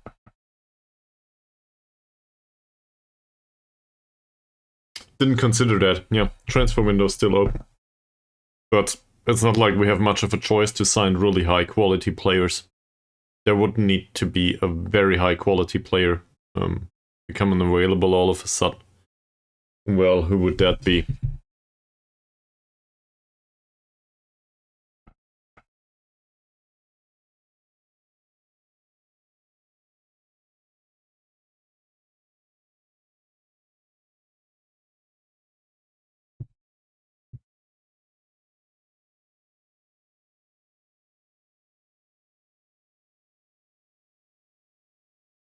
No time left for deals. That's not what I said, but thank you. Tiny doesn't like his individual training anymore. What's he going for anyway? We train him as a deep lying forward. Well, okay, weird. I guess we could use that. Does make some sense. I'll have a look in a second. Penalty taking maybe? But overall, this seems like he's close to the senior squad. Balance is pretty good, strength is pretty low. Maybe put him on strength training a little bit. Not sure if he'll get anywhere. Training rating's pretty good. What did Saints do? This? Where were they though? Saints had a draw against Man Young City. Oh!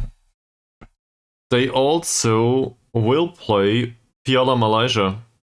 First round leg.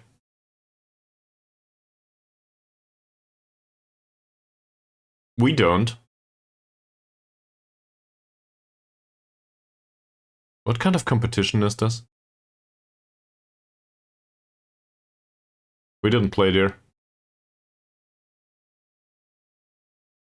I'm confused. Yeah. They played a Piala Malaysia. Which we just don't.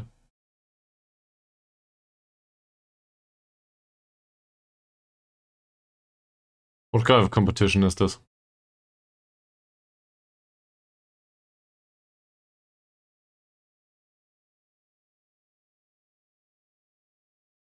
Well, great. No prize money to be had, by the way, other than for the final. So, same as the cup.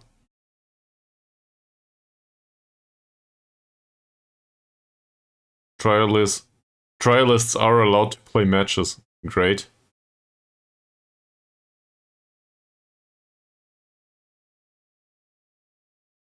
I think this might just be that, yes.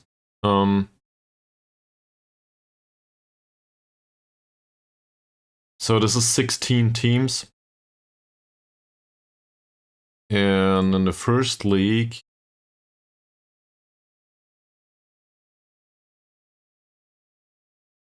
That was bad. There's 14 teams in the first league. So it's all of the first league clubs most likely, plus 2. Probably the ones that got relegated. Come to think of it, that would make sense.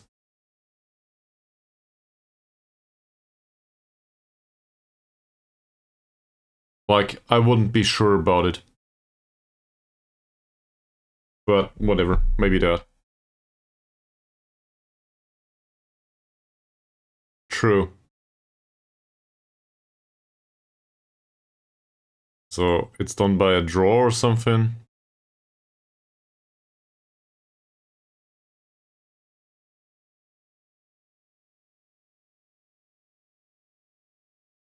It might also be a regional thing. We are situated on Borneo, as far as I'm aware. I think it's Borneo, after all. So maybe this is core Malaysia, whatever the other island is called. But how do you determine the two best M3 League teams? Like, I realize that it makes sense that they need 16, right?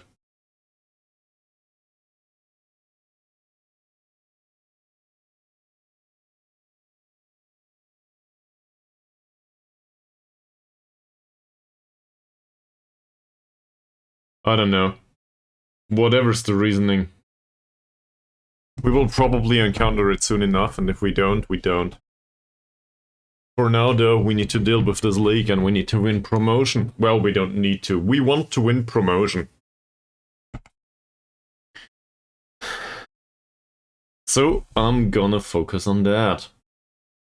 This all is match Sunday each and every time.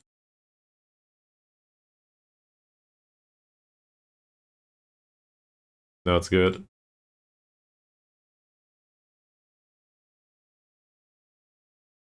It says no match here, but really, there's probably a match. Great, don't care. 3-1. Alright. How's sharpness? Seems nobody hurt themselves. So we clear all of this. That's good. Yeah, some of the light match loads disappeared. Now we can have some reasonable training performances, and then we will play YPM. And hopefully we'll get a result. A good one, preferably.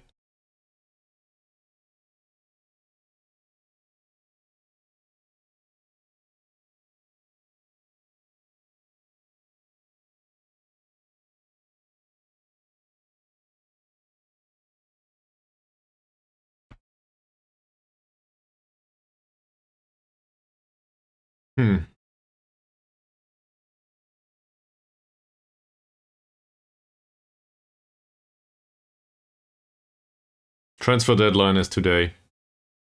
Who the hell is this? Yeah, we could use a central defender too, but really, we will not sign him. 2, I think. I will happily look into this, but... no, there's more. Okay, so the Liga Super is the first league. Liga Malaysia M3.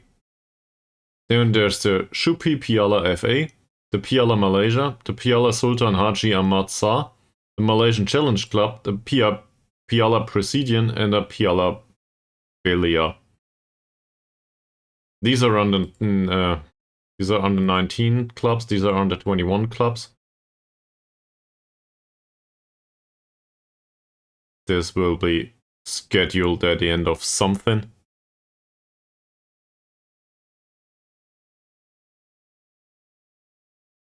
Youth tournament.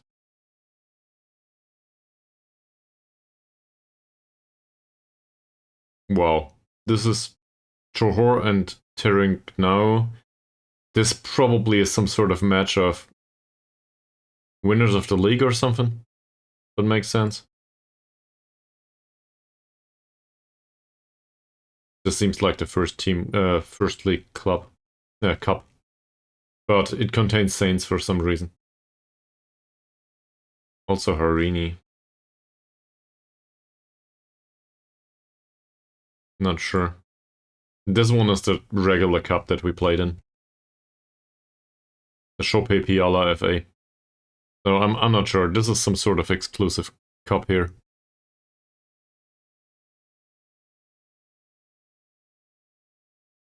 Clearly starts with the first round though. Yeah, and as you can see, Saints as well as KL Rovers are from M3. The rest of them is first league. So, I don't know.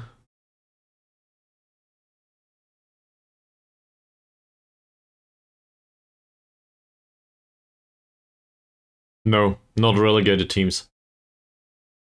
But not the ones promoted either, so I guess number 3 and 4 of League 2. Well, M3. So that would be Saints and KL Rovers, because they did not get promoted. Armed Forces got promoted though. Yeah, but they got promoted. So maybe Saints and KL Rovers finished 3rd and 4th last season.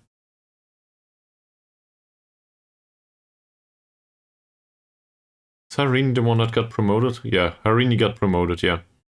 So 3rd and 4th most likely. I don't know, I'm not aware of the league table last season. I guess we can have a look at Saints. And they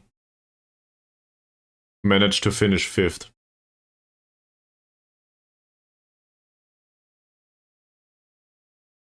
And what was the other one? KL Rovers. KL Rovers are the ones that got relegated though. No, they are not. They managed to finish 6th. So who finished 4th last season? And 3rd. This is confusing. I will just leave it at that. Number 5 and number 6 from last season for no reason whatsoever. Who knows? It will be a miracle.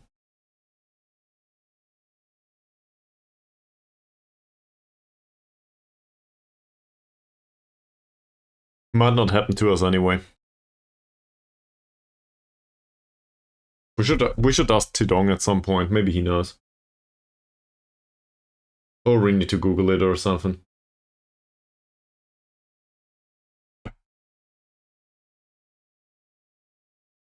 Well, Kushing, could you please stop signing all of the players on Borneo? That would be great. Also, we will eat you alive once we are promoted. Which might or might not happen anytime soon. Yeah, I think I'm interested in this guy. Also, we will not be able to sign him, so go away. Sideal,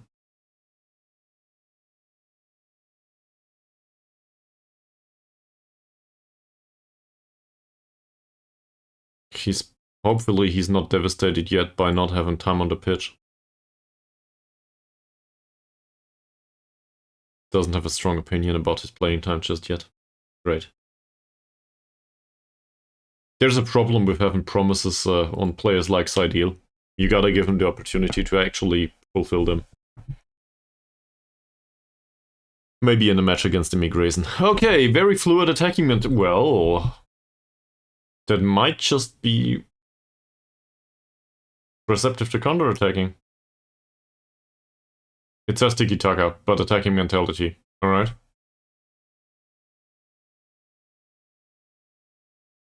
Outswinging deliveries to the far post. What the hell? Interesting. 4-4-2, central midfielder in box-to-box. He's pretty bad on the defensive side. He's even worse on the defensive side. So we go all the way through the middle.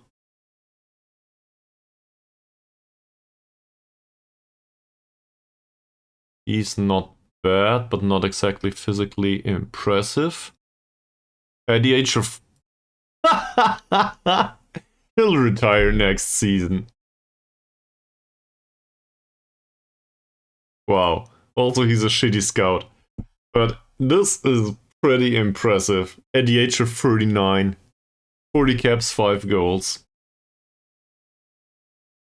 Okay. Nur Alif Farhan Norasama. 18 years old. 39 and 18 years old. Just 21 years between them. 27 appearances, 21 goals. Fuck me. Alright. And, how are they? That's not bad, but not a good jumper. That's not bad, but quite the opposite of a reasonable jumper at all. So, the concept will see us play Diego again if I can help it. And we have 2 opportunities here, basically. Hi! Welcome to the stream. I think the two opportunities are, well, either going attacking or not going attacking, I guess. What brings you to the stream, Mr. Kardash?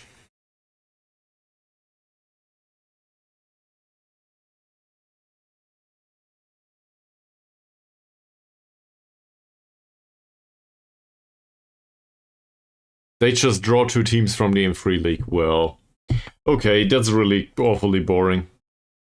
I was hoping for some rule set there. No transfers and all. Well, we had 17 players in. That's not for this transfer window. That's an aggregate overall. Don't think that's true.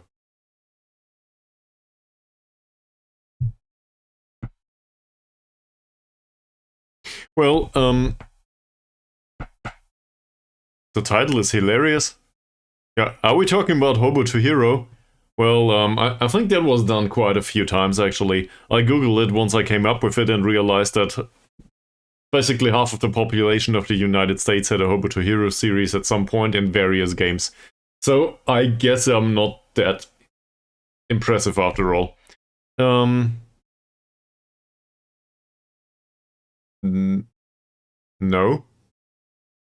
Did not start in Birmingham. You are welcome to ask FM-related questions all the time and also other stuff, in case it doesn't specifically affect my private life, if that makes sense. Also, I'm talking to chat on the wrong screen. Should probably talk to you here. It makes more sense, right? So, no, I did not start in Birmingham. But I mean, there's hobos all over the place, right? I did start as some sort of hobo that is half Indonesian, half Swedish, though. Okay, Mies, thanks.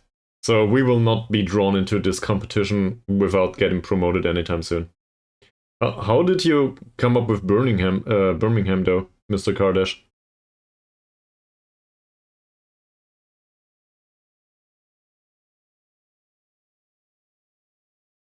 I should probably know more about Birmingham for that to make sense. Maybe Birmingham is akin to Detroit or something. I don't know.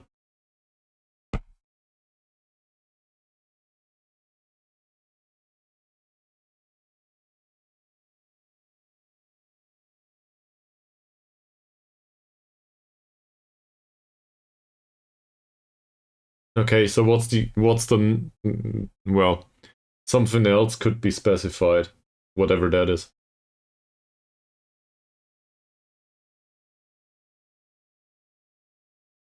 Okay, I see. Well, you probably figured out by now that I'm not a native English speaker. Should be pretty obvious from the dialect and I guess the breakups in the phrasing. So I'm painfully unaware of whatever's going on in the United States, in the United Kingdom in general. Well, I should rephrase that. Outside Europe, you know. I'm German, yes. But I'm trying to learn. Also, Premier League is like I'm somewhat aware of the clubs there, and then it ends there. So people confuse me all the time with football references all over the place, and I'm like, yeah, I'm a bad streamer, and also I'm probably a bad football fan overall. I just like this game.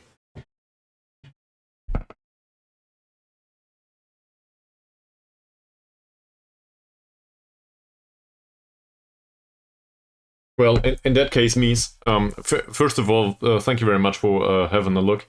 But in that case, it's just the way it is. So maybe that's the way it happens in real life. So, Mr. Kardash, you do a save yourself in Football Manager right now?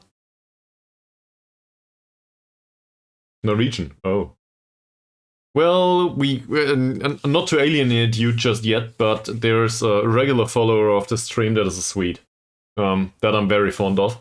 So please don't fight each other in case you ever encounter each other.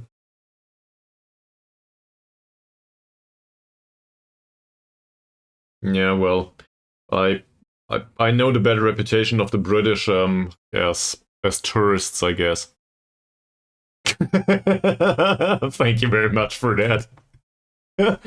He'll probably appreciate it too. Special greetings to Mika Billion at this point. Very fond of him, though. He's a great guy, as far as I can tell. Yeah. So I also probably insulted Sweden as well as Norway last year, given that we did Jytterhogdal's IK. That's in Sweden, in case you might be aware. I'm not sure. My geographic skills are probably really bad in that region. But Jytterhogdal is somewhere in the middle of nowhere in Sweden. That said, for the YouTube thumbnail, I would have liked to come up back then with, you know, a picture of Jytterhogdal, but Jytterhogdal's IK didn't answer me, and I'm not the one to commit copyright infringement like 2 weeks into starting streaming. So I picked another one that's from Unsplash, and well, it was a snowy stadium in Norway. So now I insulted 2 clubs at the same time. The Swedish one as well as the Norwegian one, whatever that one was. Don't know. So please don't, I don't know, tie me up or something. That sounds wrong. You know what I'm going for. Don't be angry at me. I just confessed. It was entirely reasonable at that point. I needed a stadium with snow. Just, yeah, scamming them with no stream experience whatsoever. As famous people as me. I'm famous from Sealand's video most of the time as the guy with the big head, apparently. Oh. Well, okay. Good luck with that. Fun fact, I was going for something like this for like 2 years, I think. And let's just say it didn't turn out that way. But to each their own, I guess. So I think it's a choice that I can respect. Not that it's for me to judge. Okay, let's have the scouting report, won't we?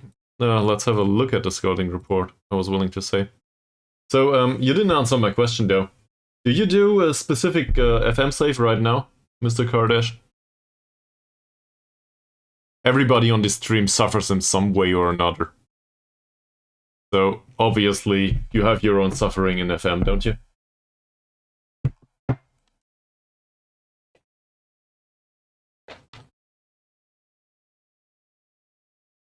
No, Mies, you don't suffer. This is just the way of life for you, right?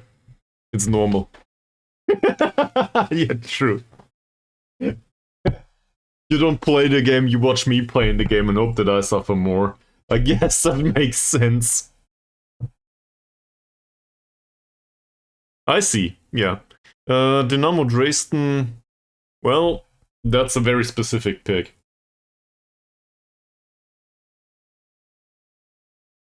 Good luck with that. Do you know the reputation of Dynamo Dresden? Are you aware? Did you Google it a little bit?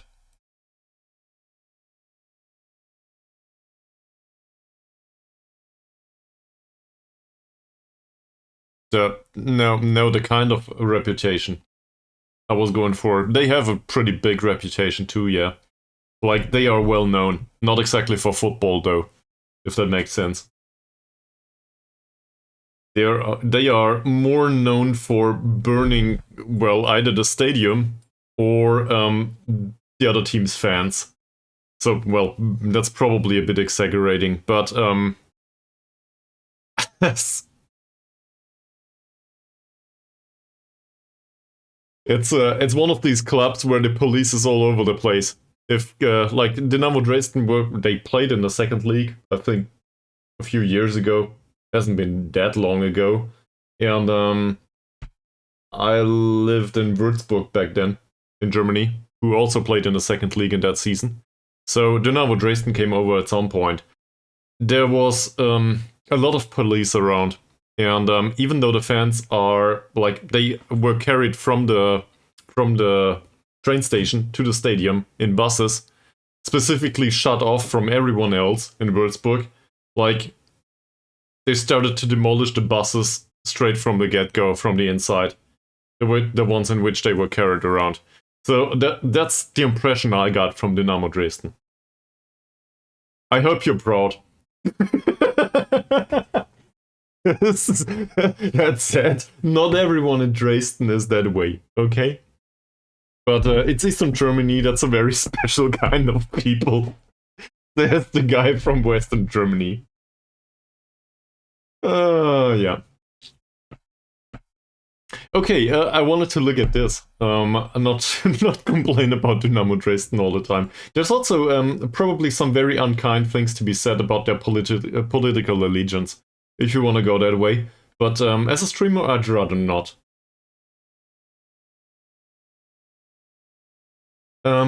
There's like there's a thing in German. It's called Sächsische Schweiz. So I'm not even sure how to translate that.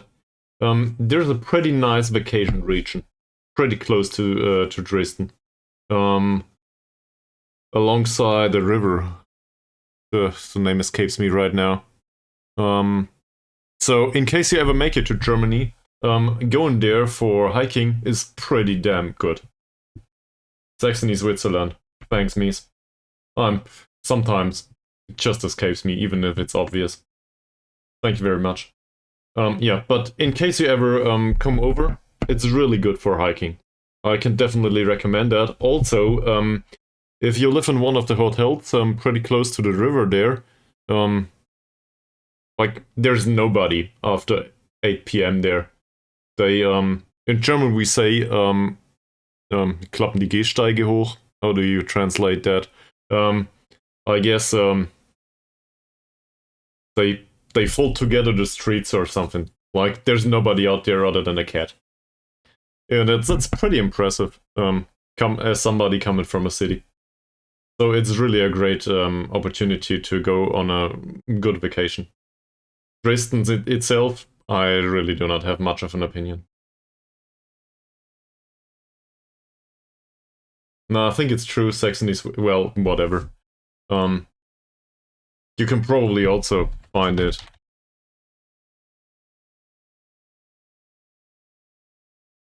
It's probably also possible like that.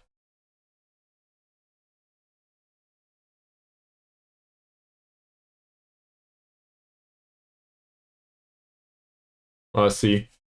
Well, I think so. Mika Billion taught me a little bit about the common stuff of Swedish and German, and it was kind of surprising to me that we have a lot of words in like not in common, but there's similarities all over the place. So I got taught a few words in Swedish by Mika Billion. I forgot most of them, but one that is still in the back of my head is Metcoma. That's oddly specific, but we have a very similar word in German. And there's other stuff like this. I recall what Smetby is at this point. It's a smithing village, if I'm not mistaken.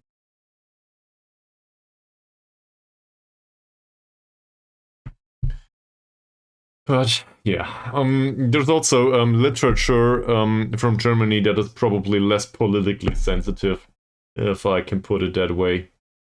Like, read a decent book, not some bullshit.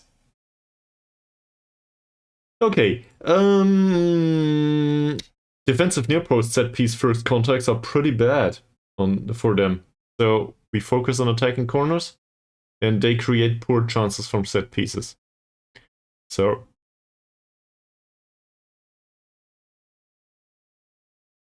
not sure if we want to play Hasnan for the counter attack there.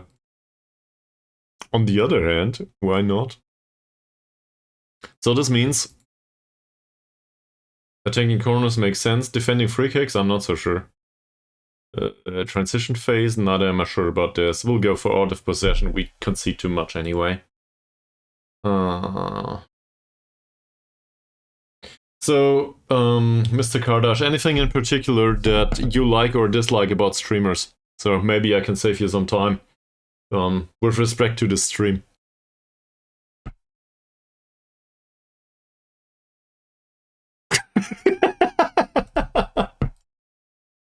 I'm not sure I ever read something of Schopenhauer. We could probably come up with something easier. Like, I don't know, Goethe's Faust or something. It's probably also pretty bad as a starting point.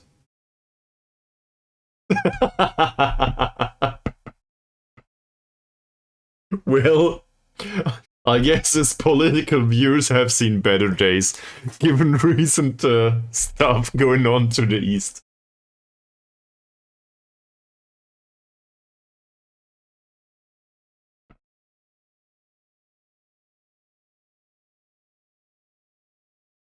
I wasn't aware of that one, but we have a Diego Baggio test in this squad. He's a midfielder that tries to be a striker these days. He's painfully good at it, but no good at developing the versatility to play there. Ned Beaver. That's appropriate. You should probably link a picture in case Mr. Kardash doesn't know it. Okay. There's stuff going on for a fitness coach here? Sure. He's rubbish though. We'll continue this ad. That doesn't seem unreasonable. Neither does this. That though? Pickle. Great. And he's fairly ambitious. We'll continue this and see if we can find something better. As always. Don't care about the selection advice. It's Saturday, we play on Sunday, right? We play on Sunday. So, I don't know. You want a tour?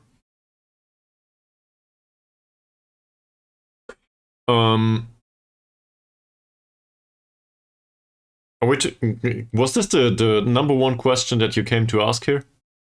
I'm not sure if I can give a satisfying answer. Depends on the goalkeeper, I would argue, and on the level. So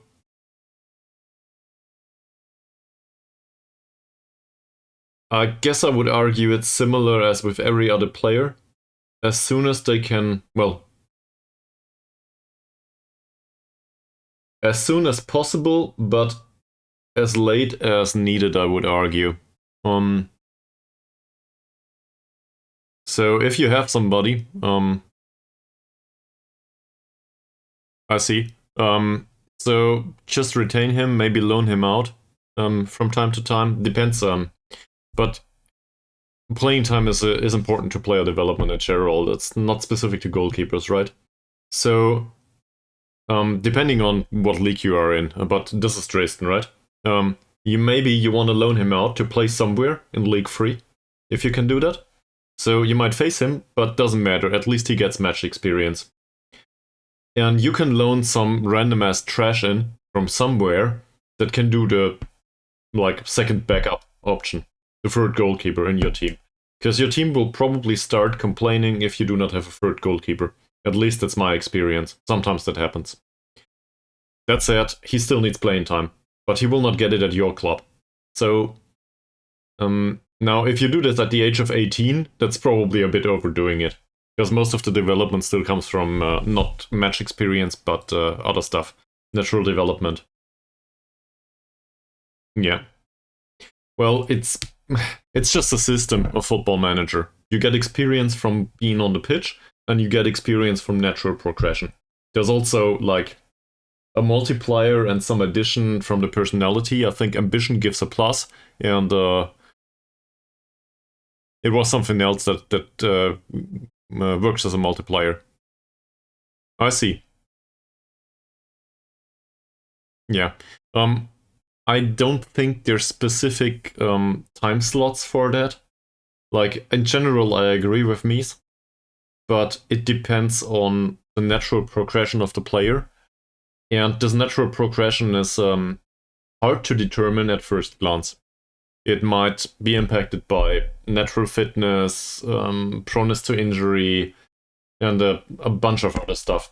So it's really hard to determine once the player is 18 years old. He might retire at the age of 30, or he might play until 45. You don't know. A goalkeeper, though, is usually a player that is for the latter stages. And that's due to the fact that his physical skills barely matter.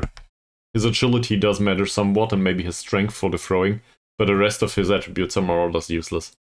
That's not entirely true, but you get the gist.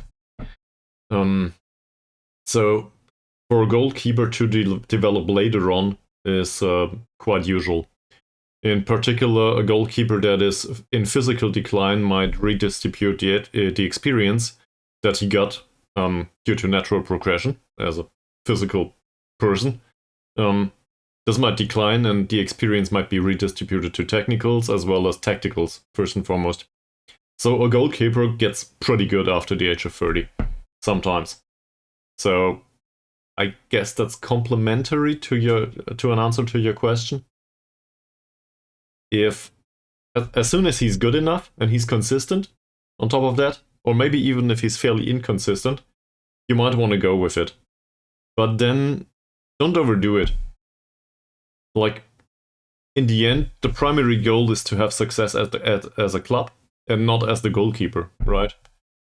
If the two move along nicely, that's fine, but in the end, any player is a resource. So you want to use him as a resource or as an asset. And an asset can be sold and it can be rebought into something else. A euro is a fungible token after all. Hope that makes sense. So, don't know. Everything's got a price. And, well, if you want to play him, don't do it for development's sake and for the story. He's 19, yeah. So, hopefully he develops. The match experience does contribute to that, but, you know, he might develop into something you do not want, if you want to put it that way. Like, star ratings might be okay, but he is, I don't know, he has reflexes 3 and one-on-ones 1. And the rest is all over the place or something. Yeah. This is, I don't want to go into another rant, in case you're not interested. But this is akin to something that happens on the stock market too. It's derived from or influenced by Jensen's inequality. Clubs are trying to figure out what the price is, so they are willing to overpay as long as he's in that phase. As soon as he doesn't develop for a year, not in the realm of the expectations of the overall footballing world, his price will drop like a rock. So, like, it makes sense as long as you are very sure that he will develop in the future to hold on to him as long as possible. But afterwards, get money out of him. And for regular players, that's usually between the ages of 21 and 23. Because afterwards, there will not be that much development had in them. This is very far away from where they peak, actually. But financially speaking, this is a good point to sell. Very different from getting the best performances out of them. I hope that makes sense. So there's the economically reasonable thing to do, and the thing to do that is good for your club for the performances on the pitch. A 28-year-old might be perfectly viable for performances on the pitch, but he's trash if you think about reselling him at some point. If it's not, I don't know, top level. But these are pretty rare, so generally speaking, this is true. Also, obviously peak levels are different, you probably know that. Like, goalkeepers peak much later than, I don't know, wingers. The winger is the usual example. Wingers are pretty much physical all over the place, so as soon as they cannot run anymore, they are trash. There might be some solutions to that, but none of them are that impressive. Great. Going back to YPM, so they play attacking tiki-taka stuff. What are we going to do about it? It's an away match, and we are first in the league, and we do not deserve to be there. Got any ideas, Mies? Do we go positive, or do we go park the bus? Seems like we can pick as we want. So I will come with one thing, for sure. Diego plays. just smash them apart. That works either way, by the way.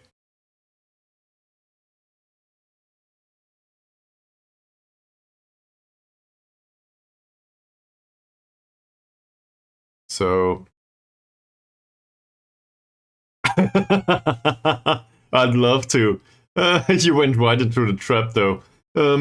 So, there's this teeny tiny little problem. This is Malaysia, in case you're not aware yet. And, well, this is Borneo, if I'm not mistaken. So, Sarawak United is, for lack of a better description, we picked yet another location that is in the middle of a jungle. Doesn't matter much if it's Yellowhawkdal or Sarawak United. It's both in the middle of nowhere, more or less. At least it feels that way. Nobody wants to sign for us.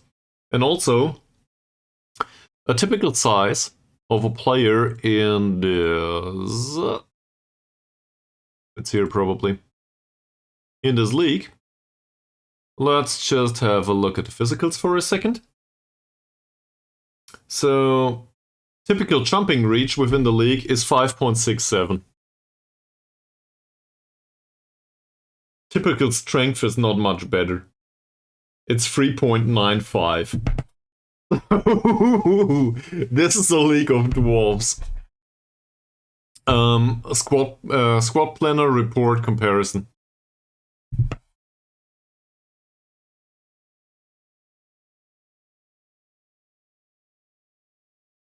I should? I don't know. Well, maybe I could at some point, yes.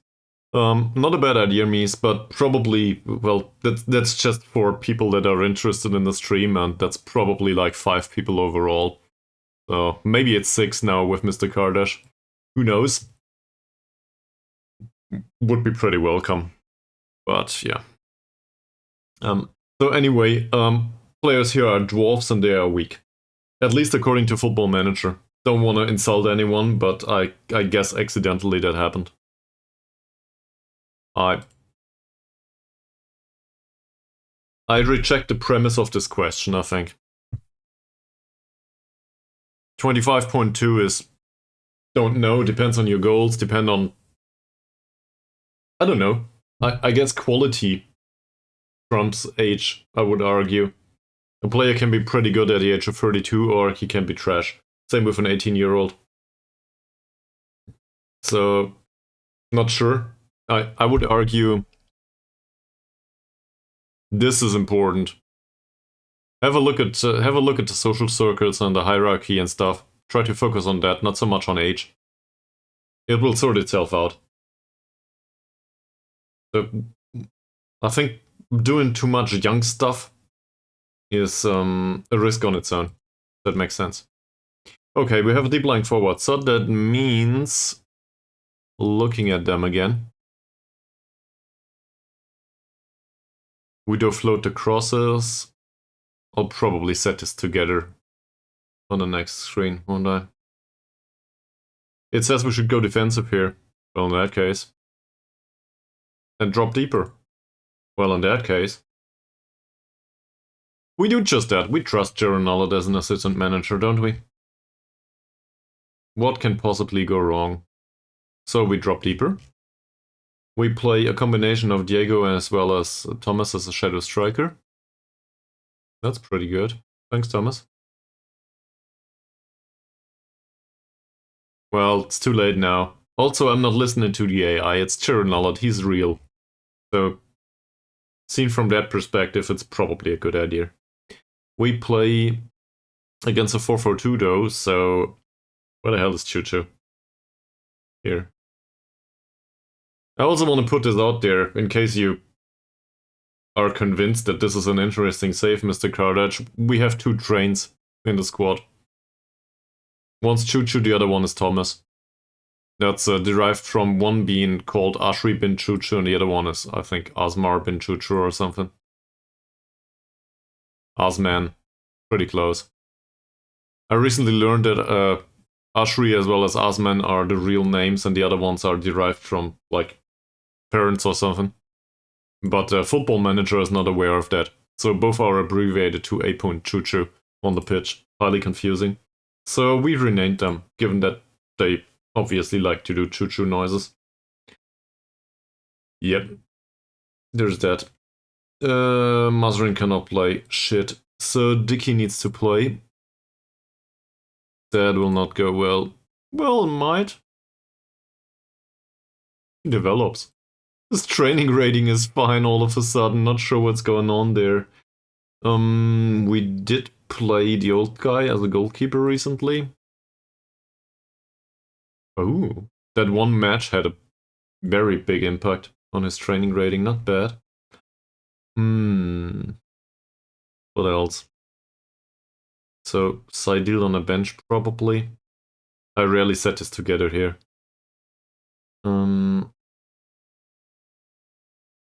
Baru or Atan? Who trained well recently?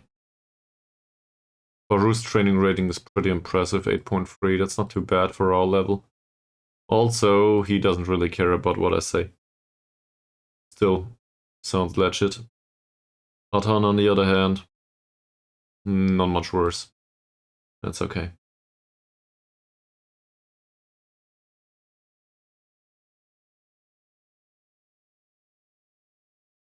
Then this is pretty much standard. Play the captain, I guess.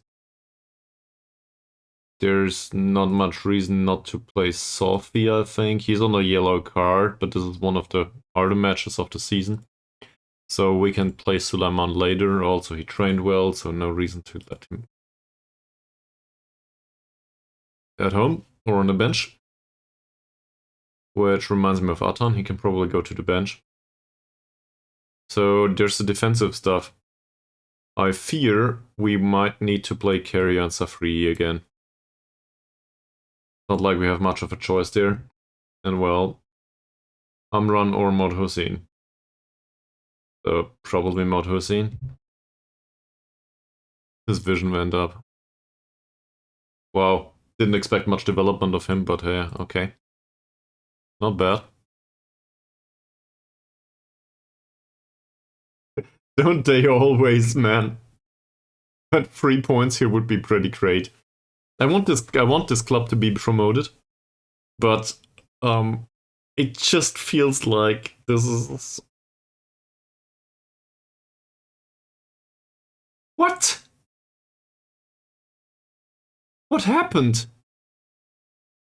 Oh, the other one's the primarily trained tactic. We should probably learn how to play defensive football again.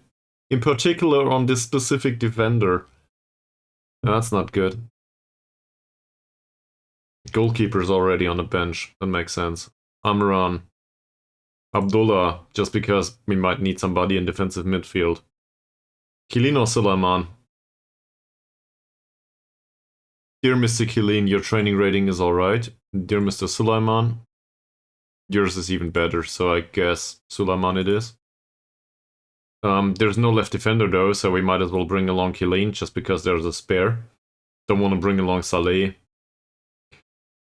Zulkifli always makes sense. Right attacking midfielders on the bench already. Harsi. Loans in? A ton. But be aware that there's no rules to this, and this is... how do I put this? It's not like we have much of a choice around here. I would need to go on for an extended period of time with this, but basically, I think 90% of these loans are from one club named Cushing. And it's just the only club that is close enough and that the players are willing to come over on loan at all. Maybe Google Borneo or Sarawak United and have a look at Google Maps or whatever you prefer as a mapping tool. And you will probably figure out pretty soon that Cushing as a city, as well as Sarawak as a province, are not that close to the rest of Malaysia. So this is like in the middle of nowhere as a scenario, and nobody else wants to come over. So I kind of refrained from calling it Football Manager hard mode these days because I stumbled into this on accident a second time. And it's no longer hard mode, as like in the like the first time. It's just different. But in case you ever want to encounter something like this, you might want to try a save with a really remote club. Nobody comes for friendlies and nobody cares about whatever you do over there. They don't want to play for you. Like, they tell you to. You offer them a contract and they're like, I do not want to deal with you. Go away. And yeah, that's it. So that's a common theme around here. Hasnan did not really play well last time out. Yeah. That said, I am not that aware of like the overall composition of Malaysia geographically, as well as I don't know, the interactions within the cities and stuff. So I'm not aware of any of this, given that I'm from Germany and I never visited the Pacific overall. So I might have no clue whatsoever. We should probably not go to the match yet, given that I didn't do opposition instructions. Let's take another 15 minutes for that. I usually do. Okay, so this is a 4-4-2 that we face. This guy as a striker, he's 39 years old. They play him probably as a target forward or something. Deep lying forward, I think it said. Has got long shots, good first touch. His strength is a bit low, bravery is a bit low, and the dribbling is a bit low. So we can probably go with this. Closing him down. Yeah, well, yes. Hopefully he forgot all of it, though. At this age, dementia is a thing. I wish I was joking.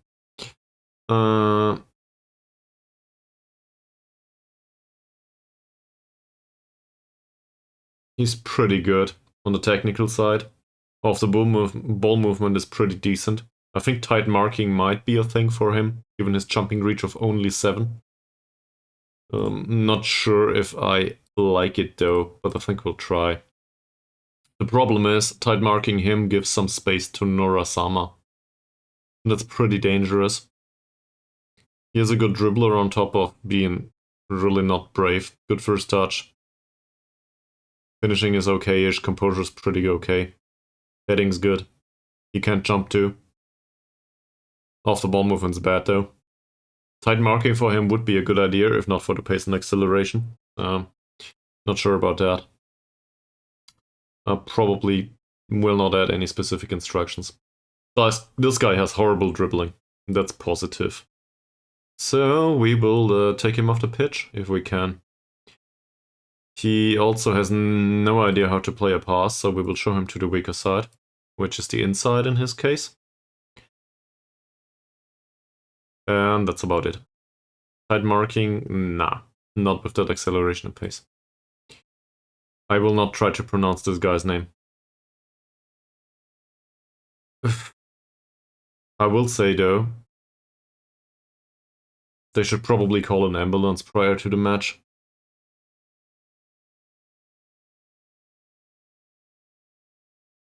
Passing's pretty okay. Off the ball movement's shit. He's damn fast. On the other hand, with that off the ball movement, like, it makes sense to mark him tightly. And given that composure first touch and well passing and technique overall, he will probably play a pretty interesting pass if we let him once he gets the ball. So we should avoid that if we can. That will face the right half. So Ankun, this will be interesting. Playmaker-ish option, mirroring each other. This one is even better though. Same here, tight marking I think. His off-the-ball movement is pretty bad. Strength is pretty bad, dribbling is low, bravery is low. Kick him off the pitch. His first touch is also pretty bad, composure is not great, technique is not great. I think this is also a case of triggering the press in case we don't get there. Ismail. This guy has really bad crossing, passing is a little bit better. So, that said, he knows how to dribble. We show him to the inside anyway. 6 points of passing is not exactly impressive. in particular given the vision. Anything else that comes to mind? Probably not. Northern.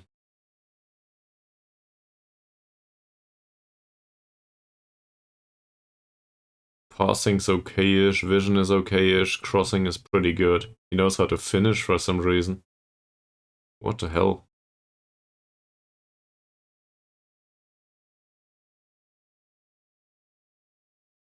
I'm not gonna ask. Okay. He's also emergency replacement, it seems. They promoted him from the under 21s and he does not know how to dribble. He's somewhat brave, but not very brave. Let's kick him. Good off the ball movement, sadly. And he's not that, like, his crossing is dangerous, but he's not that impressive overall. Sainuddin is one to close down, in case we can. Composure's pretty low. And not marking him tightly, I think. That's weird, though. We might close down the central defender.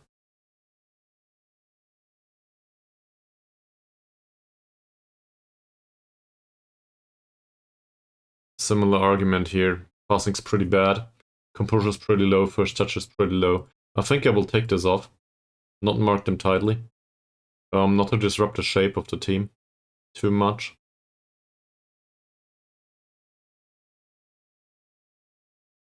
And this guy. Dribbling's low. First touch is low. Crossing's pretty high. Show him to the weaker foot. And I think, given their crossing and the capability of this guy to head the ball, same as the other one, we should probably instruct the team to prevent crosses if we can.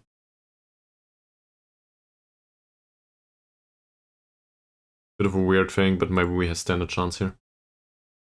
Does this make sense? Any other ideas? Float crosses, maybe. We realized that their strikers are pretty good at heading. Their defenders, though, are rubbish at heading. And Diego has 8 points of jumping reach. Thomas has 5 at least. Hell, even Chuchu has 5. Baru's a 4. Is Harsi any better? He's a 6. That's not much. Atan is a 7. Don't want to go there. We do play for set pieces anyway, but we can float the crosses, I think.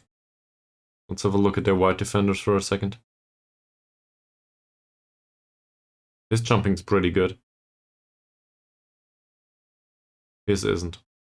So we try to go towards center, but I do not feel confident in adding a specific instruction there. Alright. Let's go.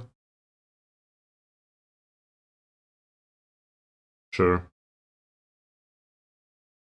Some people are roused for some reason. Okay. Pleased to see Chuchu back in the side.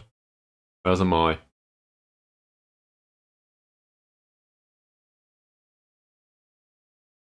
Ankun likes to be back in the team, apparently.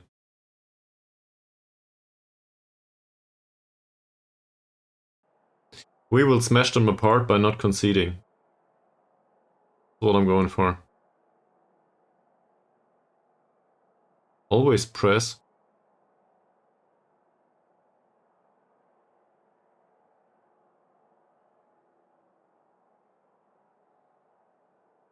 He does have bad composure. He does have bad first touch. So I see this, yes. I actually agree with that. Thanks, Chernallet.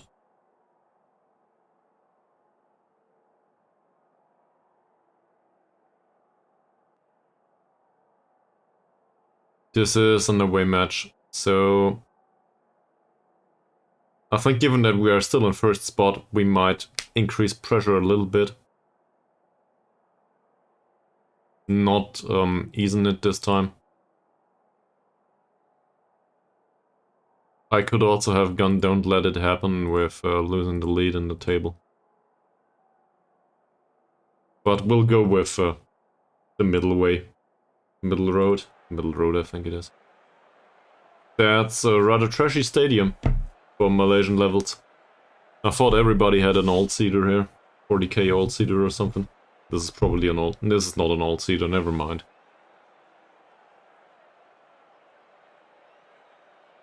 So we need to win. Doesn't matter whatever's going on over elsewhere, we need to win. Apparently though, it seems like Saints lost their last game. They are sitting at 18 now. We should have a look at that immediately. Also 130 people here. We should have a look at the table. Where is it? Never mind. I was confused. Forget about it. Well intercepted by Choo Choo. Immediately. Thomas on the run. Not for long though.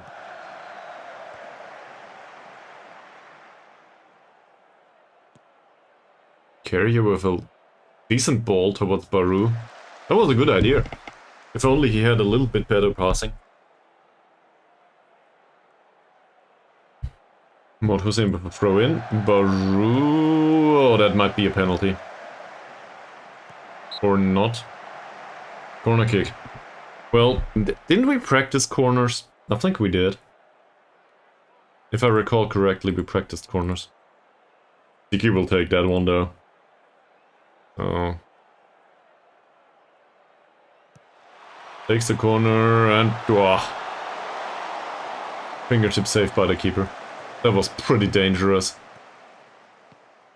Expected goals doesn't give it credit. Ankun. Sophie. Mod Hussein. That's a long ball. Shall we also go through the middle, by the way? I forgot this. Forgot it. There's always these little things that I forget. 4 points of tackling, no positioning whatsoever. 5 points of tackling, barely any positioning either. So yes, we try to focus down through the middle and we underlap to the left, I guess. Sure. Let's try to go with that.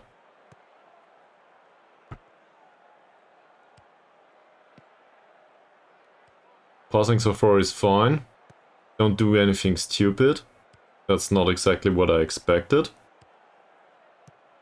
Kun's pass towards Diego was rubbish.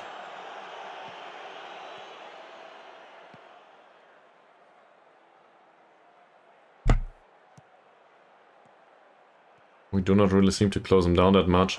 Well intercepted. And that's bad. You might want to knock it out. That's not knocking it out.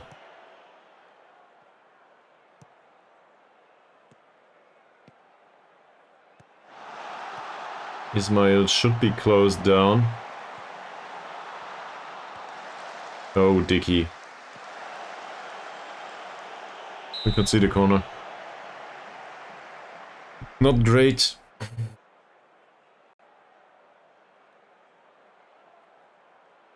Ankun with a free kick. Didn't practice those, apparently.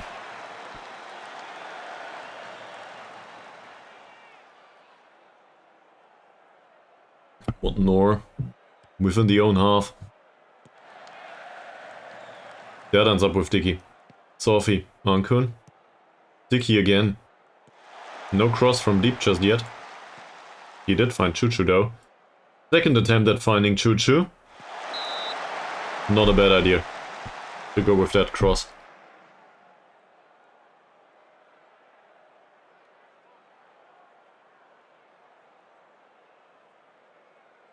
Choo Choo will take the corner here.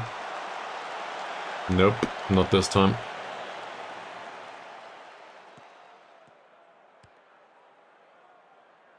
Not that happy with the possession either.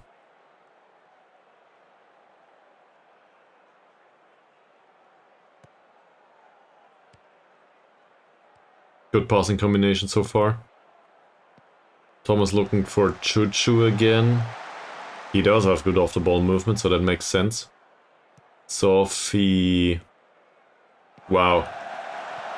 There, like, this shot was pretty underwhelming. But the idea to go for the underlap here, that was alright.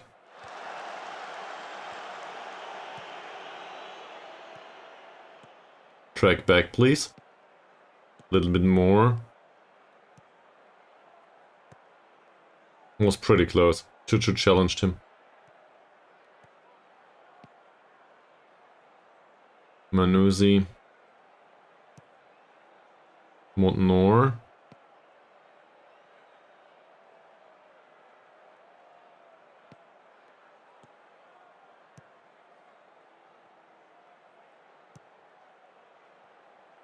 Norden and Tukuvli. Norden again. Tukuvli again. So most of it is a patient build-up play, really.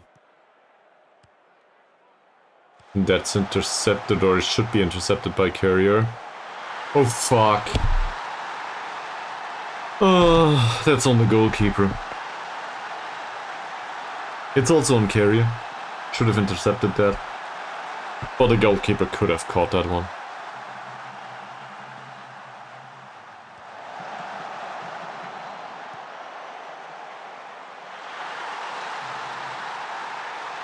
It hit the pitch. Right in front of the goalkeeper.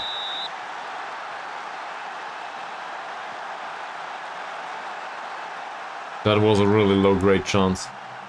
Shouldn't have conceded from one like this.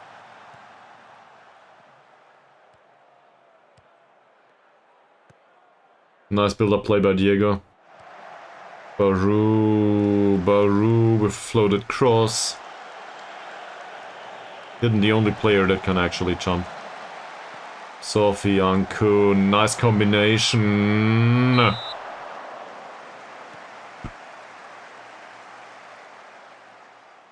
Go guys, you can do better. Why does it always need to be one behind first?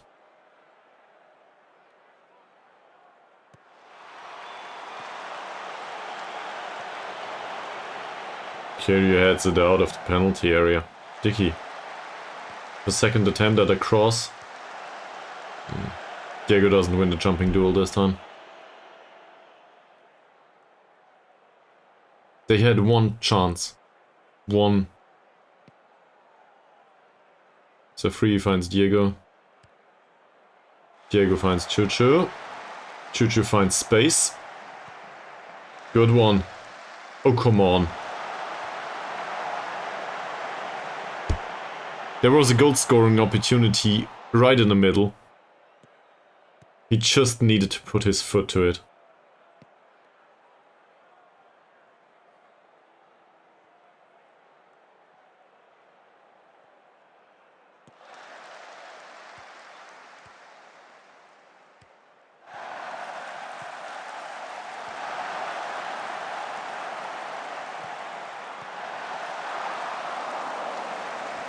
We don't really create much here. Quality of chances is probably good. I'm gonna wait for the second half though, but we don't create much. I'm not a big fan. And I think I will be a bit more expressive with my feelings right now, berating them. They should do better. I'll go there. Give it another 10 minutes. Probably a waste of time, isn't it? There's not much created here. We'll go positive. Okay, still, I think going through the middle and, well, in this case the other overlap probably makes sense. Might be a thing. The floated crosses are probably not a bad idea either.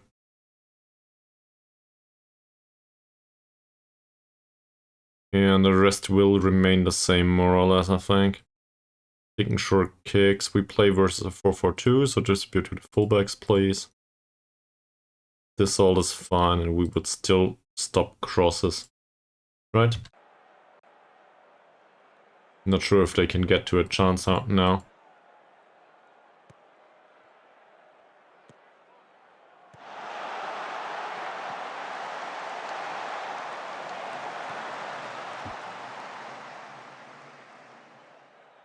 anxious. Oh. I think we'll go with "You've been terrible." This is no good.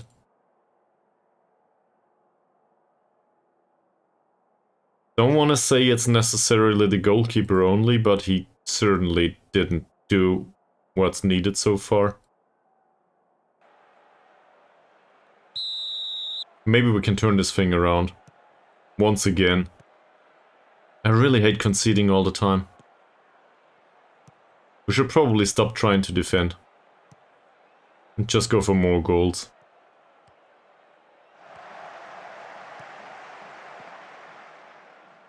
Oh yeah. Playing for Dickie's overlap though is probably a bad idea, come to think of it. I am used to Mazrin. So let's go for the underlap instead. Ankun's free kick.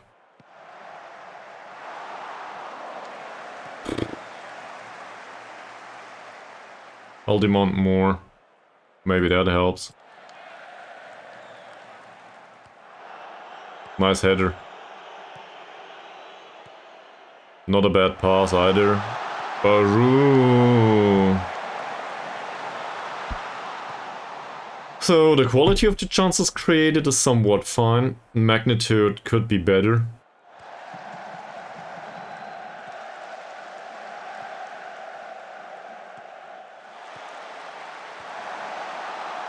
That deflects off the defender. Which is Thomas in this situation.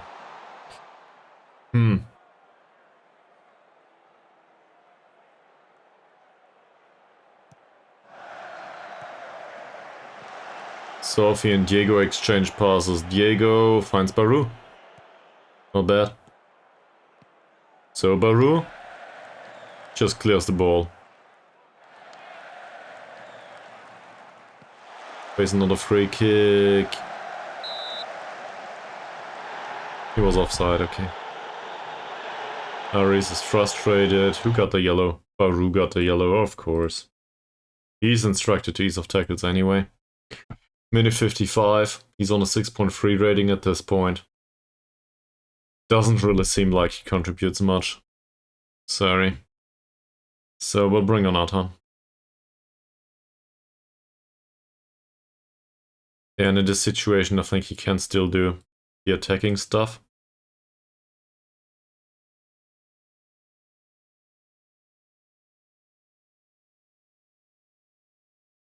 Not really happy with Thomas's impact either. So, assuming we bring him on, that would contribute a little bit more to chance creation. I'm not really unhappy with Diego. He did create some stuff. He's not at the end of it, but that's not his job. So, I just want more of those.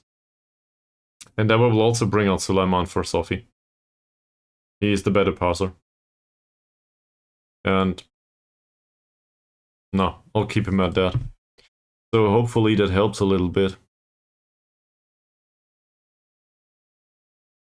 Not so sure about the floated crosses anymore. Let's have a look at their positioning again. Pretty good though. Same as the marking. They are good at concentrating. Decision making is also fine. They are just bad jumpers, really. So I will keep it. Why is there no team talk? Sure.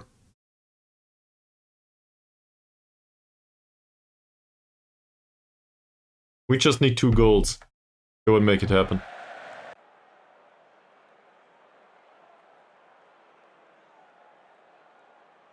The lack of chances created is really concerning here.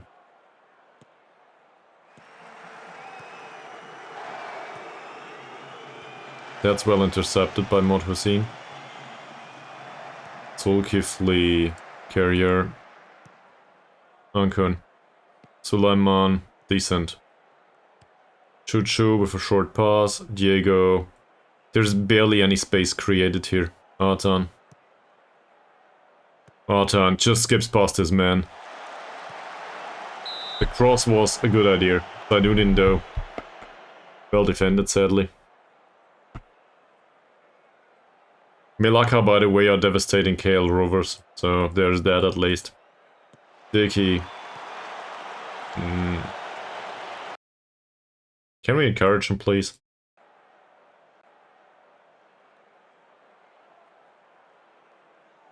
There's nothing going on here. Maybe the underlap is too much, maybe. I'm focusing through the middle. So, I guess I'll give him some creativity here.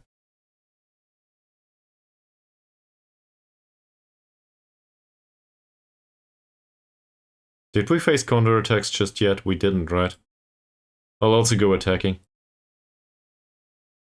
Be a bit more positive about this. Who's got the yellow? Somewhere in the middle. Somebody in the middle. That was close. Low grade overall though, the entire match.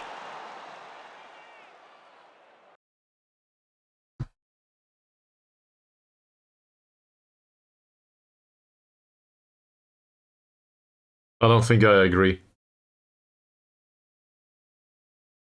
There's a problem with supply here. And I don't know where it comes from.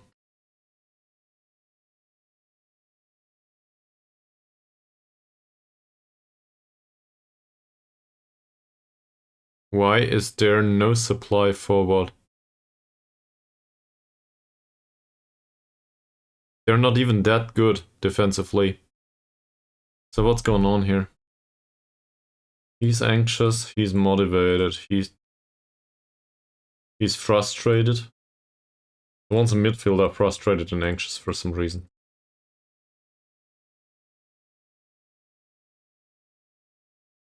Bringing on Rachili as a striker puts pace on the pitch. It's not like this is the worst idea. I just don't think it will resolve the supply issue. Is it a lack of creativity due to Dickey being on the pitch? Is that it? We can obviously push them a little bit forward. They are instructed to cross more often anyway. Playing wider doesn't serve much purpose. On the other hand, Chuchu doesn't really make an impact. So that's Atan's side. That's on, so stated in a different manner. Maybe, well, maybe that's a relic, a fragment that is derived from focusing on, yeah, well, Baru is not on the pitch anymore, but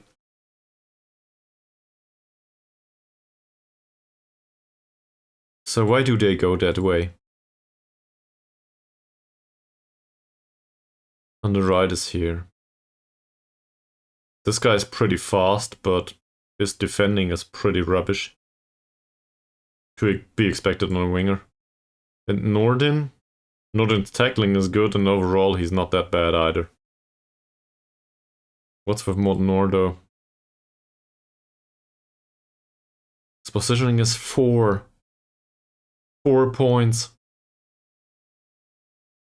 We just don't have Mazran available to us. That's a really big problem, because he would probably overlap and go straight down there. You know what? I guess Dickey wants to become a hero.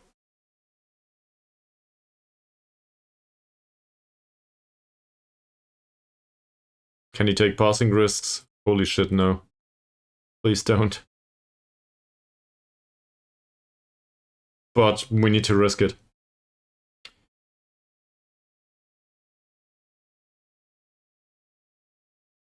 Inverted striker?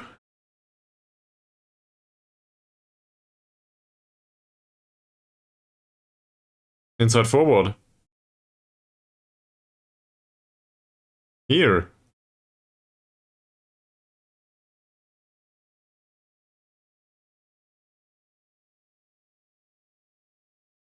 I think I'll keep him out here. He's used to this.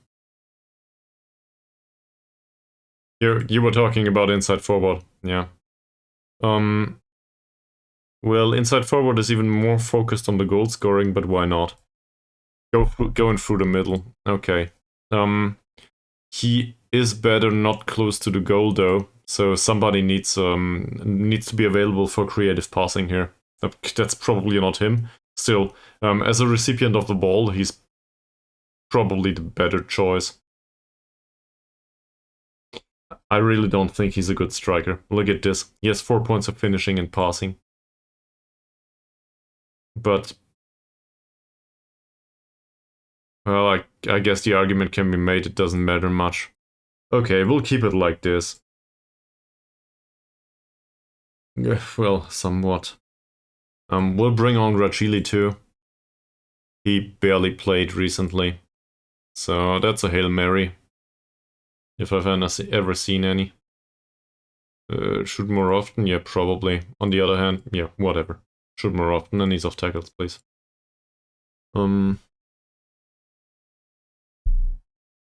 Standard passing?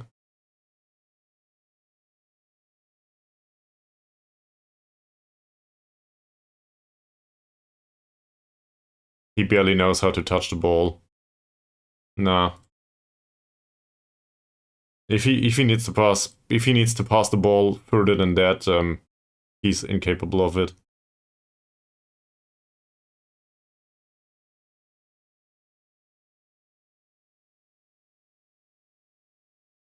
If we take passing to standard,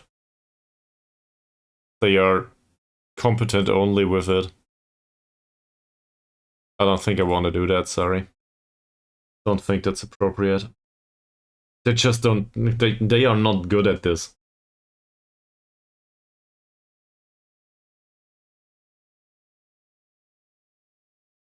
We still have one sub too.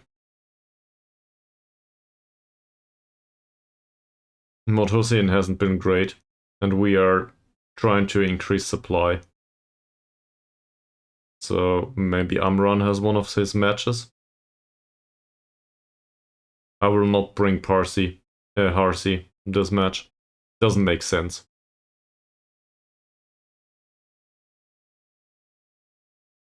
Don't think so.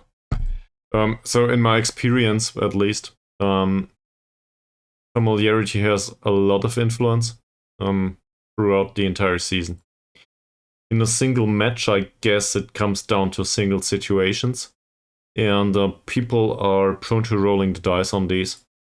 But this is one goal behind, so I want to have some familiarity here. That makes sense.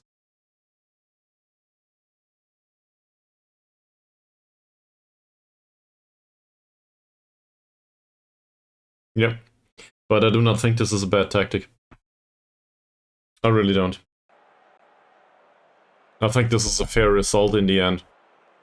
We got a bit unlucky, but it's entirely within the realm of possibility.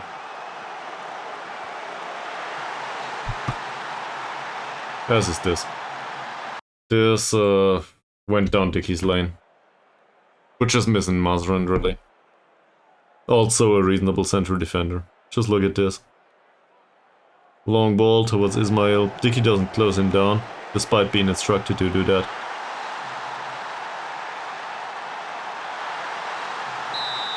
So I guess we go very attacking now, just because we can. And I will start a berating.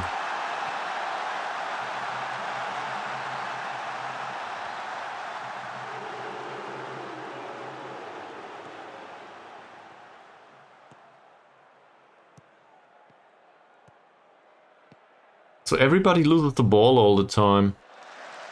That's not bad. Rachili finds Atan. Nope. Ankun maybe. Driven off. Oh, holy shit.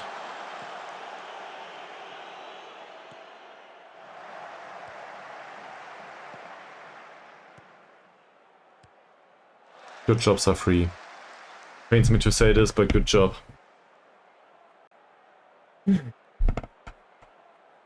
I don't think we deserve to win this match.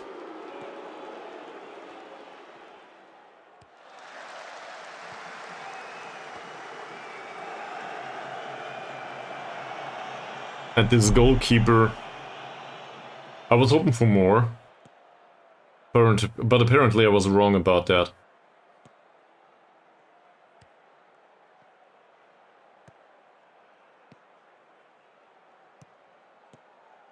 Suleiman's pass is fine, Zulkifli finds Rachili. Rachili runs with the ball. There's some sort of a shot. Atan wins the header. And then there's nothing. We just lose the ball again.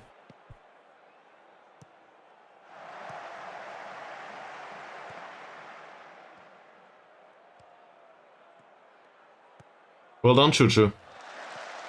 Bit late though.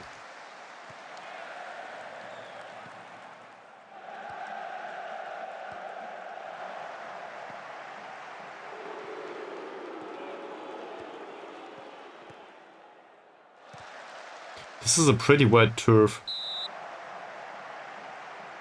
isn't it? But with respect to chances created, they just put 2 of them into the back of the net. We didn't. There's barely a difference here.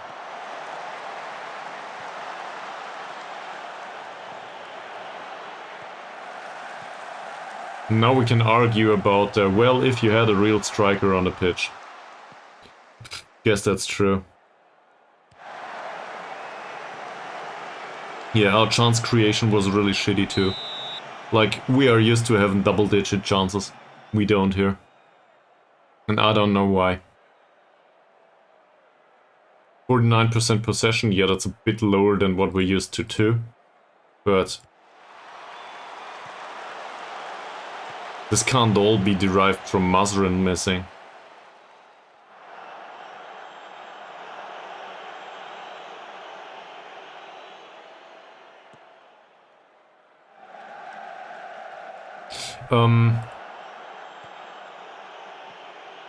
I don't think I'm prepared for having another debate about direct and more or less direct. But I guess the short way to phrase it is, I do not think it matters if you put individual instructions on the rest of them anyway. So my argument here is basically, if I go with more direct football, and then I'm forced to put shorter passing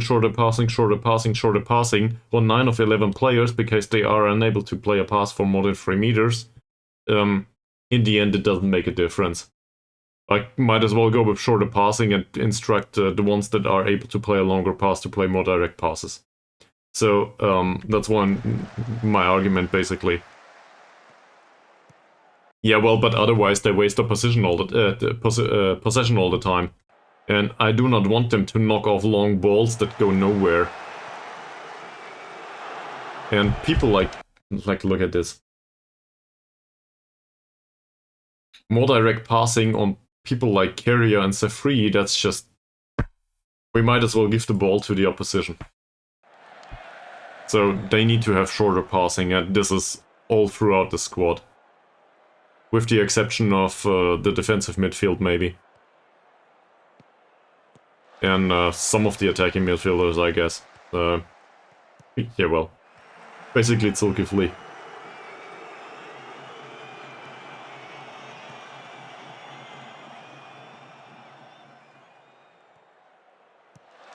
That's also reflected by the way the squad is happy with playing a shorter passing game.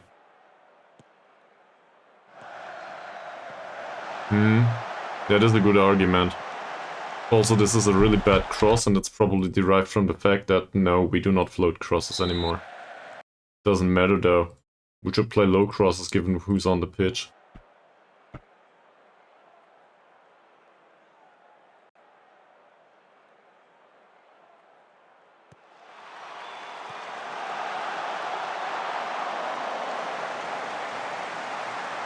We do concede 2 goals repeatedly.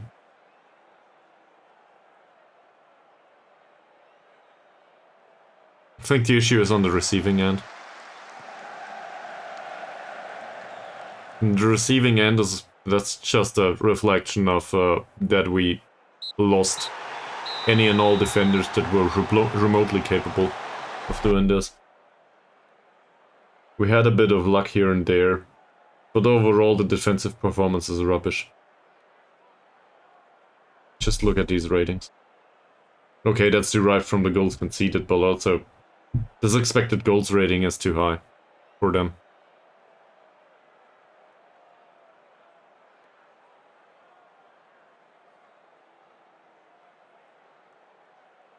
Yeah, but they do. They are instructed to play longer passes anyway. So I do not think there's a difference there.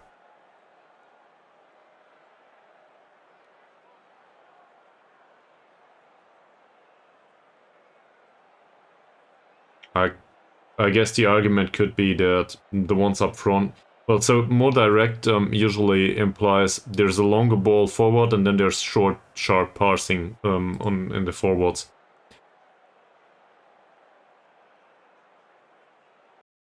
I guess we could try to do that. This throwing water ball... No, just not yet.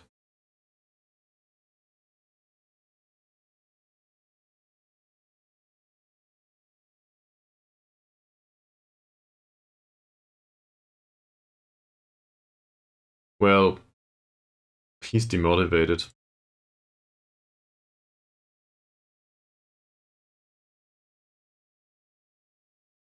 The funny part is we are still in top spot. Because KL Rovers lost to Melaka 4-0. And I don't know what happened to Saints.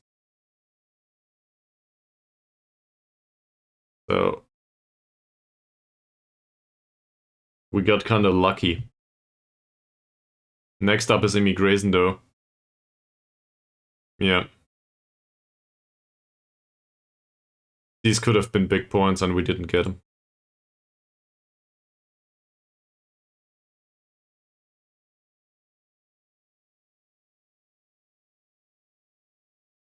But now we face Immigration, who are 11th, and Bugaraya FC, who are 14th. You really want me to go Condor attacking on these? I guess in this match maybe, yeah.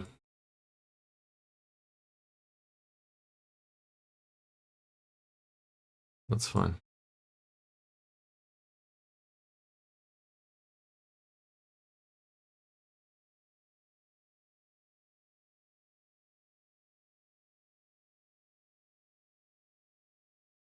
Well, it should be.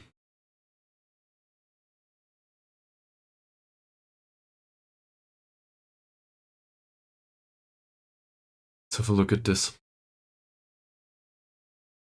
We barely have any knowledge of any of these players.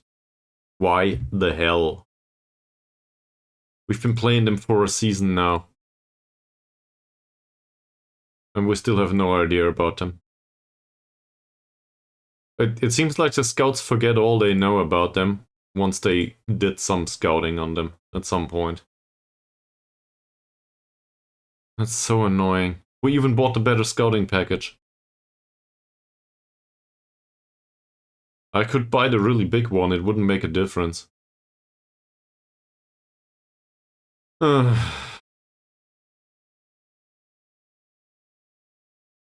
Baru suspended for the next match. What kind of tactic do Immigration play? Great. Never saw that one.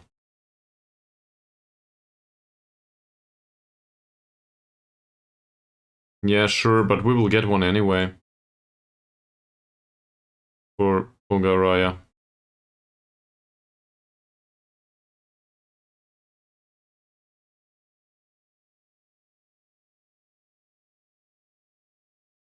Look at this, these are grayed out players.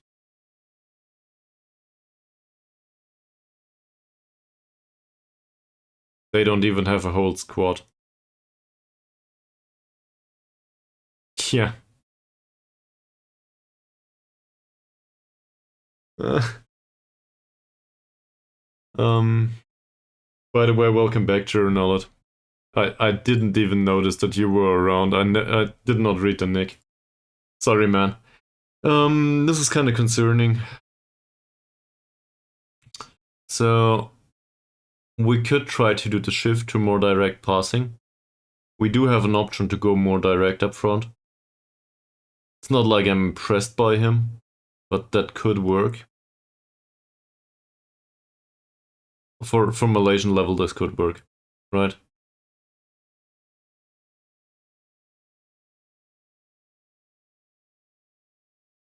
In that case, though, he needs strength. Tons of it. I'll shift this around once more, why not?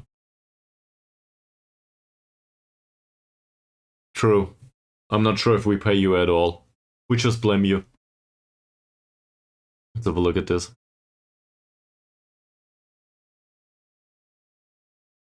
He gets 80 euros per week. In Malaysia, that's probably enough to make a living. Also, apparently you are fairly professional. Thank you very much for being a good personality. Also, my nose is itching. Bye.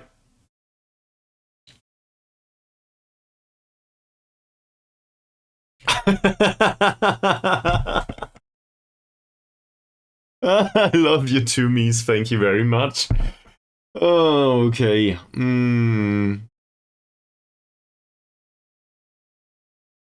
So, assuming we play more direct football all of a sudden. We will not do this in the next match, though.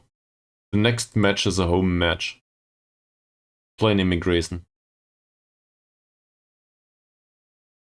Yeah, I get it.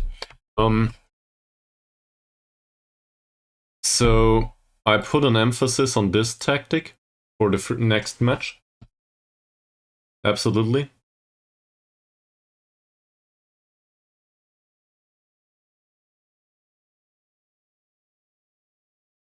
But we were pretty good over counter-attacking. I think part of it is that probably that other teams are less willing to come with some expensive play to us anymore. Like at the start of the season, they came here and they thought, well, we can play however we want. These are rubbish. So we exploited the space. But now that the space is more restricted, we do not really stand a chance to break it down. Quite contrary, they are pretty good counter-attacking us. Because our defense in particular declined. So as a result, we concede too much and don't score enough. And results went to shit. Well, they didn't exactly go bad, but, you know, they are worse than they were. So, what's there to learn there?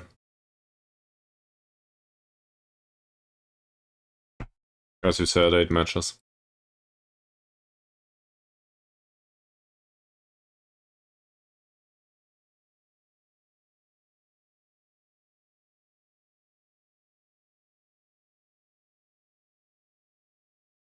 You gotta be kidding me.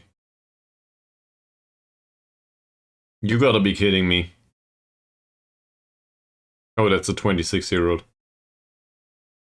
Also, he's not interested in signing for us? What?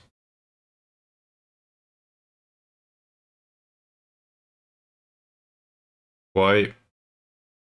I don't get it. Why? We'll offer a trial, sure.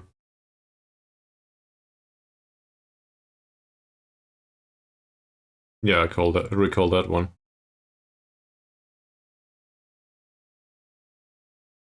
Well, better like this than with a KL Rovers that do not lose. So, I'm not expecting him to play a role in the first team anytime soon. That said, never played for anyone. Medical report says average. For the youth team, that'll do. He has jumping. He's 1 meter 96, in fact. So, if we get some pace into him, maybe.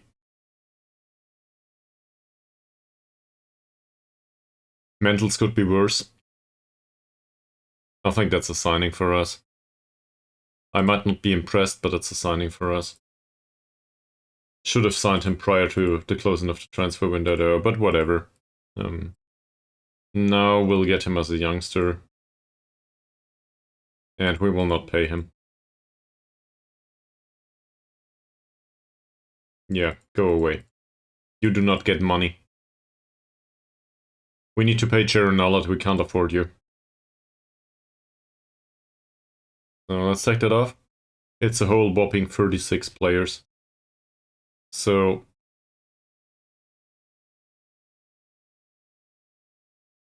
there's also yet another random 16-year-old. He was around previously, right?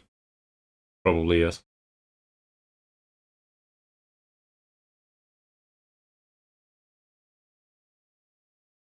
I guess we could have tried to replace some of the really bad players like Dicky with Zikaria. Maybe somebody with Razali on the right. That's not too bad, right? That would have been an option. It's no longer one right now. And I should probably have done that at the start of the season, not now. From Sudan rings a bell. Probably because he played for us and we sold him. Yep. So there's that. How was your day, Cheronalot? It's probably the middle of the day at your place. How is your day? Is it better than ours? He doesn't want to come. In particular, not for a transfer. He's also susceptible to injury, not sure what. Why would I be interested? I guess the question, why would I be interesting, is interesting too.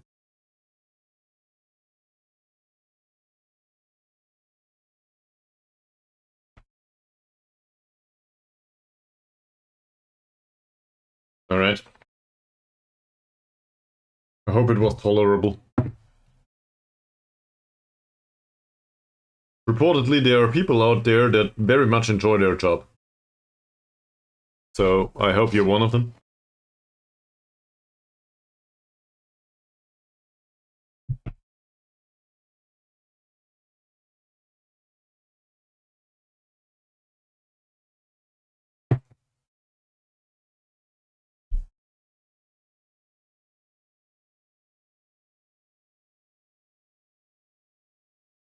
You don't have to answer that, obviously. Sorry, man. Didn't want to put you into that position. I'm sorry. I didn't really think about it.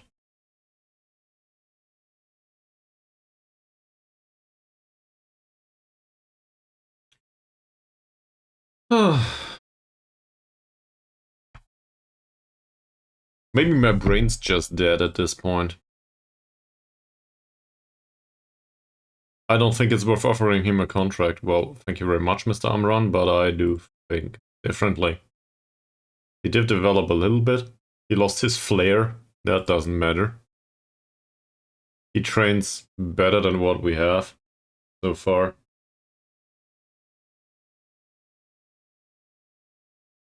So I think in aggregate it's pretty good.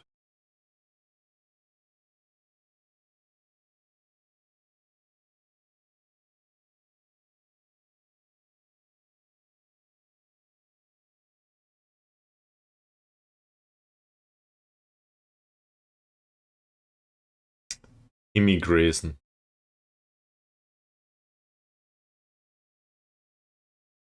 Immigration have Chan Wing Hong as a manager. Tiki Taka yet again, 4-2-3-1.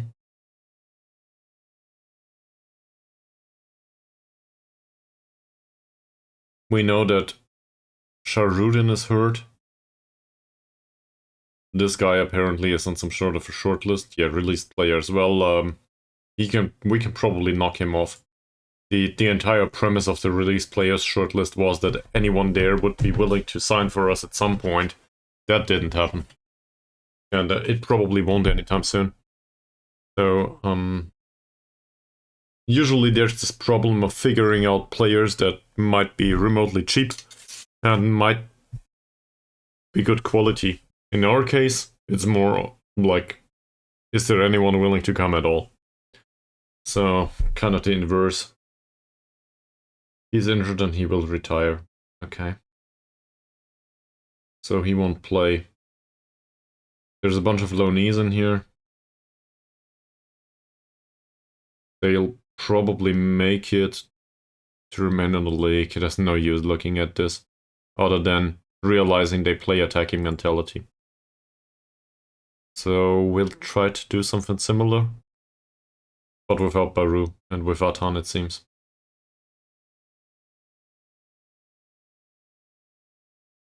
Sadly, Rachili didn't contribute much.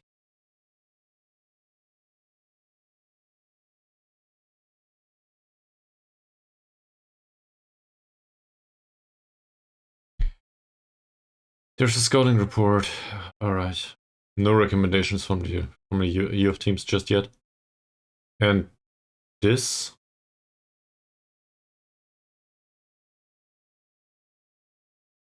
These are the same all over again, aren't they? Yes, it's interesting. No, I don't want him on loan only. Thank you very much. I do not need 15 defensive midfielders or central midfielders. Alright.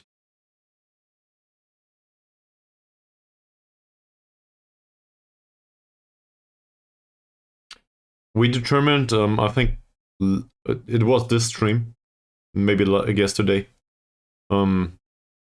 I guess we determined, at least that was our assessment, maybe mine, that breaking down teams that are worse than us with passing worked most of the time. So let's throw all of this out of the window. Aris had how many matches now? 6.4, 6.6, and 6.4. Conceded two goals every single match. Expected goals against was barely more than 1, usually. Am I right to assume that this is pretty bad?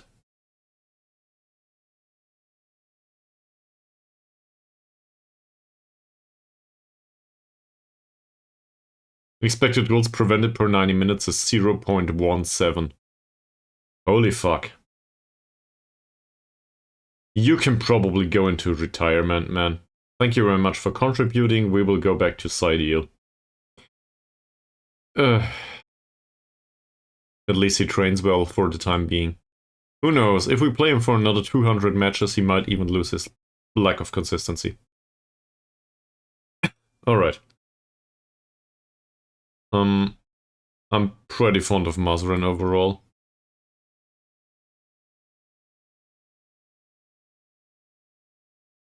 That's also shown in the overall attributes, I think. And he will make a comeback, I think.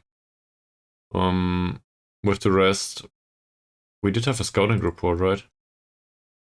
I wholeheartedly ignored it. So they are not as good as us, but they could spring a surprise if we're not careful. It will be lower than the league, and recent form is a lot worse than ours.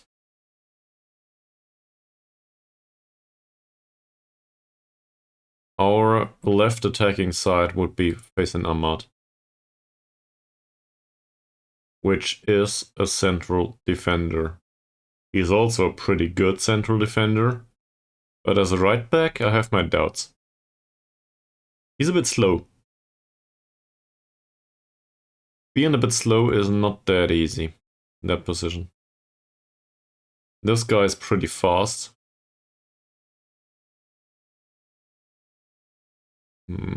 Not that many complaints about him. Osnan, pretty bad jumper. Same as him. So maybe we stand a chance with a tall forward. The tallest we can think of is probably Diego. Sadly. He didn't make it to anything just yet. Okay.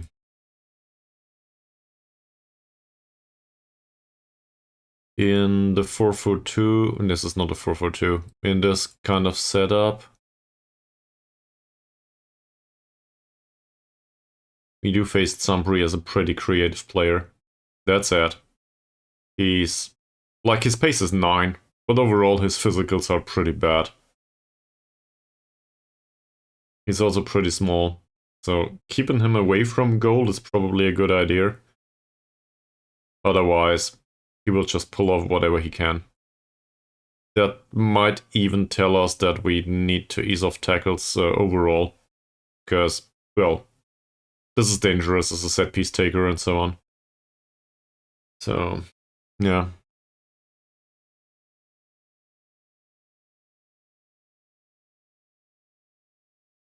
In defensive midfield on their side, there's Yusvardi. He has decent positioning and good mobility. Marking is a bit low. Tackling is 8. Not horrible. Not very brave. As a defender, I would argue, technically he's alrightish. On the mental side, lacking. Also on the strength side, by the way. He is a little bit better. His positioning is inexistent though. So, he's the more defensive of the two. Doesn't make much sense. I guess the argument that includes Zulkifli might stand there. I don't see much against it. So this is pretty creative build-up. Including Chuchu, who's also pretty creative. At least on paper. Still not really used to the tactic. We do focus on it though. For the next match, it makes sense. On the right, we do not have a choice. That's the wrong right.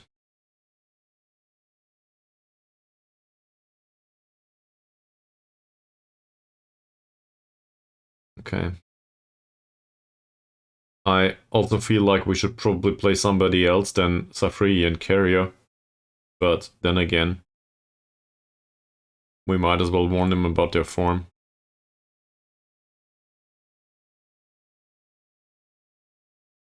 There you go. As well as, where the hell is Safri? Here. Carrier. There. We might have had it the other way around recently, but...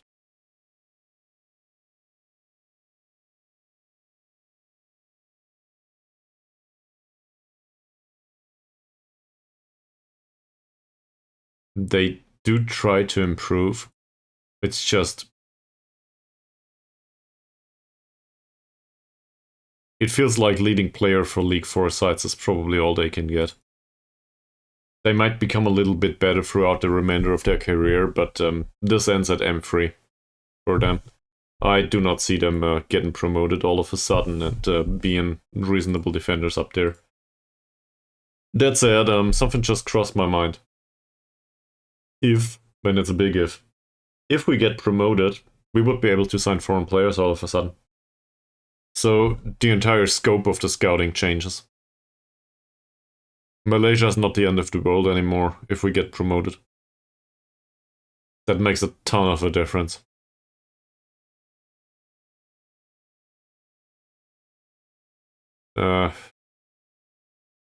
Well, I don't know. So, on a scale of 1 to 10, what would you guys say? 10 is we are getting promoted for sure, I'm 100% sure, and 1 is no way we are getting promoted. What's your assessment?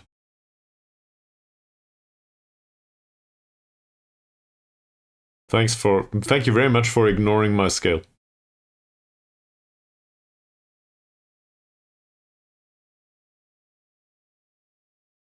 That is a 5 or a 6 though, on the way I just phrased it.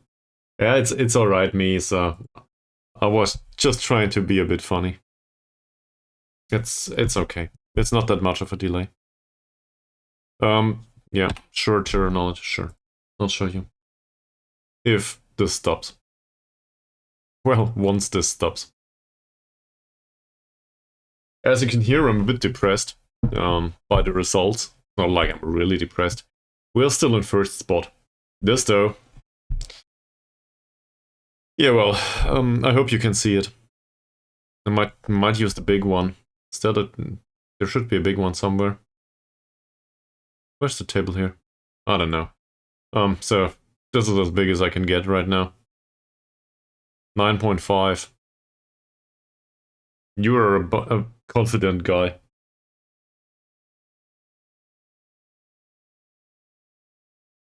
We just lost to YPM.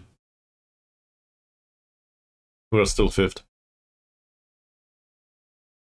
Overall results are... yeah.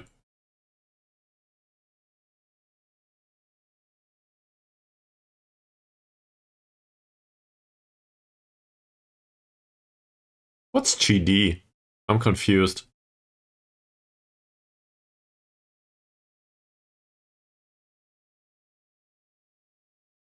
Oh, goal difference. Yeah, that's a pretty big concern, true. I didn't expect it to go the way with Saints, though. But looking at their results...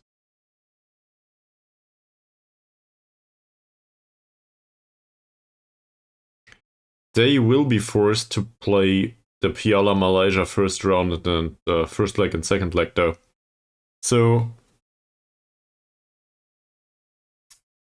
I'm actually hoping for them to go through these two matches, in particular on extended time, if they can get it, and then lose out on all of these matches.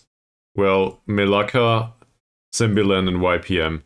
So that's the worst, though, because assuming they lose to Melaka, Sembilan, and YPM... oh yeah, sorry. My bad.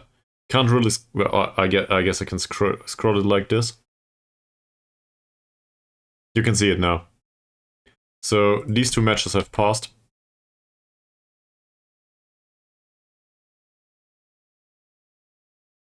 But these teams are all pretty much in the promotion competition too. They are on our heels. So this is pretty dangerous overall. The best we can hope for is a bunch of draws here. Just to take away... yeah, sure. But... there's no easy teams in here. This all is pretty damn hard. Going back to the league. So assuming they lose all three of them, though, that's pretty hard on us too. I think all we can do is win our matches. It's pretty simple, right? We need to win our matches. And we do play Immigration now. Bungaraya afterwards, Bukit Tambun. So the draws that are coming for us in the next 3 matches are rock bottom of the league. This is as bad as it gets in the league. Or it should be. Now, Immigration though, I think we have a history with them. We lost 1-2 to them last time.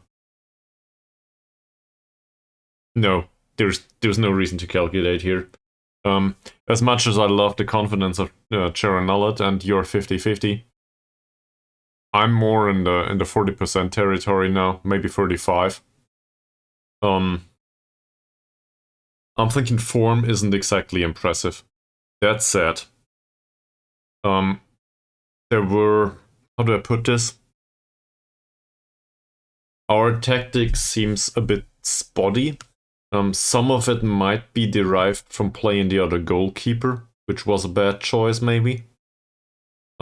Some of it is definitely derived from having worse defenders, and we just don't get their skills up. They don't develop much.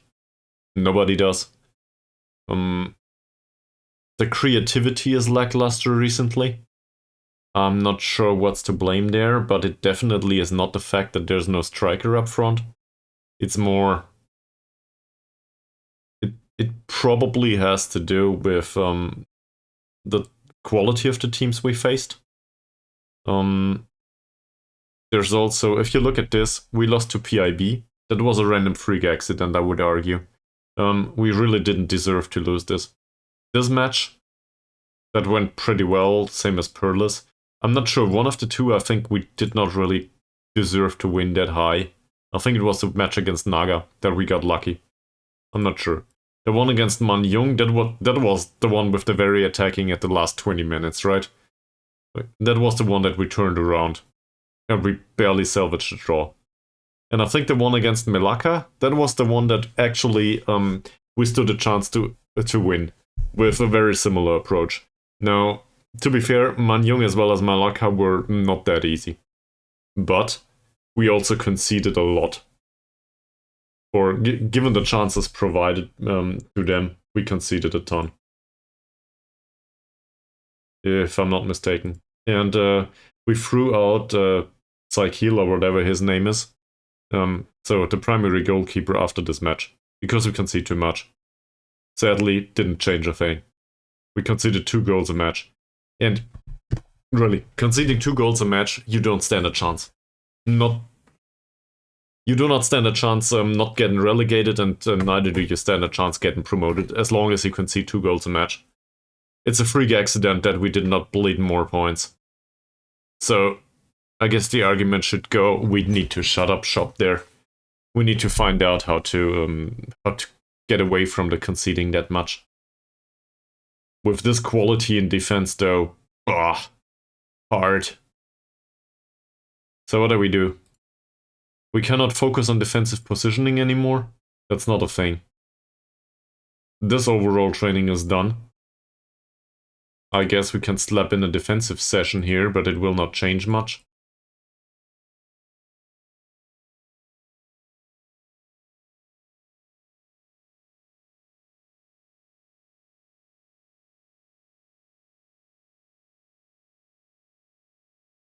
And well, we can also have a look at the units.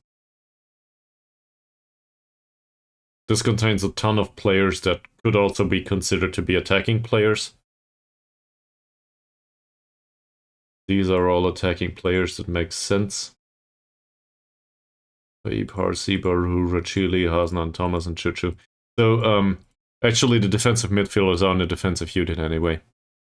I'm not concerned by this, I think that makes sense. Even though I wouldn't argue that I'm a big proponent of defensive midfielders in the defensive training unit. It is okay for the defensive part, might not be appropriate for the playmaking part, who knows. It's weird. These players also, they have some defensive duties for sure. So, given that we face those, there might also be an argument to be made about playing a winger on the left next time out. Then again, if Masran's available, overlapping is probably the way to go. I am not sure if focusing on the overlap in particular is a good idea. And I think we've been there. This instruction,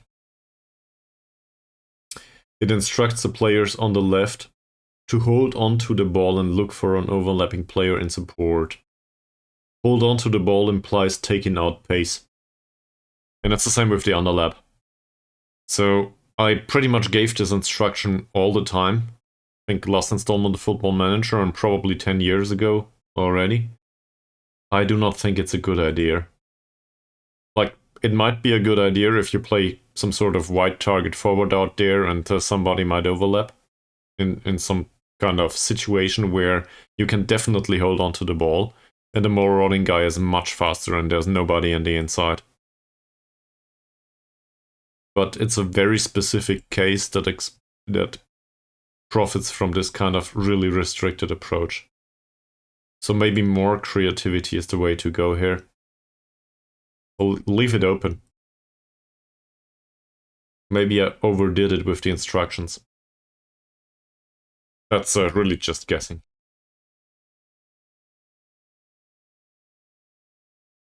But it seems like we did not create that much once I started to instruct him to do this or that specifically all the time. So maybe that's on me. It's not too late to turn it around though.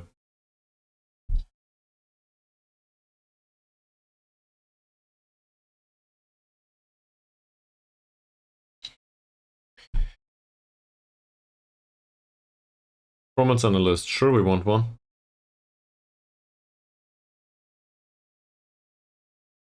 Ideally a determined one would be nice, yes. He's fickle. Go away. He's fairly ambitious, that would be fine. He's balanced and with good determination. We don't know your personality, he's fickle too, don't want to have him. He's unambitious, don't want to have him either. And Razak is balanced, so I guess it's one of the balanced guys. Not 440 euros though. Was it this one?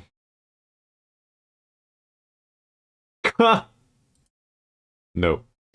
So this is why this ad is still running.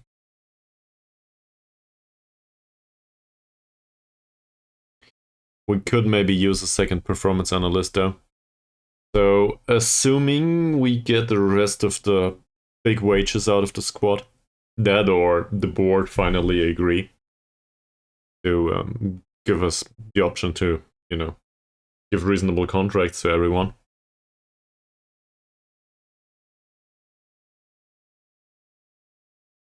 Then maybe we can spend on an additional performance analyst. He's good. That's fine.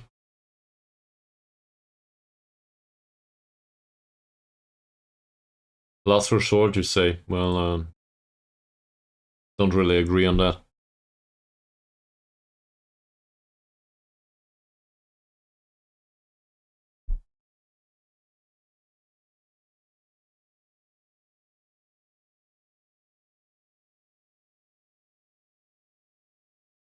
It's also a bit, it's a bit weird, but like everyone is really happy with us here. The fans aren't due to the sale of, no, due to releasing the attacking midfielder.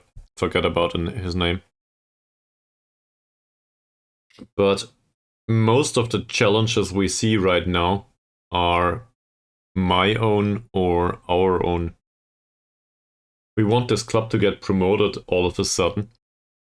Like, explicitly this season in this situation.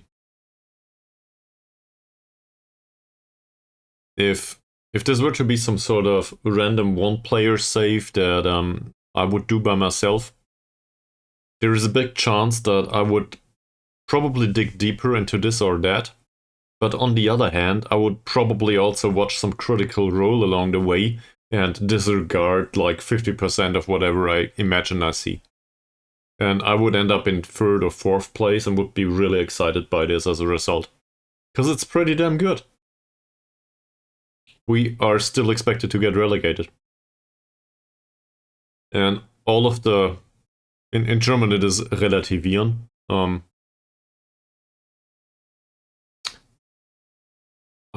I think I can be pretty prone to well, yeah, that is one way to put it, but I'm not sure if I'm going there. I'm pretty prone to mention circumstances for whatever's going on, and people can find that really annoying. You know, in German I would say alles relativieren ist auch ungesund. It can be somewhat of an unhealthy practice. Because there's nothing that is specifically good or specifically bad if you are that kind of person. You know, and I'm pretty prone to being that person. So for other people, this can be really depressing. Like, yeah. But on the other hand, this is... to me, this is part of the analytical mindset, but maybe it's also part of a a mindset that is too critical. And there's also always the opportunity to just play another season. Hell, it might go bad. And we might get fired. But it's not like we had a bad time so far with this club. In fact, we avoided relegation with them, and this season we are challenging for promotion. We might not go through with it, but this is pretty good. So maybe it's a good idea to keep that in the back of our head. Whatever happens, this is a really good season.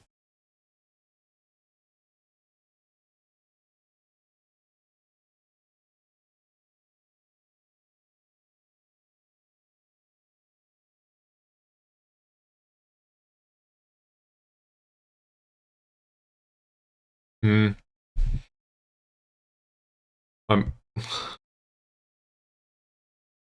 I feel underqualified to a degree to really know about all of the positives and all the negatives and what to attribute to what. It's hard to find a source for all of this. Also, there's a bunch of coaches here that want to work for us.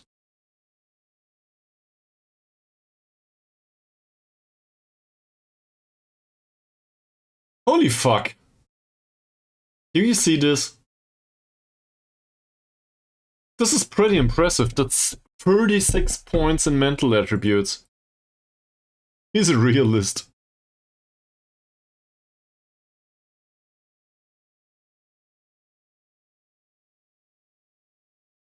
Yeah, that's probably the best we have here. His tactical coaching could be a little bit better. He's more of a technique guy, but we'll probably find a solution for that. Realist is... fuck. Well, he's outspoken, so I don't like that. Overall, do I think Realist is a decent personality? It's not a good one. It's decent. He's one of those to give up.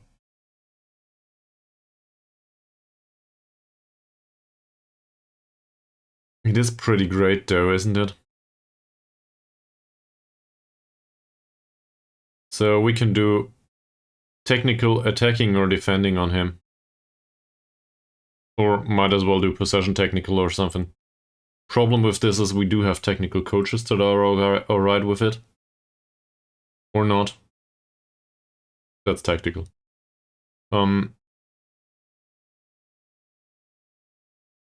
Yeah, he's a 6-7 too. Tactically, he's shit. Technical 6-6, no idea about tactical stuff. Technical 7-7, not so good with the tactical ones. That's it. If I look at this. Or this. This guy is 6-7. He's 2-star. He plays teaches 2 categories. I think this is a 2.5-star coach. From what I see here. He's pretty good. Might even be a 2.5-star coach teaching tactical stuff. At least 2-star.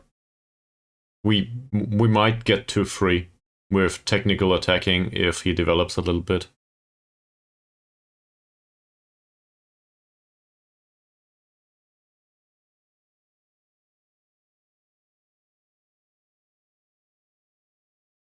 Yeah, I see that. And it's the same for me with the players here. Now, granted, this is a game, so very different, but I have a hard time grasping if my opinion on this or that is acceptable. It's just an opinion in the end.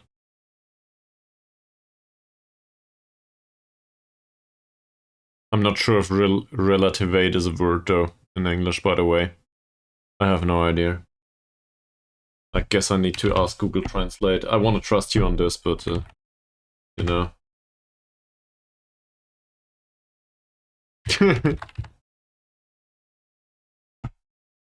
It's putting into perspective. Great. I could have come up with that. Okay, so Google Translate is of the opinion that the correct way to translate it is putting stuff into perspective. with emphasis on stuff. So I want to sign him.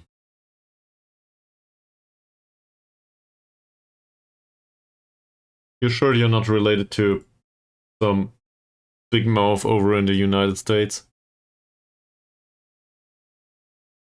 He wants to be in here for a year. That's damn expensive for a coach. How much do we pay our coaches right now?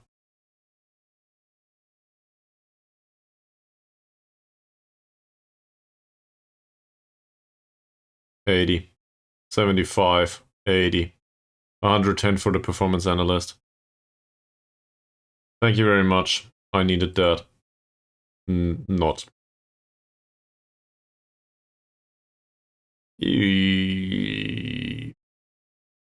I'm gonna go for it though. We just managed to save some on the wages. Might as well offer it to a coach.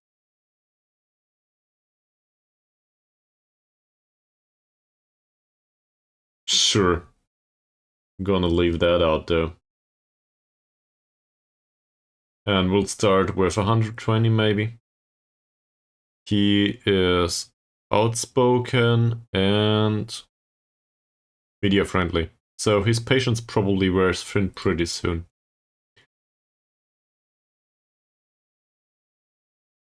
Lowballing it, he doesn't accept it. Going for 140 and giving him a 5% wage raise. Also, if we win that fucking cup, he can have half of the prize money, I think.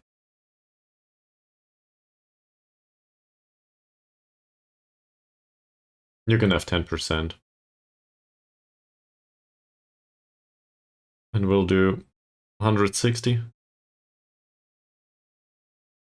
Okay, this is close enough. I'll insist on it at this point. And I'll give you 1.5k if we do it. Great. And now we reduce this. In particular though... Ooh. You gotta be kidding me. On him?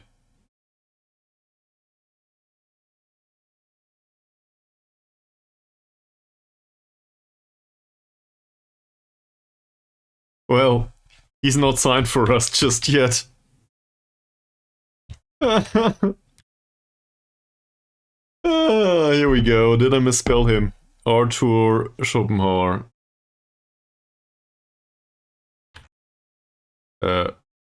Sure. Of course. First of all, this has been done.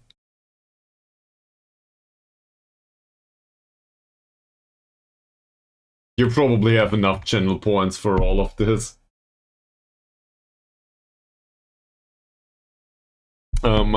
So this is Arthur Schopenhauer now. I'll just call him Arthur. Or Arfie. If I can recall it. I do want to renegotiate with him though. A little bit at least. He will probably not insist of any of this prize money. Also relegation, wage drop and stuff.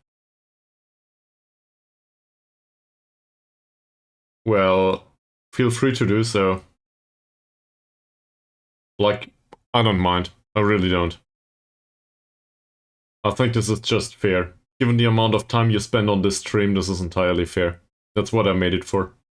And I took it away from the players for me not to have tongue breakers all the time in-game.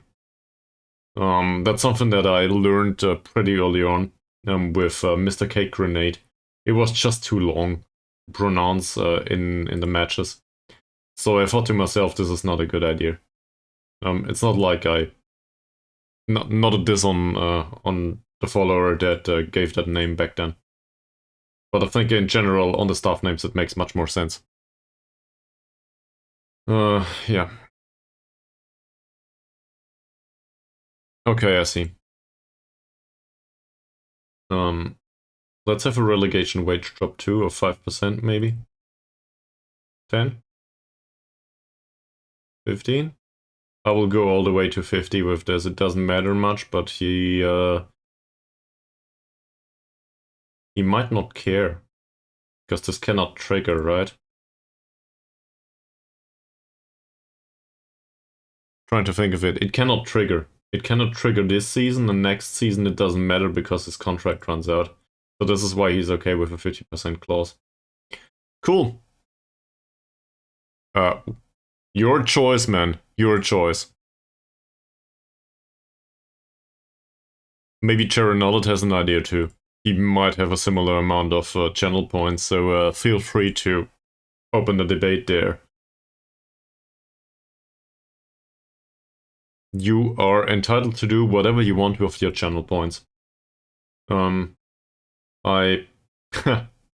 So, really bad idea. Recently I thought of including a channel point reward that forces me doing push-ups. Not on camera though, because, well, camera is not focused on anywhere that I can do push-ups. I do like gyros, it's fine. And the good part about stuff is you can pretty much ignore it in Football Manager. So as long as it's not... I will go with putting it as offensive. As long as it's not offensive to anyone, I would I would think that it's alright. But if it goes through with the chat rules, it's probably okay.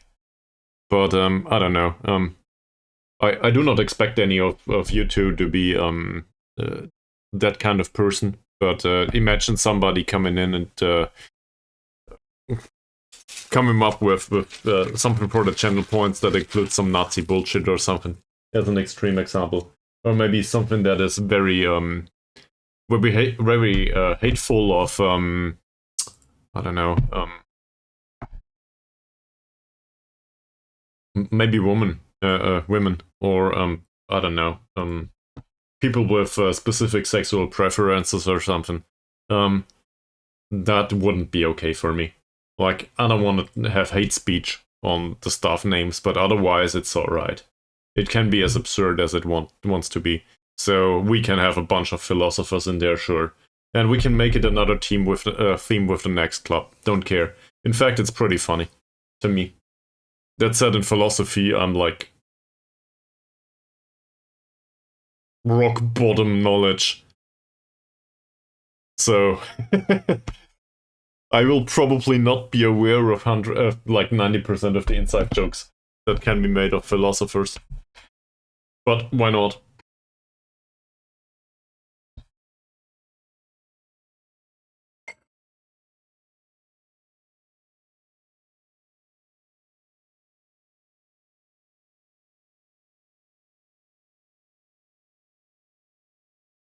I think, yes, his name is Cherenollet. I think it's a philosopher. Must be. Given that there will be another one around.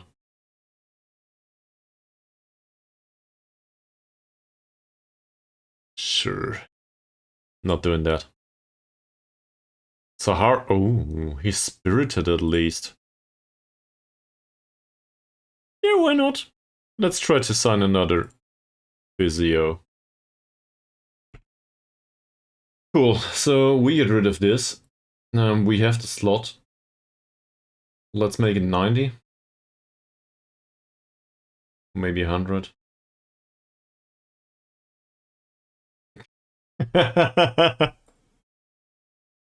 Well, you probably should deal with Cheryl Nullet first about that. Just because I think it would be preferable not to override his choice.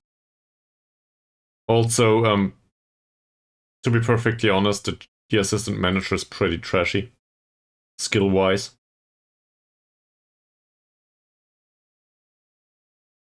True.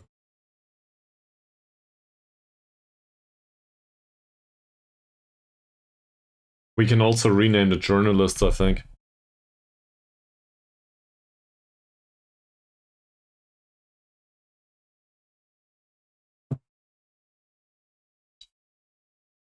Well, there is a lot of philosophy in football, isn't it? Oh, he declined in natural fitness. That makes sense. Still, wow.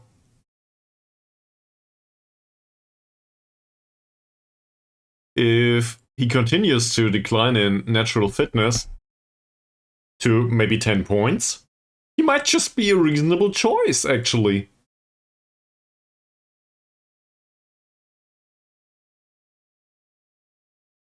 Still pretty bad.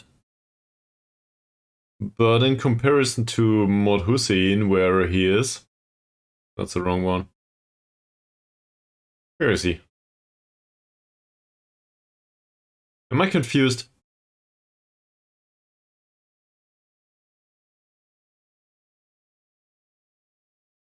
There.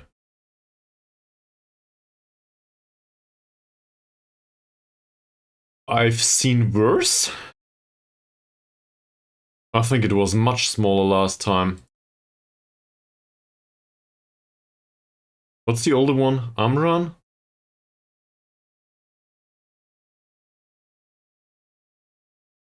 Ishak actually improved beyond Amran's skill level in some areas. That's new. So we have a 23-year-old emergency backup that we do not expect to develop much. That just had, I guess this is one of the last bursts of natural development that is to be had.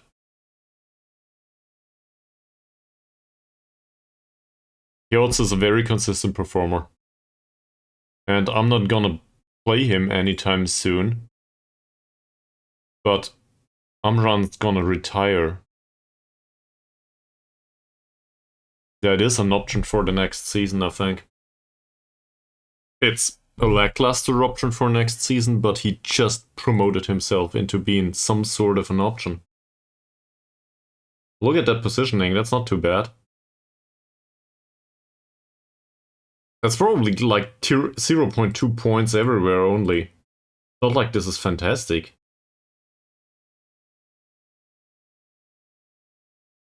Yeah, it really is.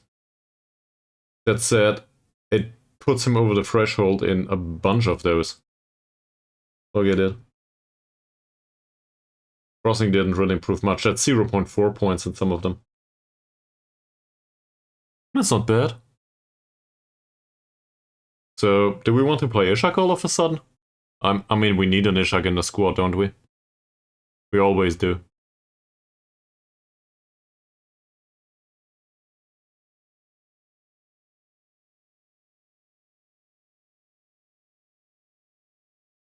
B. Dean would be an alternative, but he's pretty young.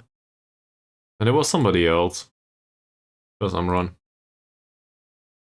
Amran's 32 and he's not destined for retirement just yet. I am still confused about this though. He wants to be director of football. Great. Good personality overall. Yeah, okay. So this is praiseworthy. Rizal on the other side. Also pretty praiseworthy. Not that much though. And then there's also Awang Amat. Well-trained, sir. Well-trained. Shafiq Khalid. That's new. Did I ever mention you at all? Not sure.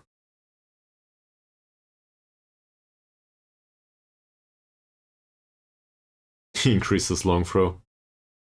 And the bravery and the strength, okay. Iskander, I think I recall somebody with your name from last season. And I definitely know Takur. Sadly, his personality didn't change yet.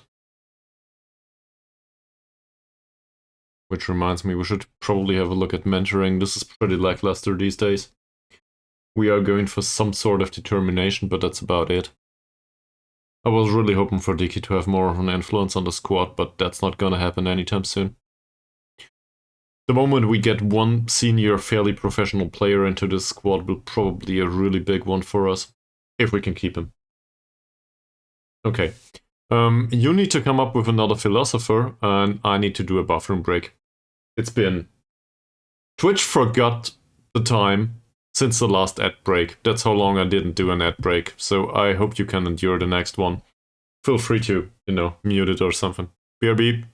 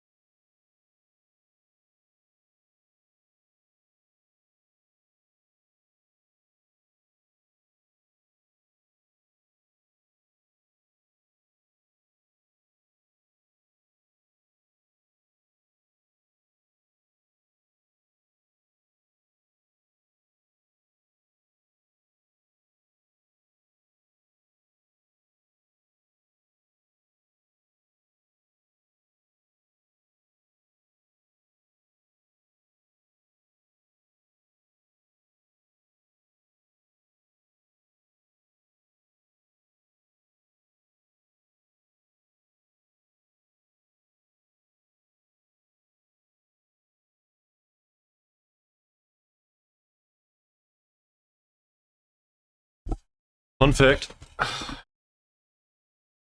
It took all the way up until my return, so we didn't miss a single second. Okay. There's a friendly coming up against Mashan.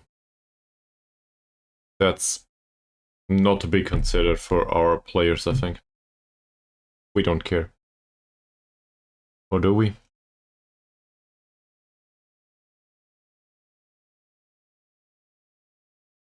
Also, with respect to philosophers, if you have a look at this, there's probably a bunch of names available, in case you want to go for one.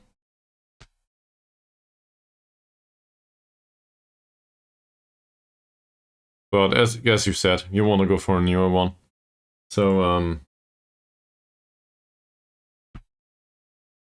not sure when we will replace staff, though. I mean, a new physio is coming in. You think so? Well, we will make those available that are not in the playing squad. Maybe those that are on the bench too. This one needs to be dropped to the under-19s, that's where he belongs. You want the new guys, okay. There will be a physio coming in at some point, I think. Him. Hafiz Sahar. He's spirited and, well, he has physiotherapy 5. So I guess for us that's a positive, isn't it? What's the other physio's physiotherapy? His is 7, okay, so we overpay slightly for him. He gets more money than he deserves. That sounds communist to me, but whatever.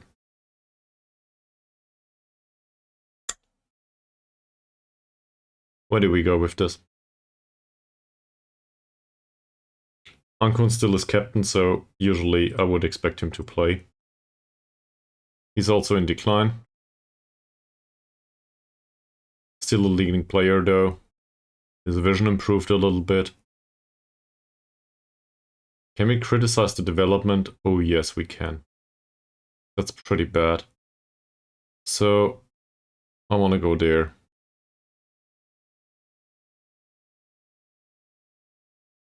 He understands and he'll improve. Well, good luck with that, Ankun. He is pretty sharp. No reason to play him otherwise. But I think it does make sense to play him here. Is there anyone that would be more familiar with the role? I don't think so. He's one of the best players in the squad, at least according to Chironel's star rating. So there's that. Is Safri any worse than Abdullah? We need a reasonable assessment here. Abdullah, despite his recent performances, at least he performs well in training. That said, morale is pretty bad. And in comparison to Safri, well...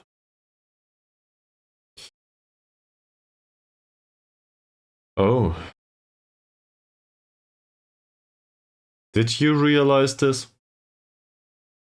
I mean, I guess Safri was brought in as an emergency backup, but he's utter trash in comparison to Abdullah.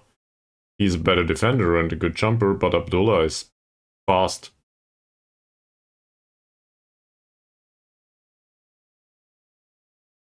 Is he a coverer? As a central defender?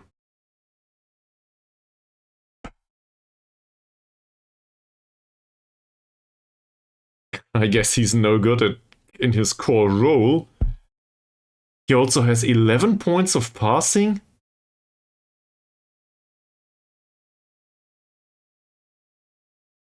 That opens pretty new options to me. That's on me.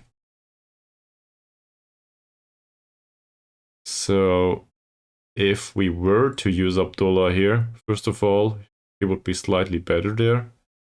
Second of all, we can toss him to the left. And then there's this is an actual opportunity for a possession-based system. Because he can take more passing risks.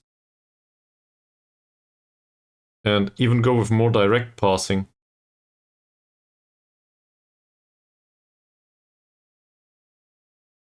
It's also pretty dangerous. But on the other hand, he can play those pitch splitting balls, the diagonal ones, I guess, over to Atan, for example. I mean, I was aware that he's a defensive midfielder, actually.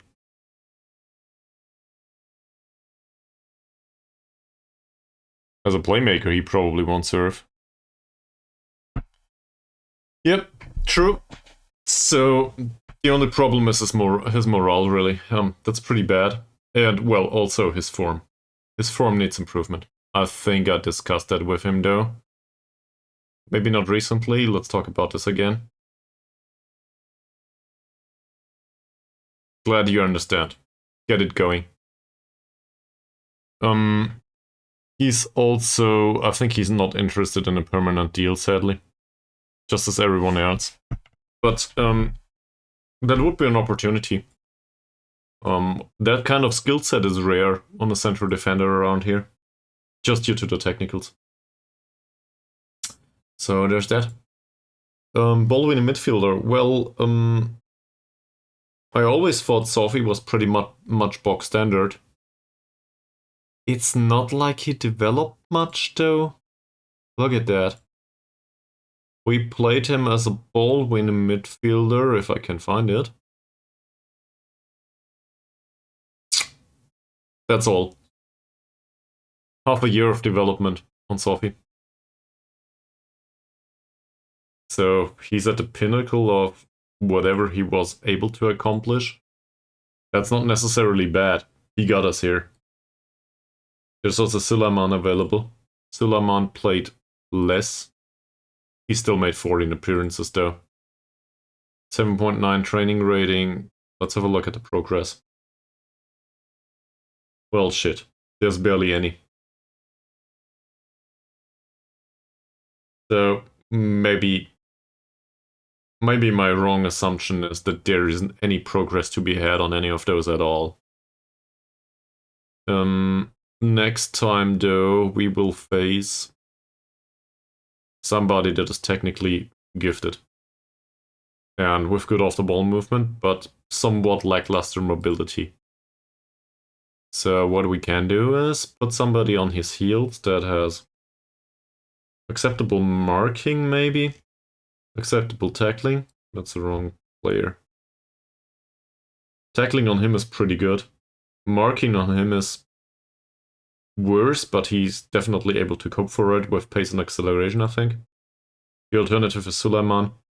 He is also pretty good. With the marking, positioning is decent. Acceleration and pace is even better. He might be a bit lackluster on the concentration side. How's Sophie? Not bad. Bravery is also low on him. We'll go Suleiman. Suleiman is pretty weak though. So there's that. But I think it makes sense to play him here. There's also, just wanted to put this here. There's also more emphasis on directness with Abdullah as a central defender as well as Suleiman as a defensive midfielder. It gets some direct passing into the squad. No matter what happens. And I should probably put this on a personalized instruction here for Abdullah. And take it out here. But he gets a personalized one. Okay. There's a problem on the right side right now. Hussein didn't really perform well recently. He does develop somewhat though. We could play Ishak for a match, but really I don't think that's... It's not the level. We are desperate. Well, can't really end that phrase. But we are not that desperate yet, are we?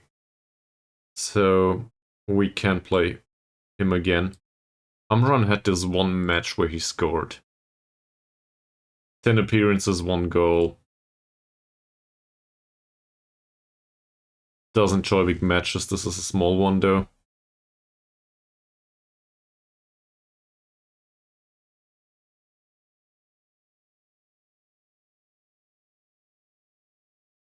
This was a team that had no big central defenders, right? Yeah, they're pretty small. So that's it. How are their wide defenders? He's a bit taller. Same as him. So we would need to go specifically to the middle if we want to have the crosses towards Diego. Also, Zulkifli's jumping is 9. So that's... I guess it's a smaller case of Isha, if you recall him.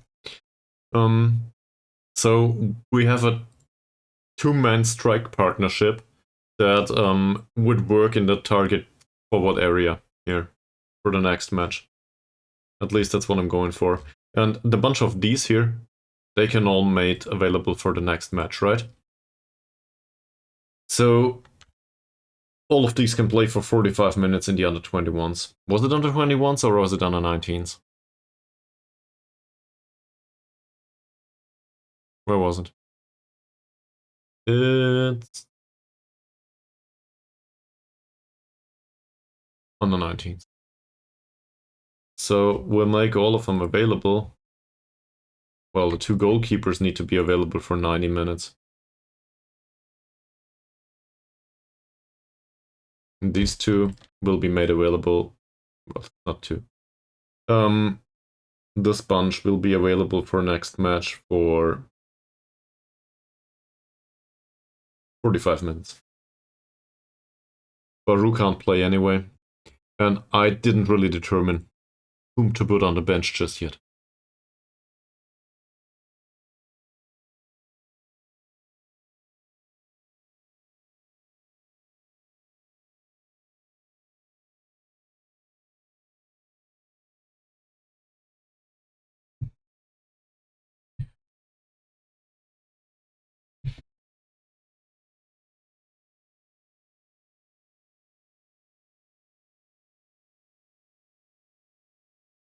still pretty happy that we made it to top spot.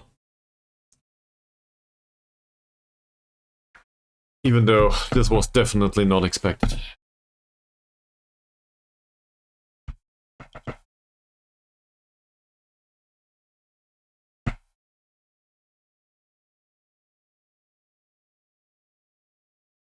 So, Immigration, Bungaraya, as well as the team afterwards are pretty low in the pecking order around here. These are must-wins.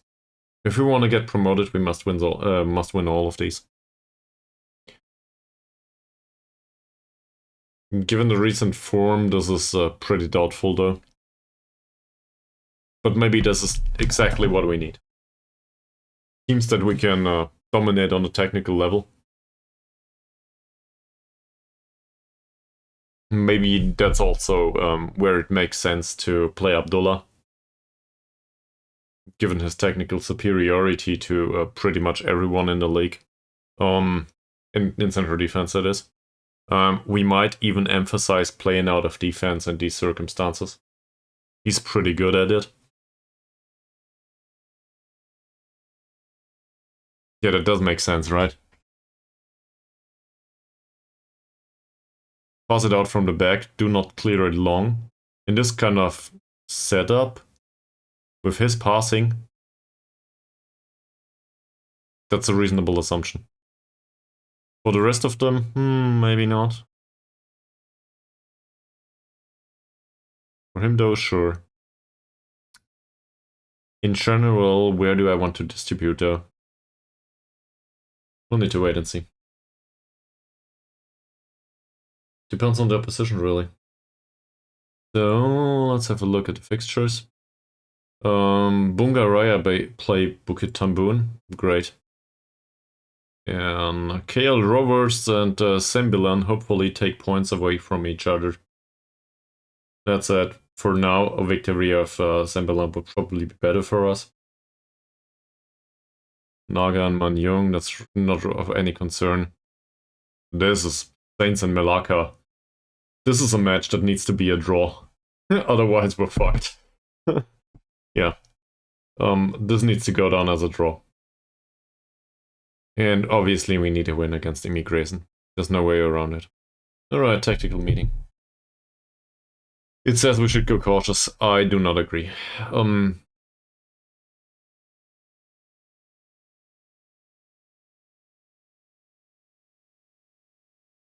No. Let's have a look at the team selection. How's Choo-Choo's tackling overall? It's 6. I do not want him to ease off tackles. We do go positive. This is the home match. I set it all up to go positive. I'm confused. Yeah. I set it all up for a technical skill set right now. Might be confusing with Choo-Choo here, but overall, Zulkifli, Diego... Yeah, he did, but who listens to Sharon Nollet anyway? I would also play Baru out here, but it's not a possibility. He's banned. He will not play. So Atan is the next best thing I can do. But Ankun, Sulaiman, Zulkifli, Diego, and Abdullah have reasonable passing. So overall, the technical skill set in the squad should be pretty high. And the rest of them, they can play the short passes and stuff. The other guys, though, I think they are instructed to take more risks, most of them. How's his passing? That's not that great. But he can do the more direct passing here or there. We'll bring in Reese on the bench. Amran, Safri, Vicky, Sophie. There is a spare spot because there's a winger missing. So I guess we bring Hasnan again. Don't really have a strong opinion on that. RC, obviously, just because we need a replacement out here. And then there's Thomas or Taib. Well, I guess we bring Thomas. Do we want to bring Killeen? I guess that's an option. Or Taib. Let's bring Taib. He didn't make an appearance in a long while. Alright, Zulkifli also... Well, now that he's close to retirement, he's finally get the hang on this of this formation. So... Getting stuck in, is this reasonable? Well, on most of them, yes. Let's have a look at your position, won't we? Mamad. So we are pushing up pretty high. That said, not close enough to the goalkeeper. Maybe that's something that I also did wrong recently. Closing down the central defenders. His passing is dangerous.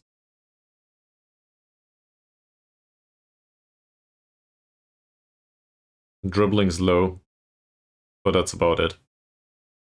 I do not think I want to emphasize this guy. He is a central defender overall. Played as a right back. He's natural there. I had a look into it earlier. Pretty slow though, so going down the left should provide some chances. I will not put an emphasis on this, I think. Nadris definitely not want to close down. Well, he might be one to close down. And hard tackling on top of that, but really, is it worth it? I guess hard tackling on him makes sense. We barely give away yellow cards up front anyway. It's not so similar with him. One thing's for sure, we do not need to mark him tightly. His passing's 1. So, he's not one for build-up play. He can have the ball. Bravery is a bit higher. I would like to refrain from tackling him hard. Safari. Somewhat dangerous. So, marking him out of the game might be an idea here and there. It's not necessarily needed all the time. Crossings... It's impressive somewhat, but the vision is really low. So maybe he will not see the opportunity most of the time. Similarly here. Weaker foot on both of them and hoping that it is enough. This guy's passing is 8, vision is 6. Here's his 7 and 4 to 7. So this is the playmaker-ish type. Yusvardi. No, the other way around. Yusvardi is the more defensive-minded one, apparently. His defensive-mindedness comes with very low dribbling strength and bravery, though, so hit him hard. We could probably mark him out of the game, but I'm not sure if it's needed. Like, sure, 7 points of passing and some vision is dangerous enough. On the other hand, we should probably focus on this guy. And mark him out of the game all the time. Also tackle him hard. He needs to go away. There's always the assumption that man marking might work. In this case, I do not know which player would do the man marking. We do push up pretty high, but this is not a defensive midfielder's job, is it? This would be maybe Zulkifli or somebody. Zulkifli. Is he stronger than this guy? Nah. Also, he's pretty much done on the physical side. I don't want to put an emphasis on anyone in particular here. Yeah. That crossing is pretty dangerous. First touch is a bit lackluster. Dribbling's pretty good, sadly. So we triggered a press on him due to the first touch. And we do emphasize on easing off tackles here. In general, we tackle harder with this tactic, so... What's his passing? Passing 6. Vision 6-2. So showing him to the inside, maybe. That is pretty dangerous, but what can we do? He was... Oh, he's left-footed. So that's showing him to the outside. Okay, that's not great. So that's showing him to the crossing area. On the other hand, otherwise he would probably cut inside. Yeah, not knock off crosses on the inside. That's even worse. This guy's just fucking dangerous in general. Off the ball movement of 9. He needs to be marked out of the game.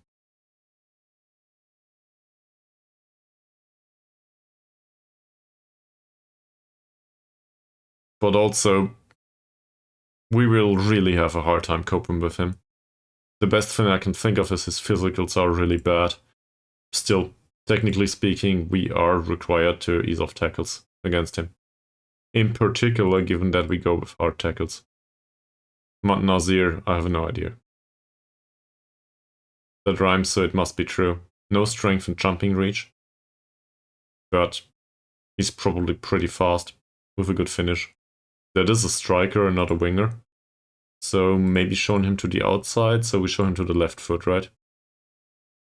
Maybe showing him to the outside is a good idea. He might not have good crossing. It's a gamble though. Also, he's 32. For a 32-year-old, he's pretty fast. And then this guy with an incomprehensible name, at least for me. Good off the ball movement, dribbling's pretty low, bravery's pretty low. Case of a hard tackle, I think. I would like to mark him tightly, but with a bad off the ball movement and physical capability on the pace side. Don't think so. First shot is pretty decent. He has good composure. We need to foul him off the pitch. Okay. Any other suggestions? Going down the wings maybe, given that formation. I'm not sure if it's needed though. We do have some emphasis on the middle of the pitch too. I want to give him some creativity. Players are somewhat okay with that. Alright. And sure, let's go. He's nervous, well, I'm nervous too. I see. Well, you'll need to deal with it, Mr. Zulkifli, sorry. But it's good to know that 2 of them are nervous.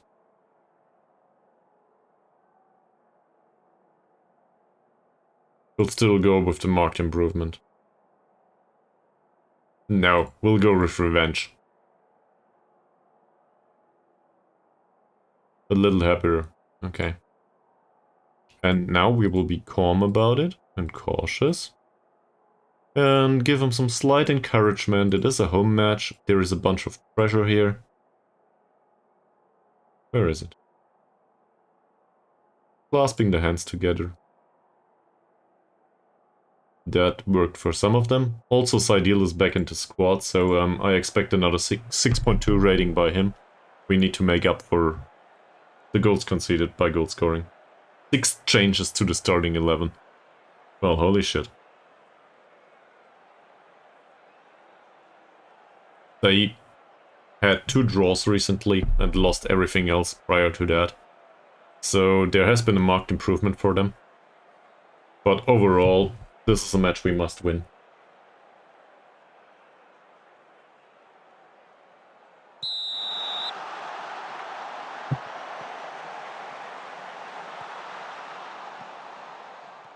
Yeah, hoping for the best.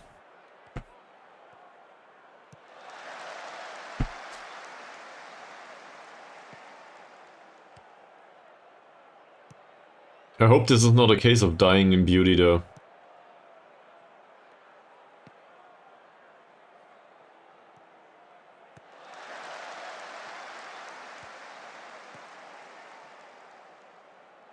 So we gave him some time passing the ball around.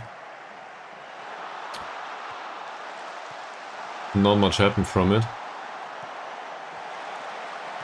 Suleiman with a direct pass, and that's a nice cross. We didn't set up floated crosses, did we? No, we didn't. But I think that's something that I wanted to do, right? I wanted to set up crossing. So that's something I forgot, sorry. I need to do this on every single one of these. We're going for the target forward area in general. Because the near post as well as the far post are covered, ironically, with somebody that is not bad at defending against crosses. But the central area of the penalty area, that's pretty bad.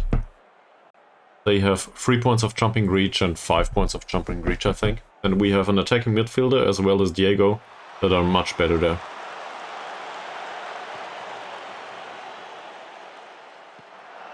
Hussein picks up the ball. Second attempt for Mazrin. Second attempt for Mazrin. That goes to Chuchu though. That's not a good idea.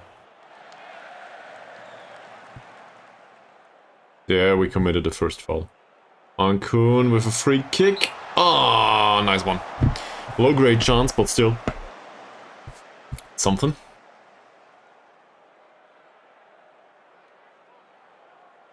And KL Rovers just got knocked back by 1 goal. Abdullah was close. Suleiman, Ankun, Atan. Just go past him. Nice. Oh, it's so Zulkifli. How can you not hit the back of the net with that one? That was a great chance. So, 15 minutes into the match. Didn't exactly do great just yet. But things are going okay. Abdullah. That's not a more direct pass. Yep, I realize. Zulkifli. No good pass coming in. Chuchu though. That was a low-grade chance in comparison, wasn't it? Doesn't matter. First goal. Apparently Chuchu wanted to pick up where he left off. He is. Well, he can score though. I think the mentals are what's responsible for that. Also, think of the position he scored from. This was more or less a long shot. It should be number 9 in the league, I think, and 12 overall. Something like this. Well, it probably was displayed whilst we were talking. So I didn't have a look, sorry. That's pretty useless. We could also try to work the ball into the box. Oh no!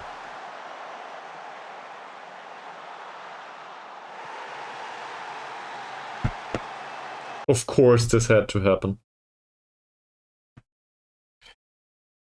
I guess.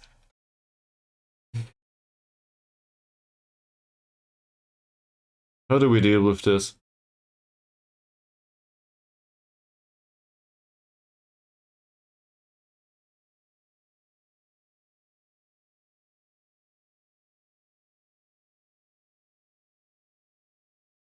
We are up by 1 goal.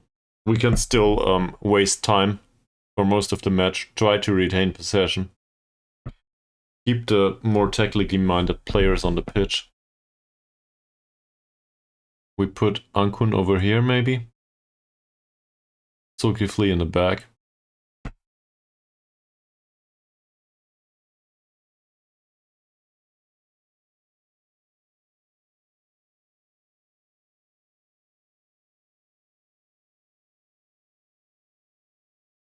Not sure about easing of tackles. That's still appropriate. He can probably ease off tackles. Tackling's 8. He can't. Still play it out of defense. Also work the ball into the box. And waste a bunch of time. Circumstances just changed. I don't know how to get this over the finish line, really. So much for Suleiman being played.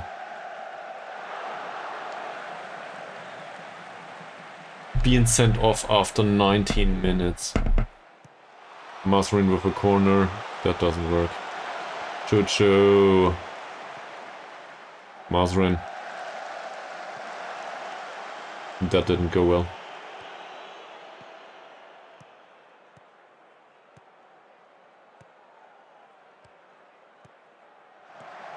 Come on, Mazrin. Take him. You don't. That's one for Sideal though. Also, this is rubbish. We will go defensive here. That's not to say they cannot try to score, but they need to be more defensive-minded all of a sudden.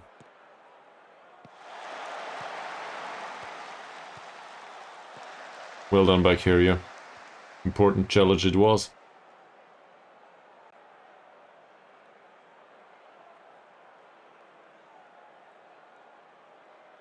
Hossein, Zulkifli. Hossein with a cross goes towards Diego. That's bad by the keeper. And we're hopefully able to retain possession here. We do. Not bad, but Zulkifli for Choo-choo. Wow. Could have been another goal.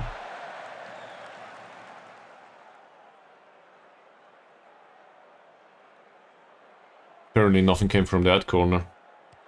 If there was one at all. Oh, he just challenged it. That was one of these situations that you thought was pretty bad. Yeah.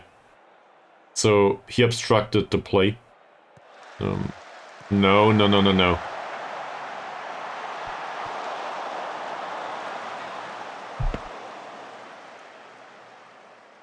We got lucky here.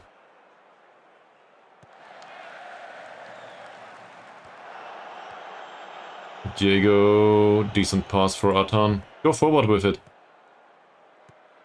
That's going wide. That's a decent tackle. He picks up the ball though. Here's the cross. Mamad doesn't really keep the ball that well, and Choo-choo is one to not hit the back of the net this time. Ah, that would have settled the game more or less. What a great chance. There's barely any chances overall, though. So...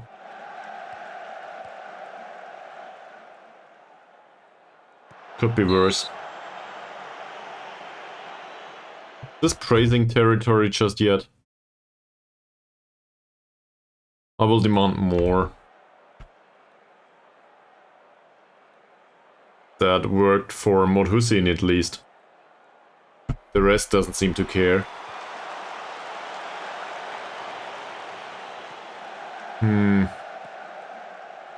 Yeah, well. What can we do though? Osnan, Safri. Please don't give him a real chance. Particularly not a penalty, please.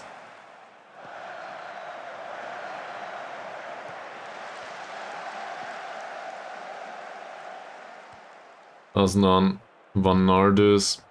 There's not a single chance here. Great.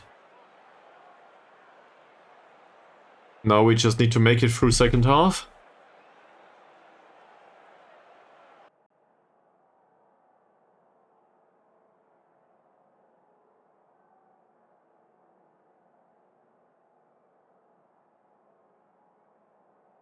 This. Also, after the match, I will probably scream for like 20 hours.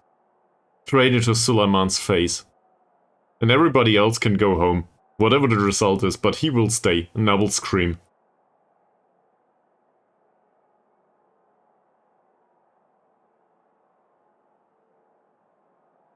Atan's doing pretty well. For whatever reason, not sure what's going on there. I think I want to praise him for that. He's pleased. Hopefully Choo-choo accepts some praise too. Yeah. The rest of them though, not much to say.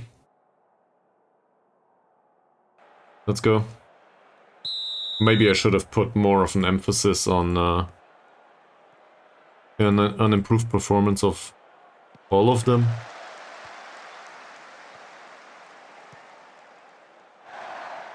Melaka are devastating saints, by the way, did you see that? It's a 4-1 right now. So that goes in our favor. For now.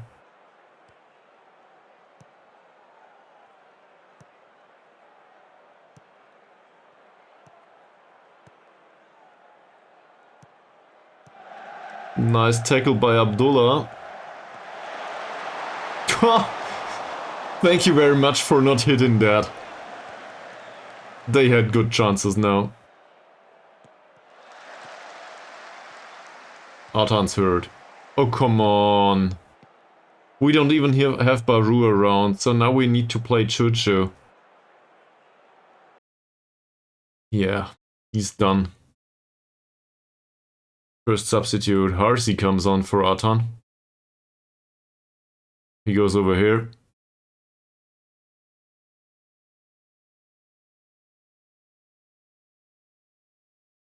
Well, Harsey's pretty creative.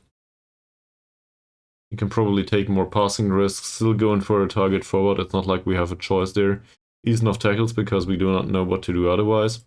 Run wide with the ball, please. No, don't. Sure. For I guess Ankun goes back to his position and Sophie comes on for Zulkifli. Is that what we're going for? That makes sense, right? Yeah. Well, the hope is it works that way. So, Sophie though doesn't play as a defensive midfielder. I'll switch that. He can do this. And, well, that's pretty much it.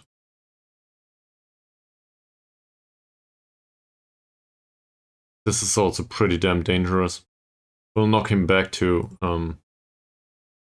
supportive role. And this too. So now there's nobody making attacking runs anymore.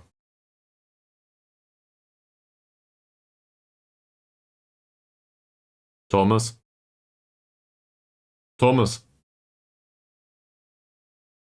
But that would rob us of the only target forward that we have. He's some sort of a holding player, if that makes sense.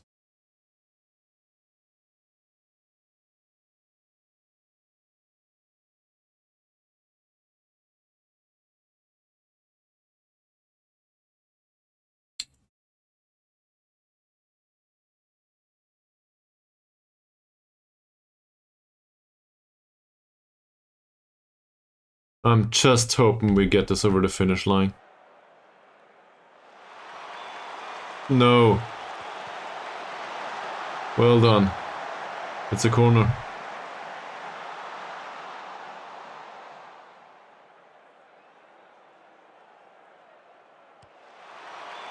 Zambri, that's okayish defending.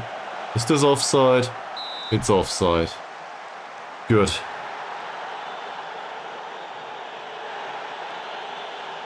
No, we will get a victory. Don't jinx it.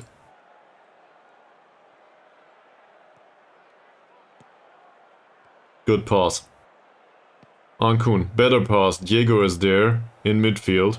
Chuchu, Diego again. Diego doesn't find anyone. Ankun. Build-up play is fine. Pretty defensive from a mindset perspective. Ankun, Sophie again. Decent pass for Harsey. Harsey is a good passer. For Diego. Diego. Still Diego. Is this a dribble? Vital intervention, it says. Yeah, well, but I want the 3 points. Don't you dare! What's the appropriate way to react here? Is this a praise just yet? Is this a case of firing him up? They'll probably hate it if I fire him up.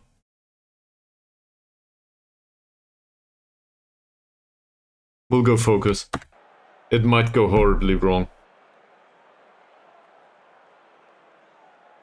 Yeah, I do. But only in attack. That doesn't make sense, sure.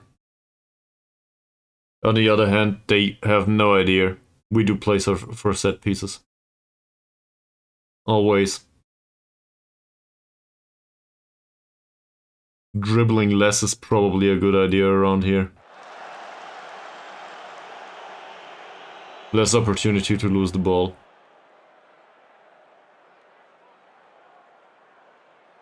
Maybe distribute it in a short manner? No? Okay, we take the long kick. Chuchu's not the one to win these though. Oh, come on, Diego. Close down a little bit more. That's okay. Sure, waste some time's ideal. Please. There's a defender right next to you. He doesn't care. Didn't we?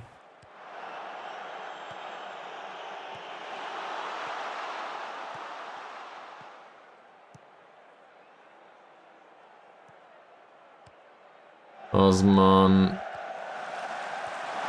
That should be offside. It is. Way offside, by the way. Something comes to mind here. We do not distribute to the defenders just yet. And I think fullbacks are pretty much a given here. They were open. Both times.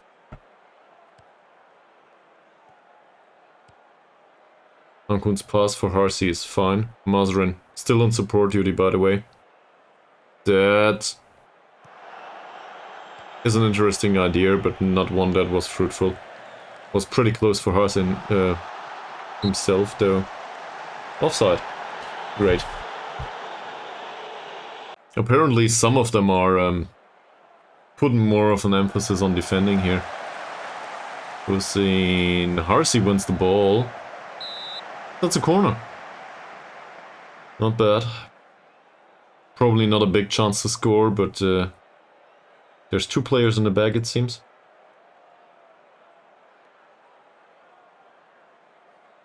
Come on, Chuchu.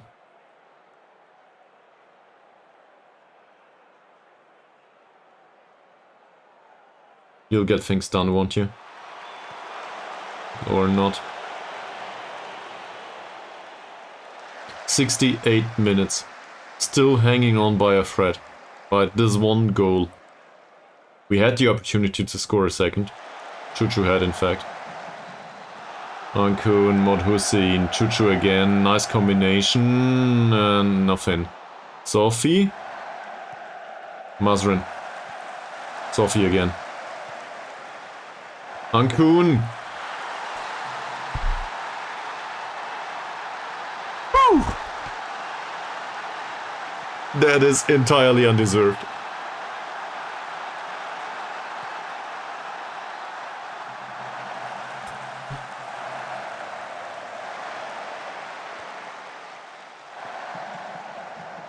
I'll just keep it like this.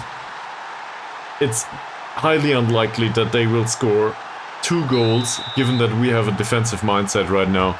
Rovers are losing. This might just be the point of the turnaround if we can keep a hold of it. Well done, Chuchu, well done. Sophie, Diego. Scoring from defensive midfield is pretty unexpected, I might say. Nice performance by Saidil overall so far. Hopefully I didn't jinx it there. Yeah, he has a hard time distributing to fullbacks though. That's bad. So I'll give him all of the options, as long as it's short. Diego didn't win this duel. That's not offside. Hussein gives away a corner that might have been avoided. They made a substitution.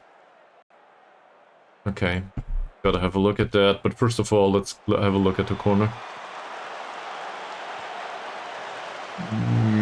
Second attempt. That's low-grade chance. It's only this Mod Nor guy who is not exactly threatening, I would argue. Let's show him to the weaker foot. Might be a reasonable defender, but jumping's pretty low also. He's the leader. Yeah, but passing's bad, crossing's bad. So I'm going for it. Don't trigger the press on him, and do not mark him. They can play through him all the time. He can have the ball. If he scores or something, it's very unlikely that this happens. So we're hoping that this is not a thing. Also, that was a foul. Diego with a field-splitting pass. Choo-choo finds Uncle. Mod Hussein skips past a bunch of people. That wasn't too bad. Also, up by 2 goals? Yeah, that's probably praising territory here. And we have 10 minutes to go. We can sub on a few more players if we have an idea whom. First of all, though, we will watch as Choo-Choo takes not enough time. Carrier. He hit the goalpost! It could have been free. Yeah.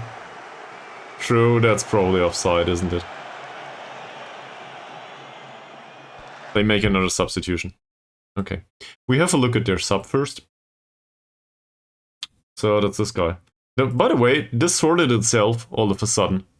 I don't know if there was a patch in Football Manager, but that's pretty great. Hi, Strong J. Welcome to the stream. This is a defensive midfielder with really good passing and bad off-the-ball movement. He's also physically incapable. So, tight marking. Yep. And hard tackling. Nothing ever went wrong with that. The hard tackling. So, that's it. In general, though, this is pretty impressive.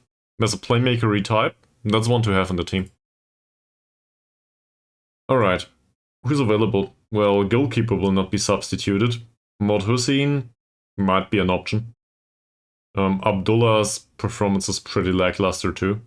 So Safri might be an option actually. I'm not a big fan of it though. Dickey for Marcin? I don't know. Thomas for Diego.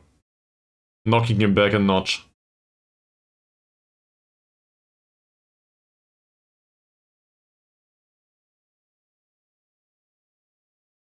Play him Shadow Striker pressing forward. Right. So forget about this crossing stuff. It's not on here anyway, it seems. Get away with this. Don't do that either. We don't care about crossing anymore. Don't cross. Yeah. Don't cross. We'll take that off of everyone. There's no target for a cross anymore. Well, we cannot take it off the wingers. Shadow Striker. He can dribble. We want him to trigger the press more often. And also tackle harder. It's not about... It's about giving away fouls here. Up front. It's not so much about the fact that I expect this to be worthwhile. We need to get through with this. 10 minutes to go. So, Strong J, you came to the stream just at the right time. This is pretty bad territory we're in. We are fighting since 62 minutes with one man down. And it really is a fight. Hopefully you came for something similar to this stream, otherwise, sorry to disappoint. Feel free to inform me though, what you came for. That's probably offside though, so that's good. Should be, it is. Enjoying the little things, right? 8 minutes to go. We have another substitution window. Might want to waste it here. This is Sarawak United in Malaysia. It's a pretty small team in a 40k all-seater for some reason. And there is no money, no player wants to play for us, and well, as far as I'm aware, this is pretty much in the middle of the jungle. Dicky right winger. Yeah, Choo-Choo's exhausted and we need him. You are correct. That's a good idea. So we play him as an inverted winger though. Like this. Going to the inside. Also tackling harder and triggering the press more often. Crossing less often. All of the stuff. So free for Ankun is probably no-brainer. So thank you very much for giving me all of the instructions. More direct passes? No. Taking fewer risks? Less. Yes. Tackling harder? Yes. Triggering the press? I don't care. Not in this position. That was not Ankun.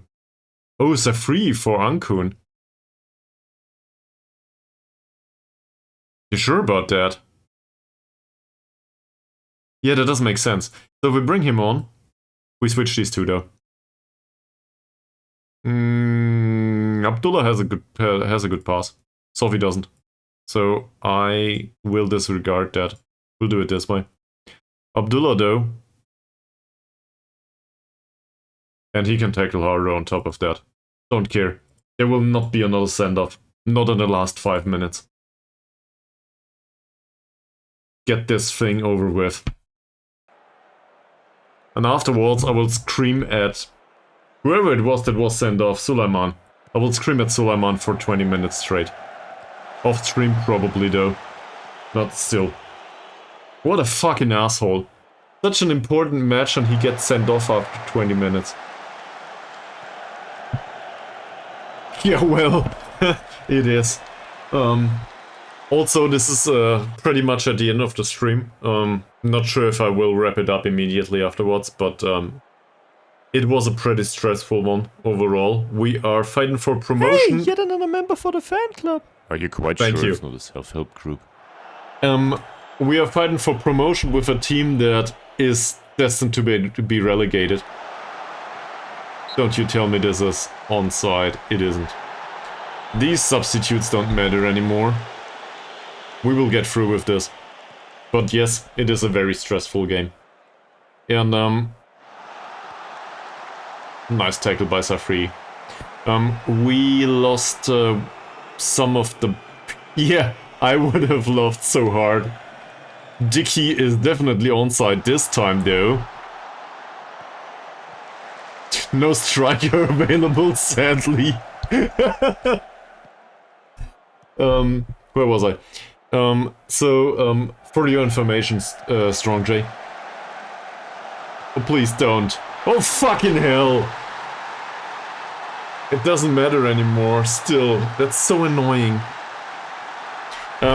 We are bleeding goals, recently. Code Brown. Sideal really could have saved that one too. I guess we had it a long time coming. Everybody's playing all defensive and all time wasting anyway. So as long as none of these players do something really stupid like this one. 90? For the additional goal? Maybe. That's throw in for us though. I was going on about we lost player quality in defense and it certainly shows. That was prior to getting the man thrown from the pitch. 3 fucking points. And on top of that, sorry for swearing. First of all,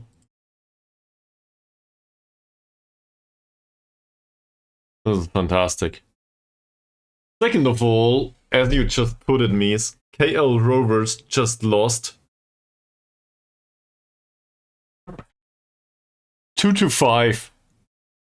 to Sembilan, and Casagrande just scored 1. Ramsey scored 2, 90 plus 5, 90 plus 7, and in 90 plus 6, Shaharudin scored another goal. That's 3 minutes, 3 goals.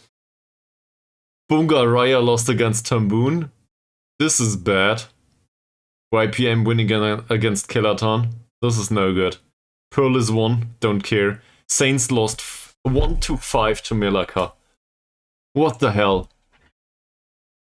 So, I would rather have taken a draw there, given Melaka's recent form. But this is great results all over the place, more or less.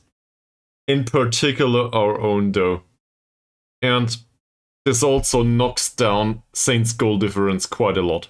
It was at 17, I think. Yeah, it was at 17. So they were pretty close prior to this match, all of a sudden. Now, this is a positive. Still 7 matches to go. Mr. Sulaiman, I'll show you. If you have the time. We have all the time in the world now. So I'll show you. And I will happily introduce you to the whole of the squad in case you're interested. Feel free to ask questions and all that stuff. Usually I'm happy to go on about this or that for quite a while. In fact, I'm one of those people that plays a very slow game. So hopefully that's okay with you. Mastering not perfect at his ability to play a new position? What kind of new position? Go away. Suleiman is banned for 1 match. I will not appeal. It was awful. This is Suleiman. Where is he? So Suleiman is a loanee. We brought Suleiman on for this match specifically because he has decent passing and we were going for some sort of a more controlled approach.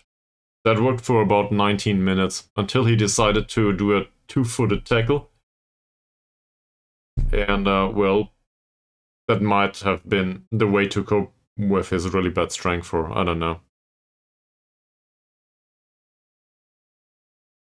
Pretty scared. But I would be pretty scared by all of it right now. Mitternachtsgrätsche. Yeah, maybe.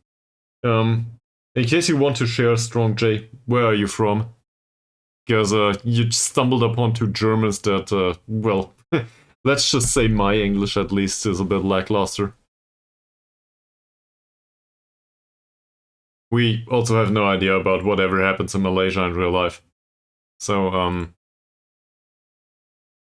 yeah, there's that. Hashim scored 3 goals. I'd rather not deal with him anytime soon.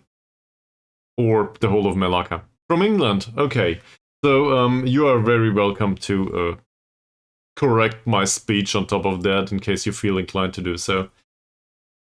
I'm probably bad at phrasing this or that, in particular after 7 hours and 55 minutes on stream. That's usually when I'm at my worst. Yeah. Okay, so this is the team. Thanks, man. This is much appreciated. Thanks. That said, I know myself. The truth is somewhere in between, probably. I've seen heard worse, but it's not up to a certain standard just yet. Okay. So this is the league table. It might be a little bit too small for you to see it. This is streamed in 1440p. Hopefully you can decipher it anyway. We are in first spot right now.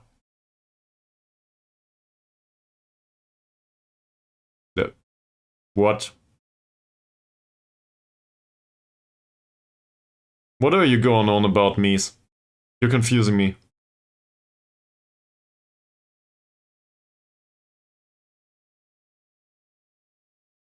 Are we...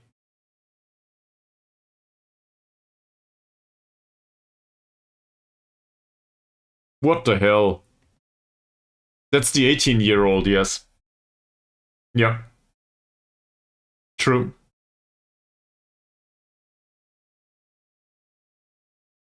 He's a pretty good poacher, it seems. An 18-year-old with good first touch, dribbling, heading, good mentals overall. Off the ball movement is a bit off. Born and bred at YPM, apparently, as far as I can tell. So, Malaysia? Yeah. Place of birth is unknown. But in Malaysia, apparently. No, we can't. I had a look at it previously, I think. You are very welcome to spend the money on the scouting, but this doesn't happen. Also, afterwards, there's Hashim. Not sure about him. We can probably scout him too, but he will not sign for us either. Second 18-year-old. And then, for good measure, number 3 in the league is Casa Grande. A 38-year-old. We had some knowledge of him, but that went away. Because apparently on Borneo, we put all of it on paper. And afterwards, we burned it. So, there's that.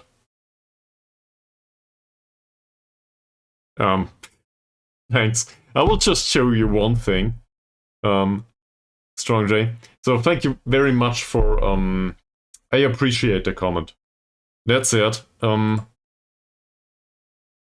We have 35 players in scouting range that would remotely consider playing for us at all. And this is not only due to bad know-how. This is also, you look at this. It's bad know-how, and on top of that, everybody in Malaysia thinks we're rubbish. It is probably worthwhile to Google Sarawak and Kuching for a second. In your case, Strong J. Just take a few seconds to Google that and have a look at Google Maps. Borneo is the eastern southern island in Malaysia. Like the shorthand, I guess formulation. The shorthand way to put it for me is it's basically jungle, most of it. And there's one city in there, and that's Kuching. And Sarawak United is also located, I think, in Kuching or pretty close to it. So there's one club in proximity that is willing to loan players to us, and that's Kuching. And everybody else thinks we're trash, and they do not want to travel over the ocean.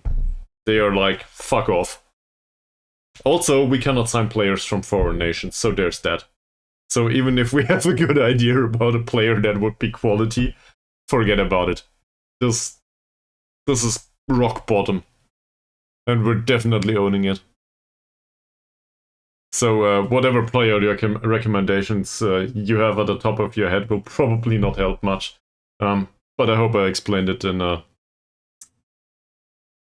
I do not want to be condescending, if that makes sense. It's just the way the save works. Also, we ended up here on accident, because this is on some sort of involuntary journeyman save. If that makes sense. Not sure what the second step of our journey is just yet. But for now, we're stuck in Malaysia in the jungle. And, well... we are trying to get this team promoted. Which is more of an accident, to be honest. We are expected to fight bravely against relegation. Yeah, well, in case you're interested, then one of these mad people that would want to watch like 200 episodes of Football Manager 23, feel free to have a look at my YouTube channel. There's also the entire series of FM24. It's not that long yet. What episode are we at? 24 or something? It says 24 up there. Okay, so this is episode 24. We started out pretty fresh with Football Manager 24, so this is the only club we ever managed. That's it. The manager obviously has no skill whatsoever. Where is it? Well, we gained some. Level of discipline is 7 at this point, for whatever reason. And we also... Nah, not really. There's barely any skill points here. So... living on the street, doing the real challenges.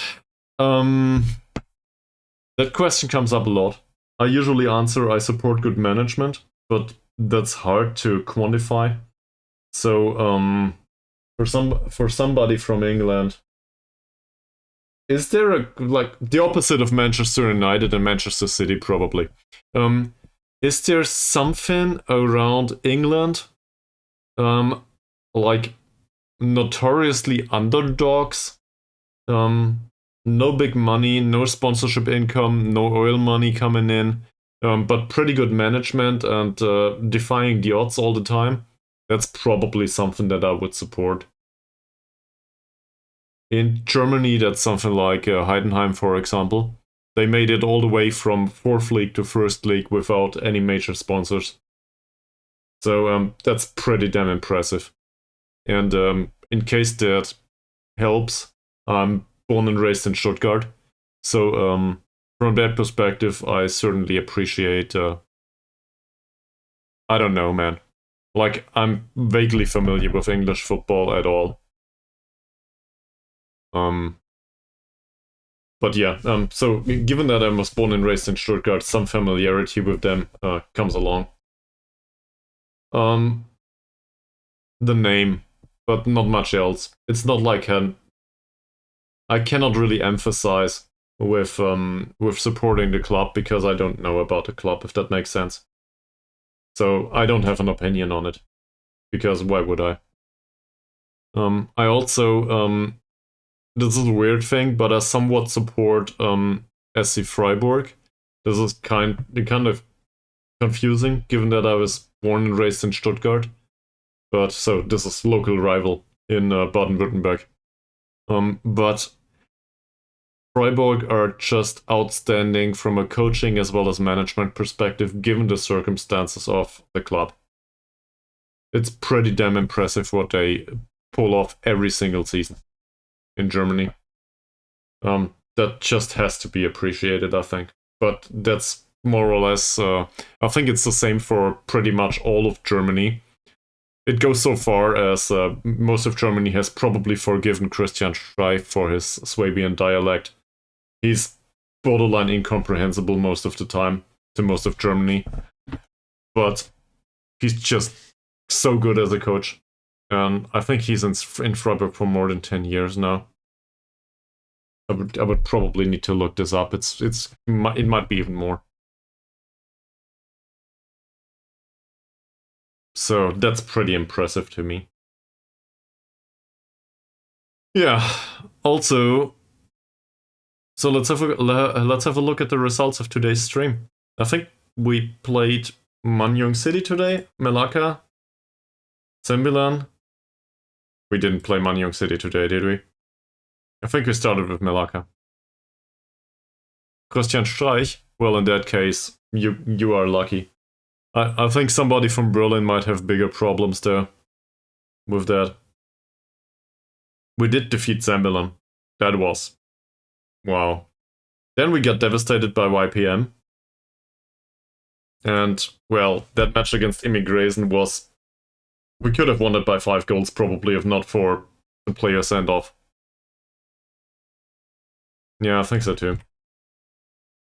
Not counting the friendly that was done by Chernollet. Okay, next up, in next stream is Bunga Raya, Bukit Tambun, well, and maybe Kelatan. And afterwards, we're getting into the real meat of things. So these two are trash. Just to put this out there, we need the wins here. Hopefully without a send-off. This is absolutely must win, both of them. Kelatan, not sure. KL Rovers is direct opponent against promotion. Saints is as hard as it gets. PIB defeated us last time. So this was really not good either. And I'm really hoping that it doesn't come down to the match versus Naga UKS. Usually these should be trash.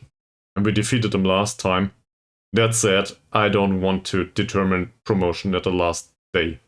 On the other hand, these two are... this is the pivoting part of the season, really. If we get the rest over with. These two are detrimental to success. Because Saints and KL Rovers... well, okay, KL Rovers do not have a good time recently. Let's have a look at this. Wow. Wow! Okay. So, they played in that cup competition, though, that we don't play in. And they got devastated by Johor DT in the first leg, so they are probably set for a second leg with a similar experience. And afterwards, there's YPM waiting for them. So maybe they will have a really bad time prior to facing us. On the other hand, there's 2 easier matches in Immigration and Bungaraya prior to playing us. Anyway, so hopes are they lose the match against YPM too. The other one, though, the one against Johor DT, probably will not go to extended time anytime soon. Yeah.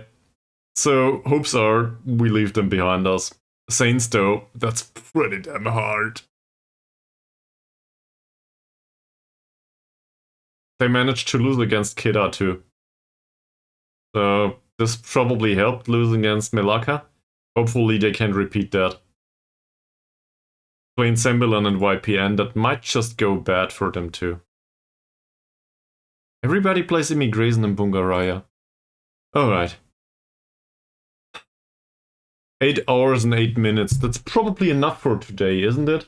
So, like, you picked somewhat of a wrong time, Strong J, sorry. But, there's a good chance that I will do another stream tomorrow or the day after. Friday is a regular day anyway, and I'm on vacation right now. So, in case you're interested, I'm pretty happy to go about the entirety of the squad there. Or you just have a look at one of the VODs. Really. I ran on about this for repeated amounts of time. Extended amounts of time repeatedly is what I was going for, in case you're interested. Yeah. Anything else to say? Thanks for sticking around all the time, Mies. It's really much appreciated.